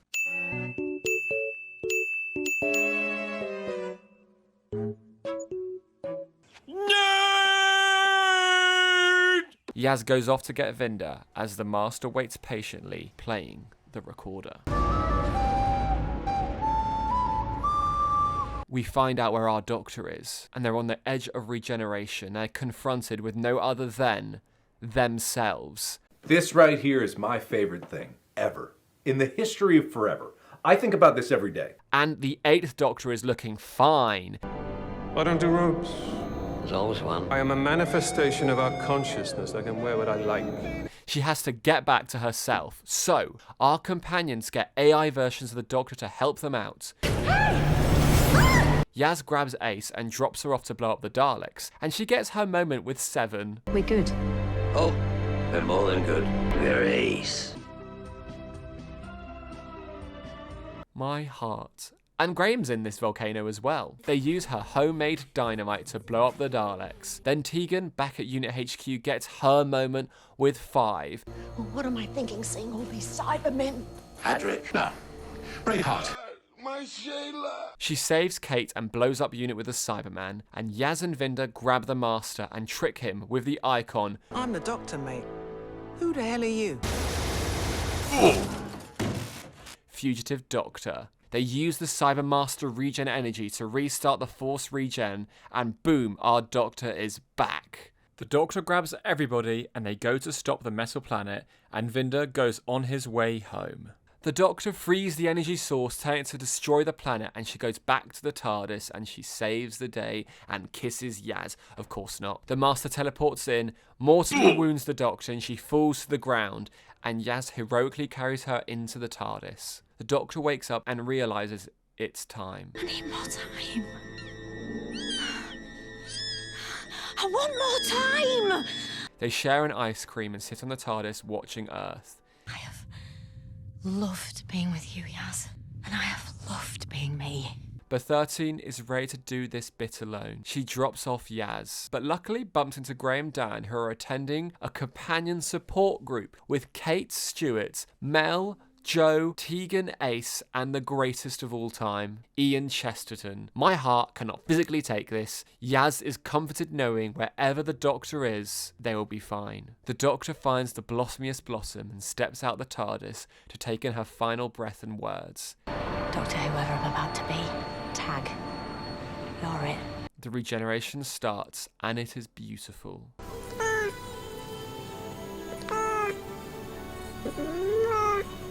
But wait, the clothes are changing. That's not Shooty, that's... I know these teeth. Okay then. Unknown actor David Tennant takes on the role of the 14th Doctor. So yes, David Tennant is back. What? Guess what? Disney are here.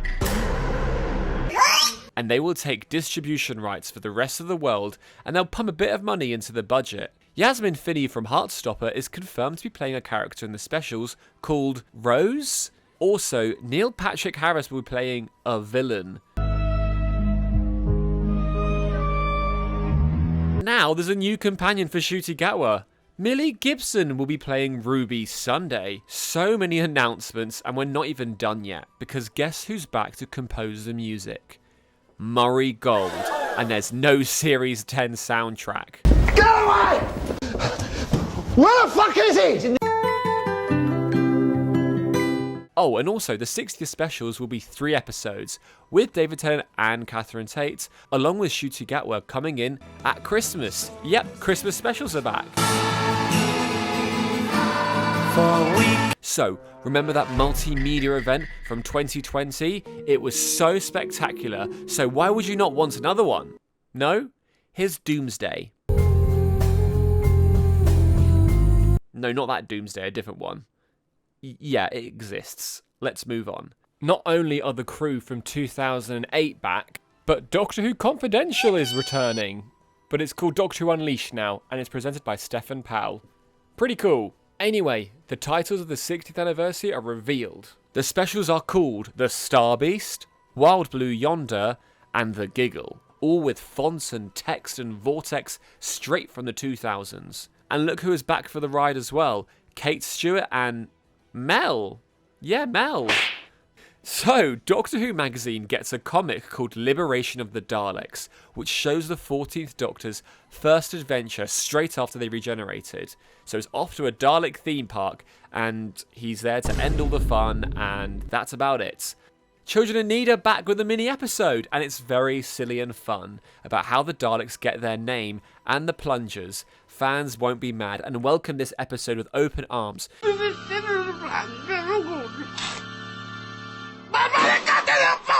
Doctor Who fans are never happy. Let's continue. Special 1, The Star Beast. Yeah, this is actually based on an 80s comic book with the 4th Doctor.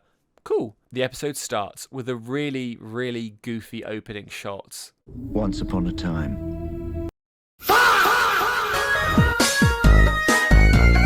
There's a new opening title sequence and new theme tune though.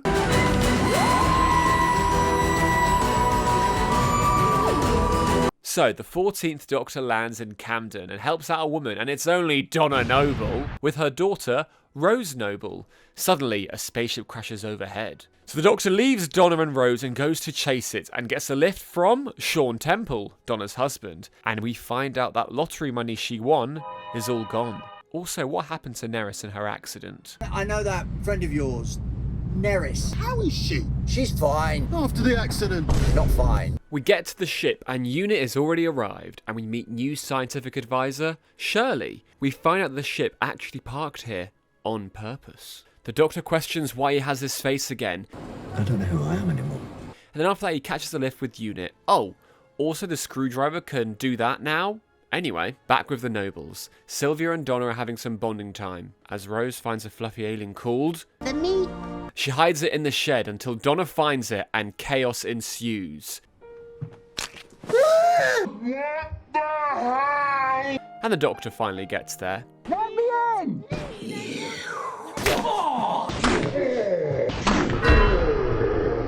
A skinny man! No, it isn't. Also, I really wish that tuna madras wasn't real. Something smells nice.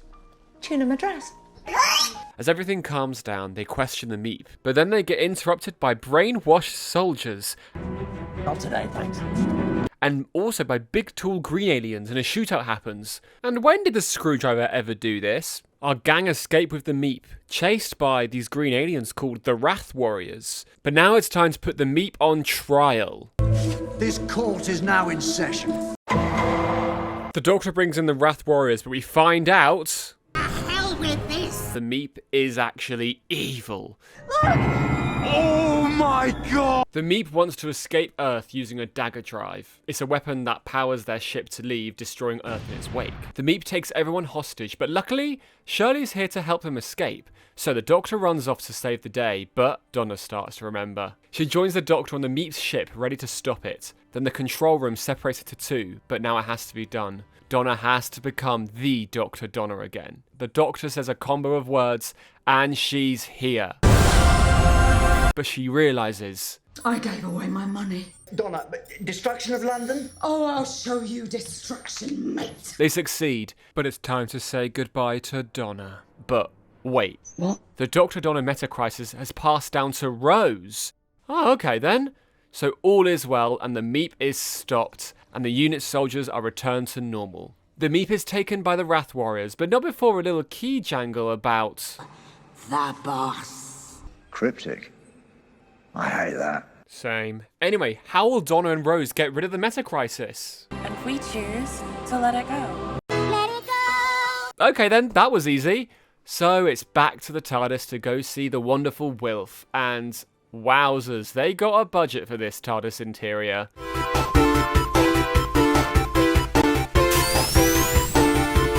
Donna grabs a coffee, and be careful with that because, oh no. Oh my god, I did it again! The TARDIS goes crazy and lifts off, but where to and when? The 14th Doctor, he's charismatic, charming, and is basically the 10th Doctor but with therapy, and they're very much full of emotions. I absolutely love her. Oh, do I say things like that now? On to Wild Blue Yonder, and we're with Isaac Newton, and he's hot. So you, Sir Isaac Newton? Anyway, leaving Isaac Newton with the idea of gravity, oh no wait, I mean Mavity. the TARDIS crashes onto a spaceship and vomits up whilst playing the song Wild Blue Yonder. It sets itself into repair mode with the help of the screwdriver, and ooh, it made a strange noise.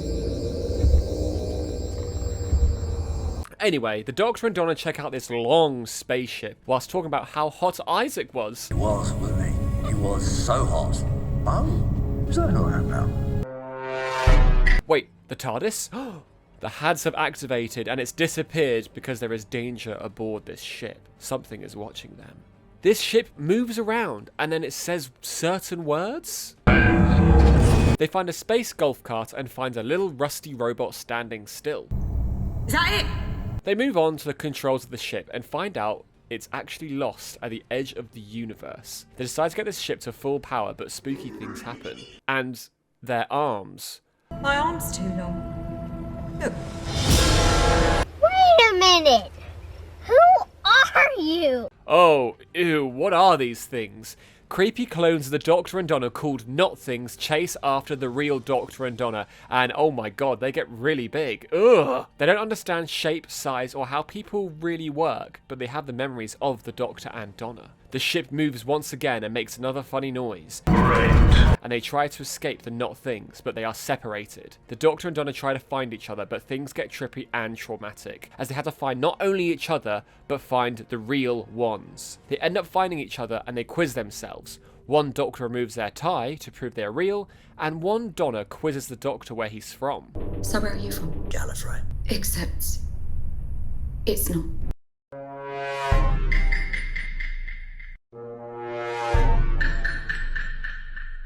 This Donna has seen everything the Doctor has been through since they parted ways. The Doctor feels shame for the events of the Flux and hope that it's really Donna till... Oh, yes, I missed you. Donna with the other Doctor reveals she was born in Southampton, till then she sees the Doctor's tie has disappeared from the ground. Something is What's existing? The Doctor Not Thing goes full horror mode. The real Doctor may be somewhat therapized, but damn, he's still feeling anger for the flux, and he might need a little bit more to do him some good. Anyway, all four meet up and they really try to prove their existence. The Doctor and Donna find their real selves, and suddenly... Salt! You can't cross salt. The Doctor draws a line of salt and creates superstition for the Not Things, but they see right through the lies and they chase the Doctor and Donna to the control room. As they are separated, they end up finding the body of the captain of the ship outside. The Not Things don't know why, until the Doctor finds out that these creatures want to come to our universe to create chaos, and that the captain set a very slow countdown to blow up the ship so the creatures didn't understand it. Now it's a race to stop the Not Things from stopping the rusty robot from blowing up the ship.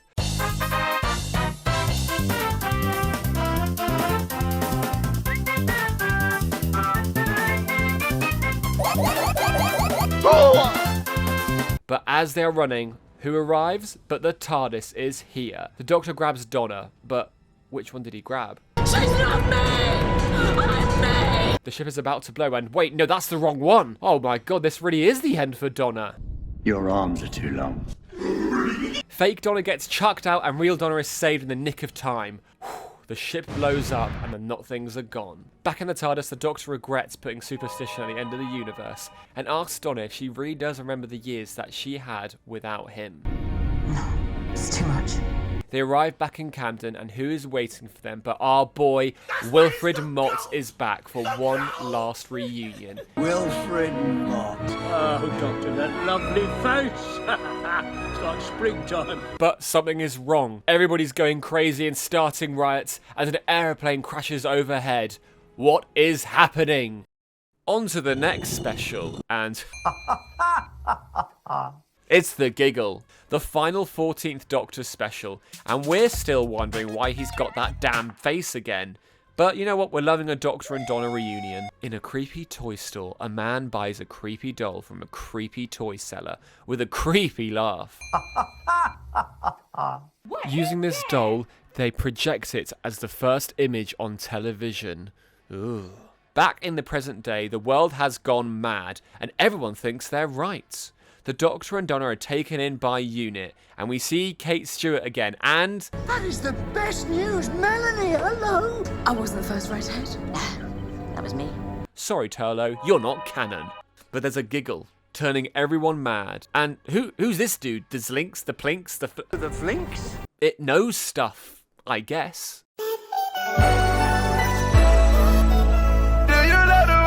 Anyway, we find out that this creepy doll that's in every screen is driving everyone mad with this laugh. Don't mind if I do! UNIT is using these fun little bracelets to stop them going cuckoo, as Kate demonstrates, and she takes it off and, okay... That's for her in that chair. I've seen you walk. I've seen you walking. You need to leave! Calm down, Kate, calm down! They find out that this laugh originates from 1925 London, so the Doctor and Donna go there to find out more about it. Donna tells the Doctor that she can see that they're tired. Maybe that's why your old face came back. You're wearing yourself out. He quickly dismisses this, and they head off to a toy shop, and they come face to face with a familiar villain. The Toy Maker. The Toy Maker is back, and they have a fun little game of hide and seek. In this creepy, creepy shop, it turns into a house of horrors. The Doctor and Donna are confronted with creepy puppets and killer dolls. They come face to face with the Toy Maker, who gives them a little puppet show of the death of each companion since Donna had left. Oh, well, that's all right then! And wait, the Master's now a tooth? The Doctor plays another game with the Toy Maker and loses it, and says it's best of 3, as he played that one before when he was William Hartnell. And the Toy Maker is ready for a rematch in 2023. The toy shop turns into a toy box and the Doctor takes it. They head back to present day UNIT to explain the Toy Maker is coming. But wait, is that the Spice Girls? That was pretty iconic, okay. The Toy Maker explains he loves our world and the chaos that humans create. And they are ready to face the Doctor in one more game, but not with this Doctor. The next one. He shoots the 14th Doctor with a massive UNIT laser, and we say goodbye to the 14th Doctor. How long was he? And what's going on? Could you pull? I think I'm really, really mean. I have bi-generated. Oh no, he's hot! What's that? So, what is bi-generation, I hear you ask? Well, of course we know that when Time Lords die, they regenerate. So, now they can bi-generate. It's an ancient Time Lord myth. Instead of regenerating, they split into two. They're both the same Doctor, and there's two of them. It also means the old one can stick around for a while. Disney brought him back. They're gonna make him do this till he's 90. So yeah, that's about it. The Doctors become two, and we say hello to the 15th Doctor. And he's pretty energetic, wonderful, and very positive. He'll get a proper intro, don't worry. They take on the Toymaker in a last game of Ball. If you drop it, you lose. They throw this ball till the Toymaker messes up. And the 14th Doctor's prize is to banish him from this universe as the Toymaker folds into a little piece of paper into his toy box. Not before another RTD key jangle warning. My legions are coming. The 14th Doctor gets some self-love from himself, and it's very sweet. It's okay. I'm here. But wait, one more teaser. Who picked up the tooth? The Doctors go back to the TARDIS, wondering how is this all going to work? But 15 realises maybe it's time for the 14th Doctor to stop travelling and settle down with Donna on Earth. After name-dropping some random things. The key to time, all the devastation of Logopolis, Adric, Pandorica, Mavic Chen. I understand the others, but why the Mavic Chen there? Anyway, he can't seem to let go of the TARDIS. But wait, the 15th Doctor hasn't got his prize yet. Where is mine? He gets a hammer and bonks the TARDIS to create an exact doppelganger. So the 14th Doctor gets one, and the 15th Doctor gets one. The 15th Doctor, in his underwear and shirt, is getting ready to go and save the universe. He bids farewell to Donna and himself. I love you. Get out. And we join the Noble family in their garden as the Doctor is finally happy to retire. I've never been so happy in my life. As we join our new Doctor, who is ready for a whole new world of adventures. And he's got a pretty cool theme tune. So, the 14th Doctor isn't really dead, he's just chilling in Donna's garden, and we're joining the 15th Doctor because Christmas specials are back. And we're off to the church on Ruby Road.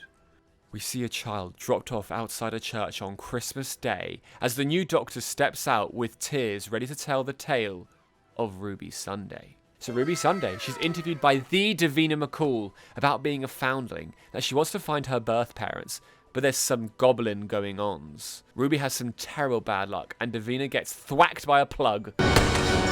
We join Ruby as she's in a band and the Doctor is watching in the distance. And wait. But she's got a new hat. We're clubbing now, and who's the mysterious man in a beautiful kilt dancing? It's only the bloody Doctor. Ruby watches on till her drink gets pushed off the table by something. And suddenly...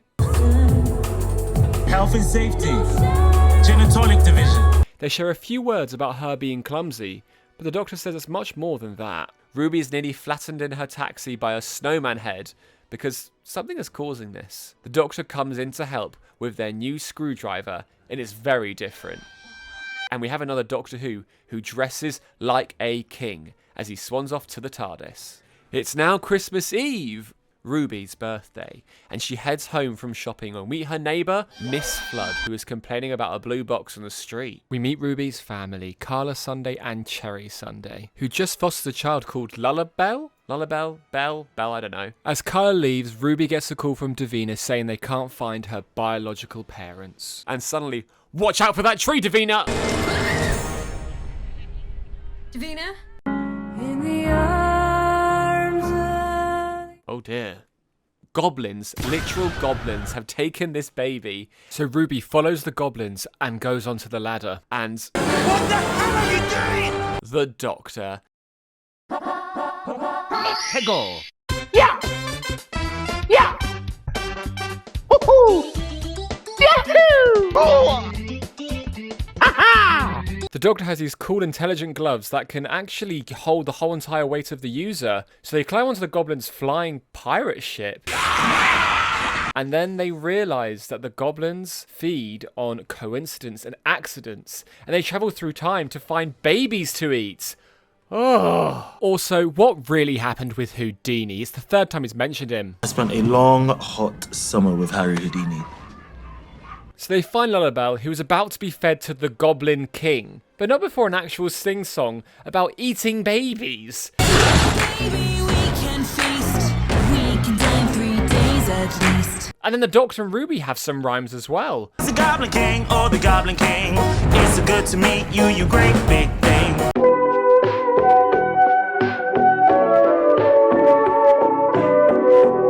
They end up escaping with the baby back to Earth, luckily, and the goblins leave. But the Doctor also mentions they are also adopted. I'm adopted. I only found out recently. Suddenly, Ruby is gone. It's like she never existed. Everyone's miserable. Her mum Carla is. The Doctor knows something has happened. He heads back to Christmas Eve when Ruby was left behind and the goblins have taken her. He grabs onto the ship's ladder and drags it down using those gravity gloves, and he kills the Goblin King and saves baby Ruby and leaves her at the church to be found. He watches from his TARDIS as the birth mum walks away, but there's one more thing to do. Merry Christmas, Davina McCall. Save Davina McCall, of course.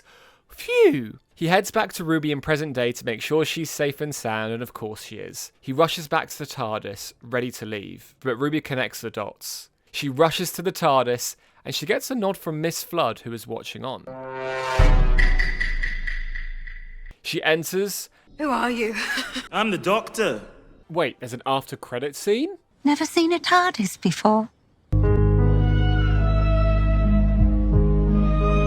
Ncuti Gatwa's 15th Doctor is fashionable. Put the bass in your walk. Head to toe. Let your whole body talk. Full of energy. Hurry up! Says babes a lot. Babes. And is in touch with his feelings way more than other Doctors, but has a new sense of wonder for this universe. So, this new era of the show is resetting itself. It's now season 1. So there's like 3 series 1s. This is complicated. But because Disney Plus have that shiny American audience, Doctor Who airs over there on Disney Plus at a reasonable hour, to which the UK gets a midnight release on BBC iPlayer.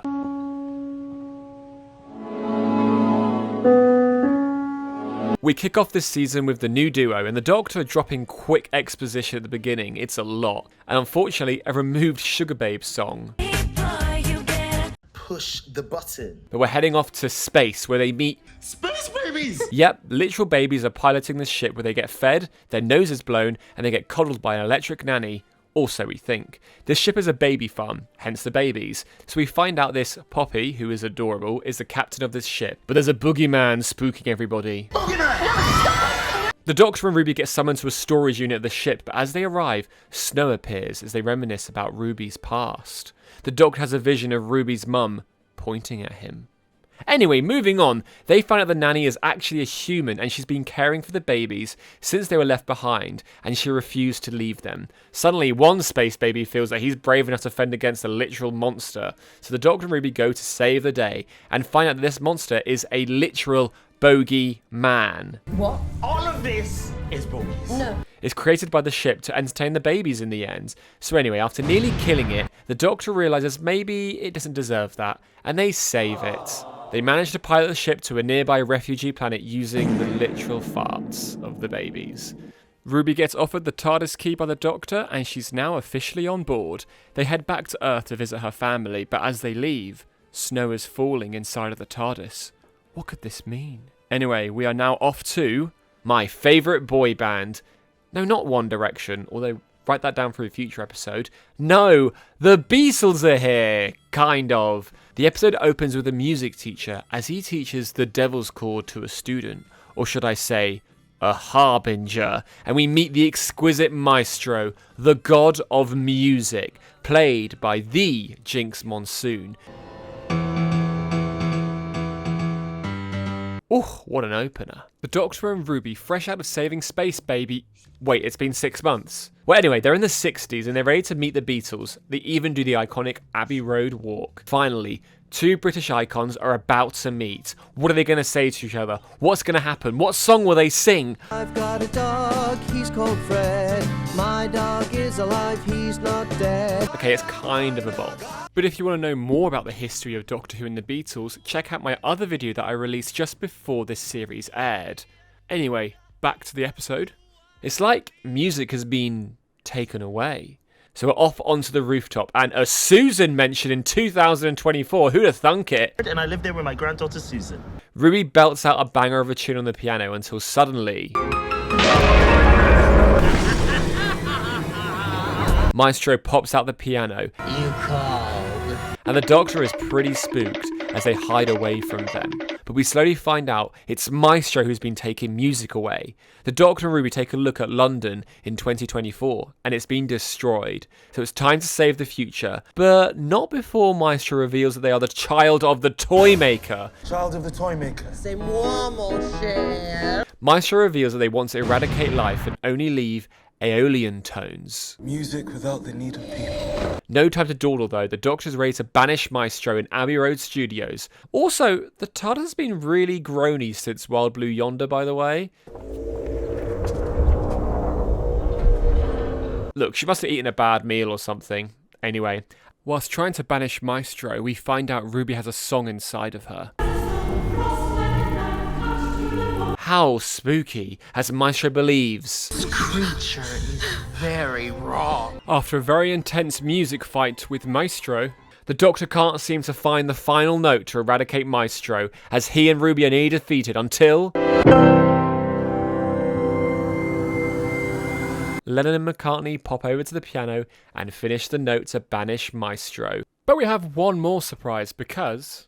There's always a twist at the end.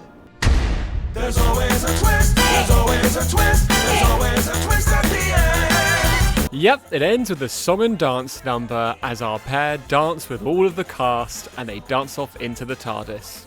That was cute.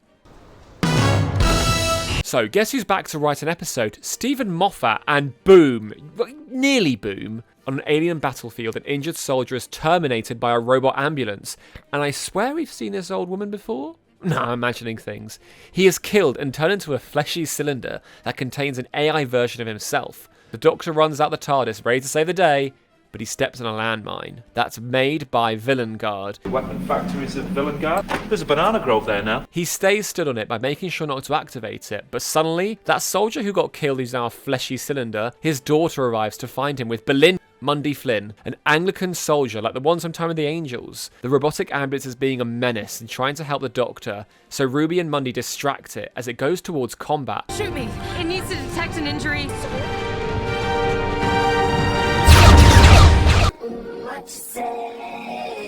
But in turn, another soldier shoots Ruby down, thinking she's the enemy. We find out that the ambulances / the algorithm are the enemies. You are fighting your own hardware and it's killing you. The Doctor convinces the AI dad to jump into the ambulances and take them down. He manages to take down all of the algorithm and the Doctor's landmine is deactivated and he is free. And Ruby's fine, don't worry. The war has ended and Mundy Flynn's boyfriend got killed. RIP. The Doctor and Ruby head off just after the Doctor insults Ruby. Plenty more universe to see, and quite frankly, your lifespan sucks. We're off to Wales, and what of you? War between the land and the sea. Write that down, write that down! So the Doctor mentions a Roger Ap Gwilliam, the most dangerous Prime Minister in history. But wait, don't stand in that witchy circle. Oh no, where's he gone?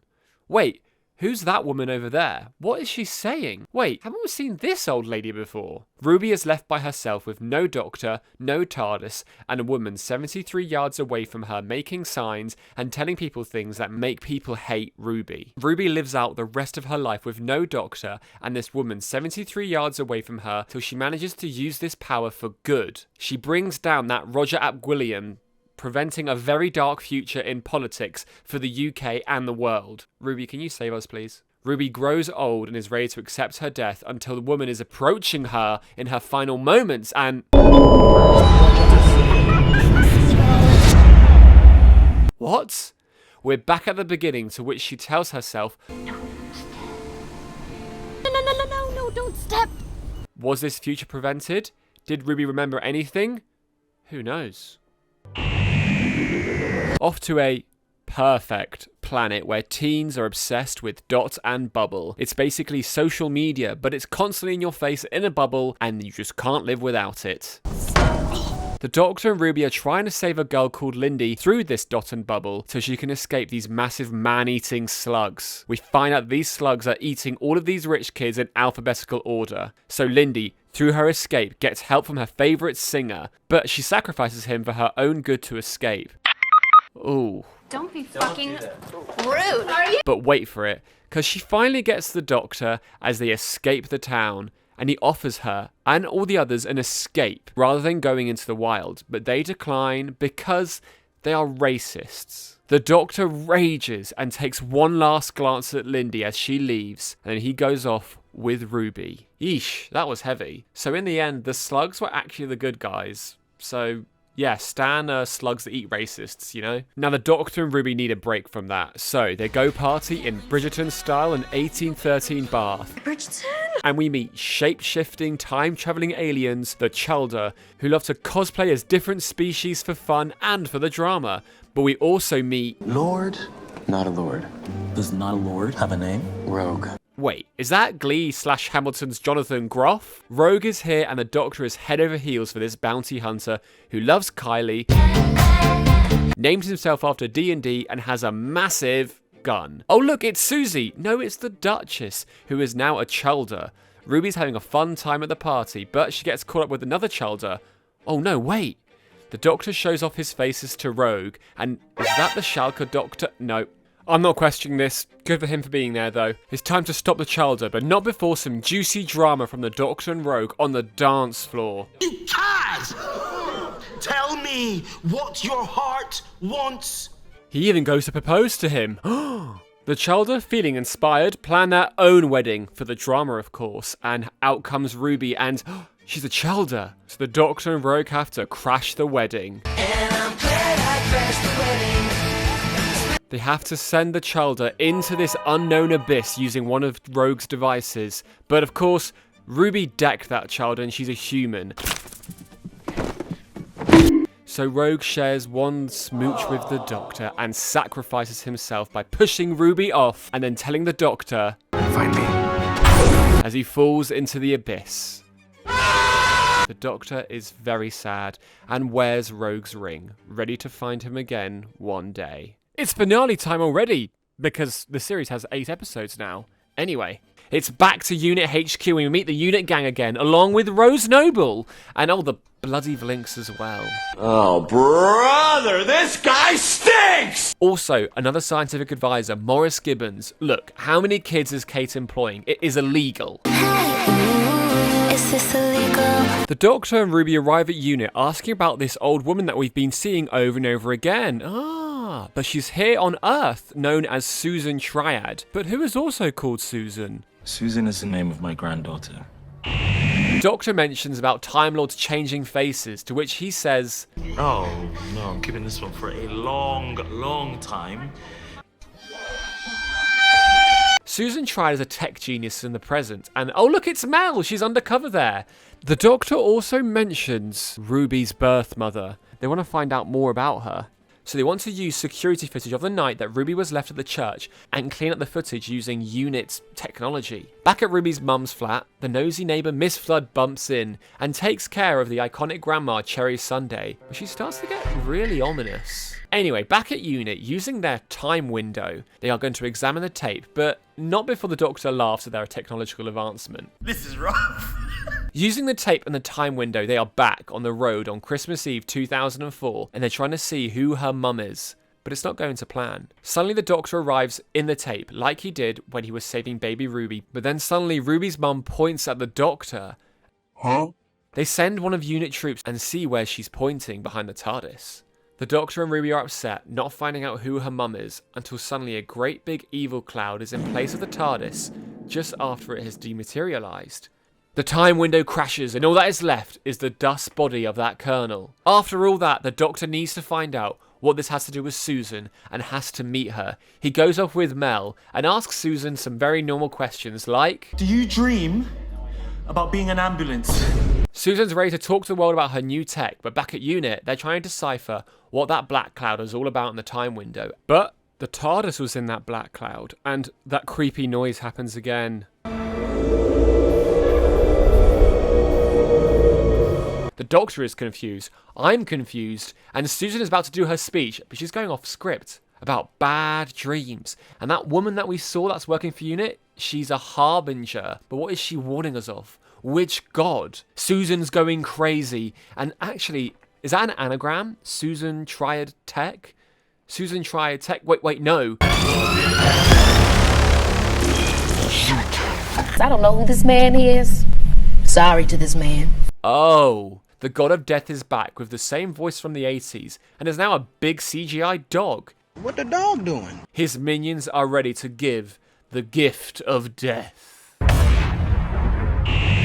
Before we go into the finale, the show released Tales of the TARDIS, a mini spin-off series of shortened classic episodes, but with little extra new scenes set in this memory TARDIS, with familiar faces such as Joe Grant and Clyde Langer, Vicky and Stephen, Ace and Seven, but also Ruby and 15 got one as well, with the Pyramids of Mars, introducing new fans to older episodes, but only available in the UK though. Good luck, rest of the world. Now, the finale. So, Sutekh is back, and he looked like this before, but now with that sweet, sweet Disney budget, he's a big unfriendly dog. Sutekh gets busy and blows his dust of death, and literally Thanos snaps the human race. Before all of that, the UNIT gang try to stop it. Rose is playing on her iPad, I guess, and they're dusted.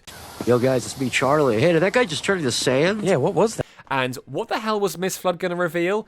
No time for that. Mel and the Doctor scoot out of there to join Ruby in the time window at UNIT HQ, and the TARDIS in the time window is actually a memory TARDIS. It's like a normal TARDIS, but a bit smaller, with every single TARDIS from each era mixed together. Ruby remembers this TARDIS into existence, and oh no, here is a doggo boy with the real TARDIS. What? Behind you! Look! Oh my god! And Sutekh reveals that he's literally been clinging onto the TARDIS ever since the 80s. Sutekh was smart enough to be part of the TARDIS and use it whenever they landed somewhere to drop a copy of the old woman called Susan everywhere to release his gift of death. So the Doctor is pretty pissed. He lost his TARDIS to a dog. The Doctor, Mel and Ruby escape in the memory TARDIS.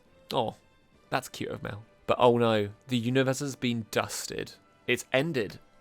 Again. After this, the Doctor goes to grab a spoon from Fleabag's sister in the future. Oh, it's to power this random screen that he got from UNIT that shows people their past when touching it. And Ruby's mum pointing? When Ruby touches it, she sees stuff that relates to her, including that Prime Minister from 73 Yards. So we find out Sutekh is really pissed because he doesn't know who Ruby's mum is, and he wants to know. That's why he's not killing the Doctor and Ruby. With the help of that screen, they find out the answers to find Ruby's mum are in 2046, where DNA testing is compulsory. So the Doctor gets a neat whistle.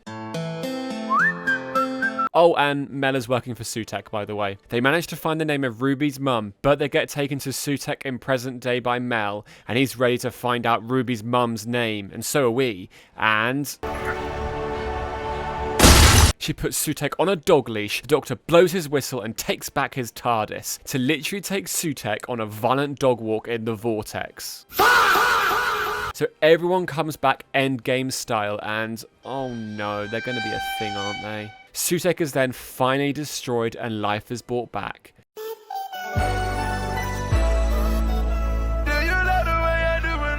Bye bye doggy. Everyone is literally fine in the end, including Susan, who ends up working for UNIT. So now it's time to find Ruby's mum, and she is the trickster. I'm just kidding, she's a woman called Louise, an ordinary human. Very Last Jedi. But wait, what was she pointing at? The trickster maybe? A Dalek fleet? Oh, no, a signpost. She was naming Ruby after the signpost. That was never there. Anyway, moving on. Ruby decides that she will stay on Earth with her mum and leave the Doctor. They leave on a tearful note and hug, and Miss Flood is talking to us, and... The Doctor. I'm sorry to say his story ends in absolute terror. What does she mean by that?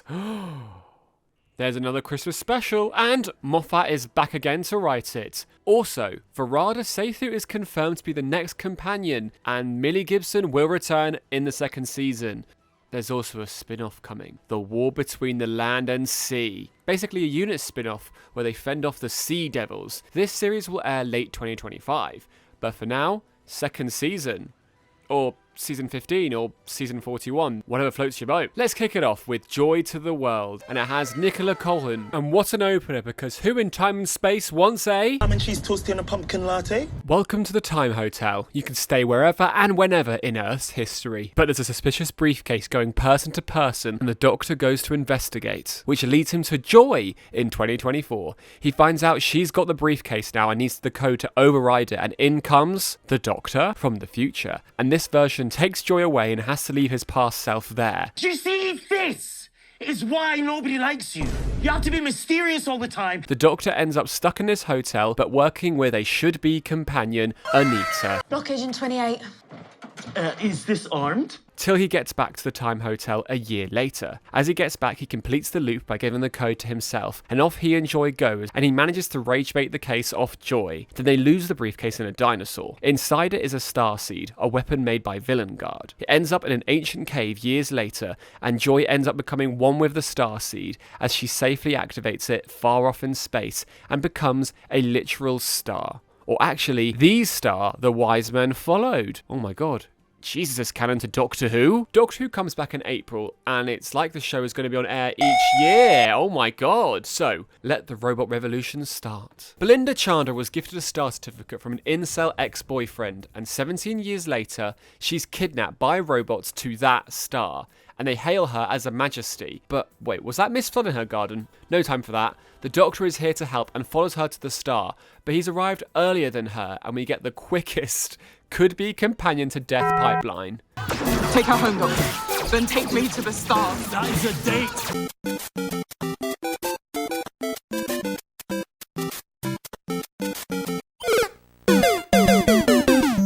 The Doctor and Belinda team up to take down the robot civilization, but they find out her ex, who gave her this star, is the head honcho and wants to marry her. He also has a star certificate from the future, to which both versions, hers and his, touch, and they experience time all at once. The Doctor manages to grab Belinda out and sees all of her history. Oh, and her ex? He's a sperm and an egg.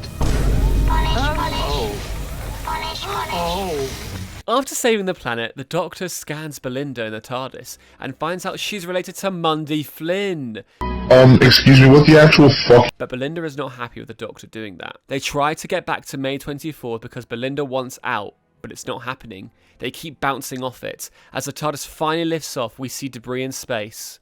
What has happened to Earth? Off to the cinema now in Miami 1952, and the Doctor is still trying to get Belinda home, but he has a Vindicator, which will help them find 2025 by landing in places. But they find a closed-up cinema where people have gone missing, and they go full Scooby-Doo to solve this mystery. You're Scooby-Doo. Honey, I'm Velma. And they meet with the literal cartoon. I'm Mr. Ring-a-Ding. Don't make him laugh. Why? Meet Lux, the god of light. He's taken the people and put them into film, sparing the owner of the cinema, but the Doctor and Belinda don't escape lightly. Go get him, girls! And Lux turns them Animated! Gosh, This is fun. They escape being a cartoon and try escape being in the film itself, but they're coming towards the screen. Wait, what? Huh? Oh my god. It happened. They exit a TV and they are in the living room of actual fans of the show. I knew this would happen because it was leaked online. The Doctor and Belinda find out that Doctor Who is a TV show. Go on then. What's your favourite adventure? Blink. Definitely Blink. Blink. Every time. Are you kidding? Why are they not choosing rogue choices? Vengeance on Varos, Heaven's Sent, I don't know, Love and Monsters, oh my god. I need to calm down. Everything's fine. Amanda. I'm an adult. They soon find out it's not actually real, and with some hopeful words, the Doctor and Belinda escape the film that Lux put them in, and they confront him one final time. Lux traps the Doctor and absorbs his regeneration energy as he goes from being 2D to a disgusting 3D creature. It's giving the cancelled 3D animated Yellow Submarine movie concept art. Ew. As he grows more and more, Belinda blows up a hole in the wall with the film in storage, and Lux is bathed in sunlight and becomes one with the light and disappears. Those victims are then released and the Doctor and Belinda leave. But what is she doing there? Still trying to get home with no success. No! They land in the far future to get another reading for the Vindicator. Also a really cool costume change. As they leave the TARDIS, they're launched out from a ship onto a planet with a whole space crew performing a rescue mission on a toxic mining planet. On this base, everyone has been killed except one sole survivor, a deaf girl called Alice, and what's on her back? The Doctor with the troop leader find out some shocking news though. 400,000 years ago, what was the planet called? It was called Midnight. Cool. Can you give me a sec? Alan, we are so fucked. That terrifying creature is back, murdering left, right and centre on people's backs. They save Alice, but in the chaos it jumps onto Belinda's back. The troop leader shoots Belinda to transfer the creature onto her back and sacrifices herself to kill the creature once and for all. The Doctor and Belinda leave, but they're pretty traumatised. And Miss Flood? One of the surviving troops is on the ship safely, till one of them stares at her back. Oh god, it survived, didn't it? We're in 2007 now, and the Doctor and Belinda power up the Vindicator, and they meet a kid called Conrad and give him 50p. To present day, he grows up and sees the Doctor again, with Ruby this time, where they've encountered an alien called the Shriek that bombs on their prey before eating them in a year's time. Oh, and he got vommed on, by the way. Later on, he falls for Ruby Sunday, and they start to date, and she visits his hometown, but he has tricked her the whole time to get Unit there to expose them. The only monsters out here are Unit. Unit are in hot water as Conrad is still trying to take them down and even breaks into the HQ, live streaming it all, but remember, he's marked by the Shriek and it's here ready to kill Conrad. Kate is really ready to kill him, but Ruby comes in and tases the creature, to which Conrad, still being a dick, At least your special effects are improving.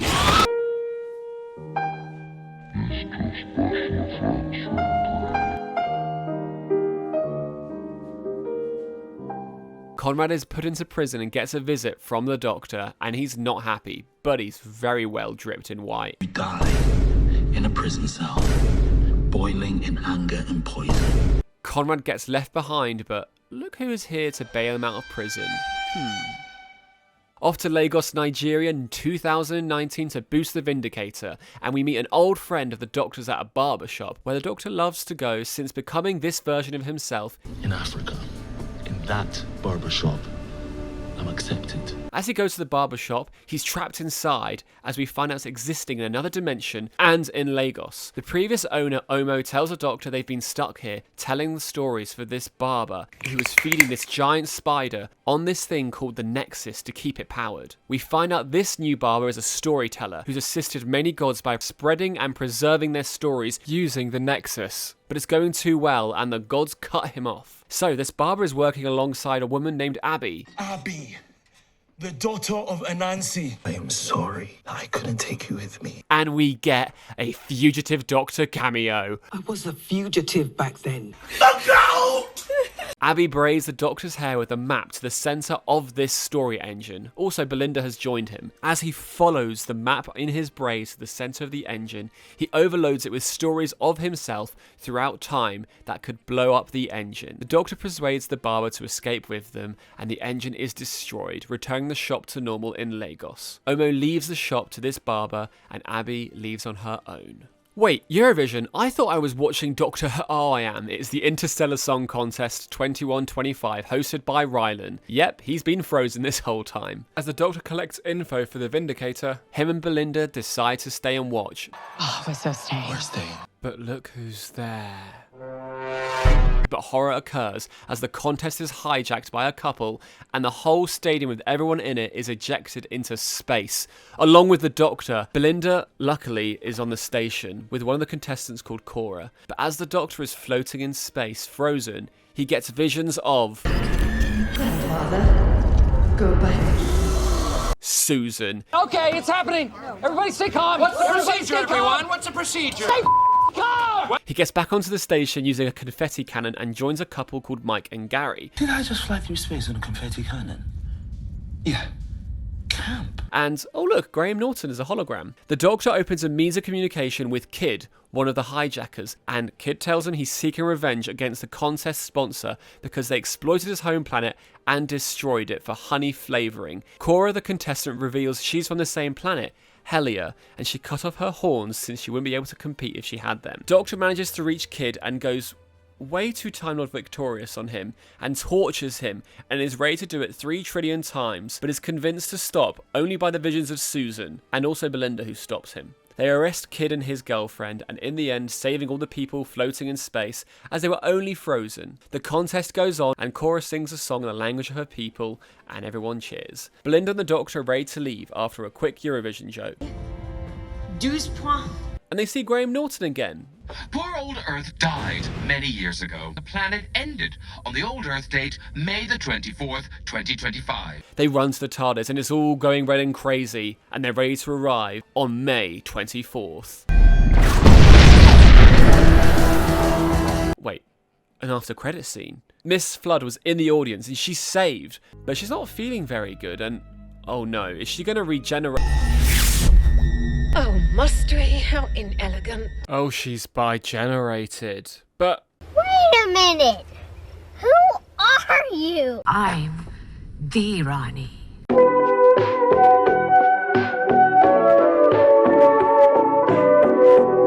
Oh lord, the Rani is here. So I guess Dugadoo didn't win the competition.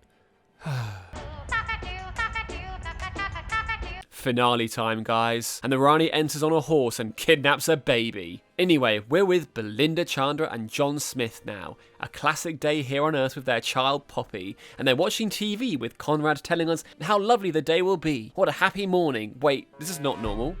Ruby arrives at their house asking for the Doctor, but people deem her as very suspicious. What is going on? Why is Mel their neighbour? What's with the bins? Off to work, and God, everyone is praising Conrad. The Doctor compliments Ibrahim but gets shamed for it. How can you find another man beautiful? A mug breaks. Back with Belinda and she forgot how she had Poppy. Another mug breaks. Belinda is losing it. The Rani is zooming on her hoverbike as Unit watches her. The Doctor also doubts who she is. In this high bone palace in the sky, the other Rani gives Conrad a sandwich, and we find out that baby from the beginning is the god of wishes. You're joking. Not another one? Anyway, that kid is powering this creepy world, so the Vindicator the Doctor has been using is now used by the Rani to power something. Back on Earth, Ruby joins Shirley, who is now living in a makeshift camp with other displaced disabled citizens. The group shares with Ruby their awareness of reality's altered state. Another mug breaks, explaining doubts are dangerous. The Doctor returns home from work and is watching TV, but suddenly, Susan appears, but then someone else is here. Remember, tables don't do that. Excuse me, what the actual fuck? Belinda calls in the Doctor's behaviour, and they're both taken in by the Rani in the Bone Palace. The Doctor and the Rani dance as she reveals who she really is to him. My name is the Rani. this reveal would have been so much better than what we got. She reveals her plan, and it's to bring back Omega. The first Time Lord. Oh my god. She destroys reality itself to bring him back, and the Doctor remembers who they really are. Then he's plunged to his death by the Rani as he claims, Eleventh Doctor! Poppy is real! okay, how is he going to get out of this one? Ding dong, did someone call room service? Anita is here and saves the Doctor in the nick of time. Wait, reality has restarted. It's May 23rd again, and we're back at the Time Hotel with Anita and the Doctor. She reveals she can open doors anywhere, and that time keeps on resetting on that same day. The Doctor and Anita go to grab Belinda and Poppy to save the world. They head to Unit and restore everyone's memories. Oh my god, bro. Oh, hell no, man. What the fuck, man? And we find out Conrad wished this reality into existence with the God Baby. And everyone is back in Unit. Movie Sunday! Melanie Bush! Rose Noble! Susan Triad! Kate Stewart! Miss Flood Ronnie! The Rani! The Rani explains how she survived using a time ring, and how she was Miss Flood living next door to Ruby and Belinda. The Rani goes off to destroy Unit with these bone creatures, and remember Susan? No, not that one, this Susan. She creates a box to save Poppy from slipping out of reality since she's a child of the Doctor, but Belinda refuses to leave her and gets boxed in with her for the remainder of the fight. Big lasers, big bone dog and explosions. Ruby teleports to Conrad to stop him, and the Doctor hoverbikes to the Rani, and Omega is here. The sassy looking Time Lord is back, and he's a big, bony baby. We were on the verge of greatness. We were this close. You can't keep getting away with it! He gobbles up the coolest Rani as Miss Flood escapes. Ruby manages to grab the Wish Baby and wishes for Conrad's happiness, and he disappears. Then the Doctor stops Omega using the Vindicator and blasts him back into the prison. Anyway, I started blasting. Bang! Wow. What a brief encounter.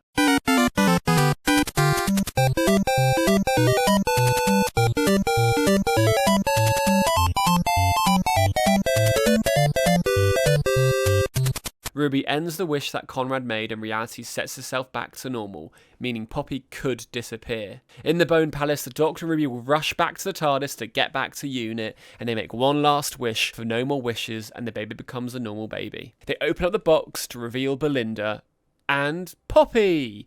The Wish Baby is fostered by Ruby's mum, and we join the gang in the TARDIS as Poppy is ready to start her new life with them. Ruby wonders why her memories stayed. The Doctor and Belinda discuss the future with Poppy, and... wait, where's Poppy? What's going on? You have a daughter, the two of you together. Only Ruby remembers Poppy, and they correct time and chuck the star certificate in space so the robots find it. Back to Unit, reality has shifted back to normal. Conrad's fine, Poppy's not here, but Ruby convinces the Doctor that she's missing, and everyone makes him realise that he has saved them all, to which Kate somehow gets to this conclusion. Sometimes I think we're all your children. Shut your fucking mouth! The Doctor knows they're missing one person, his daughter. So, the Doctor, Belinda, and Ruby are all remembering who Poppy is. This TARDIS team is going to find Poppy whatever it takes. They know she is out there. Before they head off, Unit ends up throwing a party, and the Doctor and Belinda dance the night away. But outside this party is a woman. It's Susan Foreman. As she watches from afar, she holds the hand of Poppy.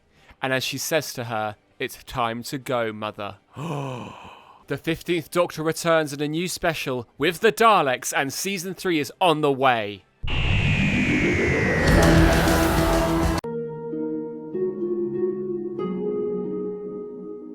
I'm just kidding. This doesn't happen whatsoever, but allegedly, through interviews and photos online, this could have been the original ending. I don't really want this. So let's get back to reality and see how this episode really ended. The Doctor rushes back to his TARDIS, ready to get Poppy back, and... Man, I like this face. Huh? You can't be going now. What? The TARDIS shows all their faces, and he proclaims... I was the best. But one Doctor's going to disagree. Okay, let's say this male. But don't tell the others. The 13th Doctor is here! She's ripped out of her timeline because apparently a massive time schism is about to happen because of the 15th Doctor. He's going to shift time with his regeneration energy to get Poppy back. This is gonna eat my soul. No chance of my generation. No chance of what? 13 gives him a hug. The Doctor even tells her, I love you, Doctor. I should say that to Yaz. 13 disappears and 15 is ready to regenerate. He pumps that energy into the TARDIS and breaks reality once again to restore one more life. He wakes up in Belinda's garden and sees that Poppy is back. But it's not his child, it's Belinda's with someone else entirely. And Belinda's story is rewritten. She always had Poppy, her whole history rewritten. Poppy's 100% human. And the Doctor is ready to leave because it's time to regenerate. He heads back to the TARDIS and leaves to change in front of the stars themselves. This has been an absolute joy. The 15th Doctor begins to regenerate and we say goodbye to 15. And we say hello to What? Billie Piper is here?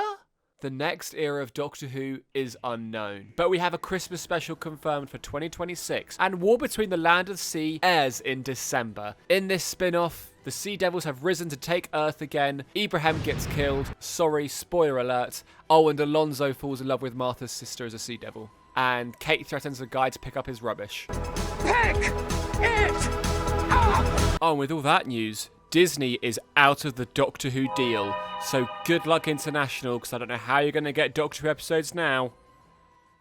Doctor Who has been going on for over 60 years, and it's somewhat fine, but we really went from this Let me go. Get back to the ship, child. to this. Oh, hello. And I can finally say, this was a somewhat complete goofy history of Doctor Who. So far. Thank you so much for tuning in, subscribing, commenting, and liking all of my videos. And if you haven't subscribed yet, then what are you doing? Do it! And like the video, please. Of course, I love to thank my Patreons, so that's Tori Malign, Aki665, Rachel Bard, Edgar Neubauer, Matt Grantham, Tyler, Sez Jones, Mediocre, and New Who View. If you can support me on Patreon, it would mean a lot. They're about to get a brand new video, a behind-the-scenes look at how I made the goofy history of Doctor Who. It will be made available on YouTube soon. And I know Classic Who was quite short, I will get down to making it much longer one day. I can't wait to see you in the next video where we look back at the Sarah Jane adventures. See you soon, bye!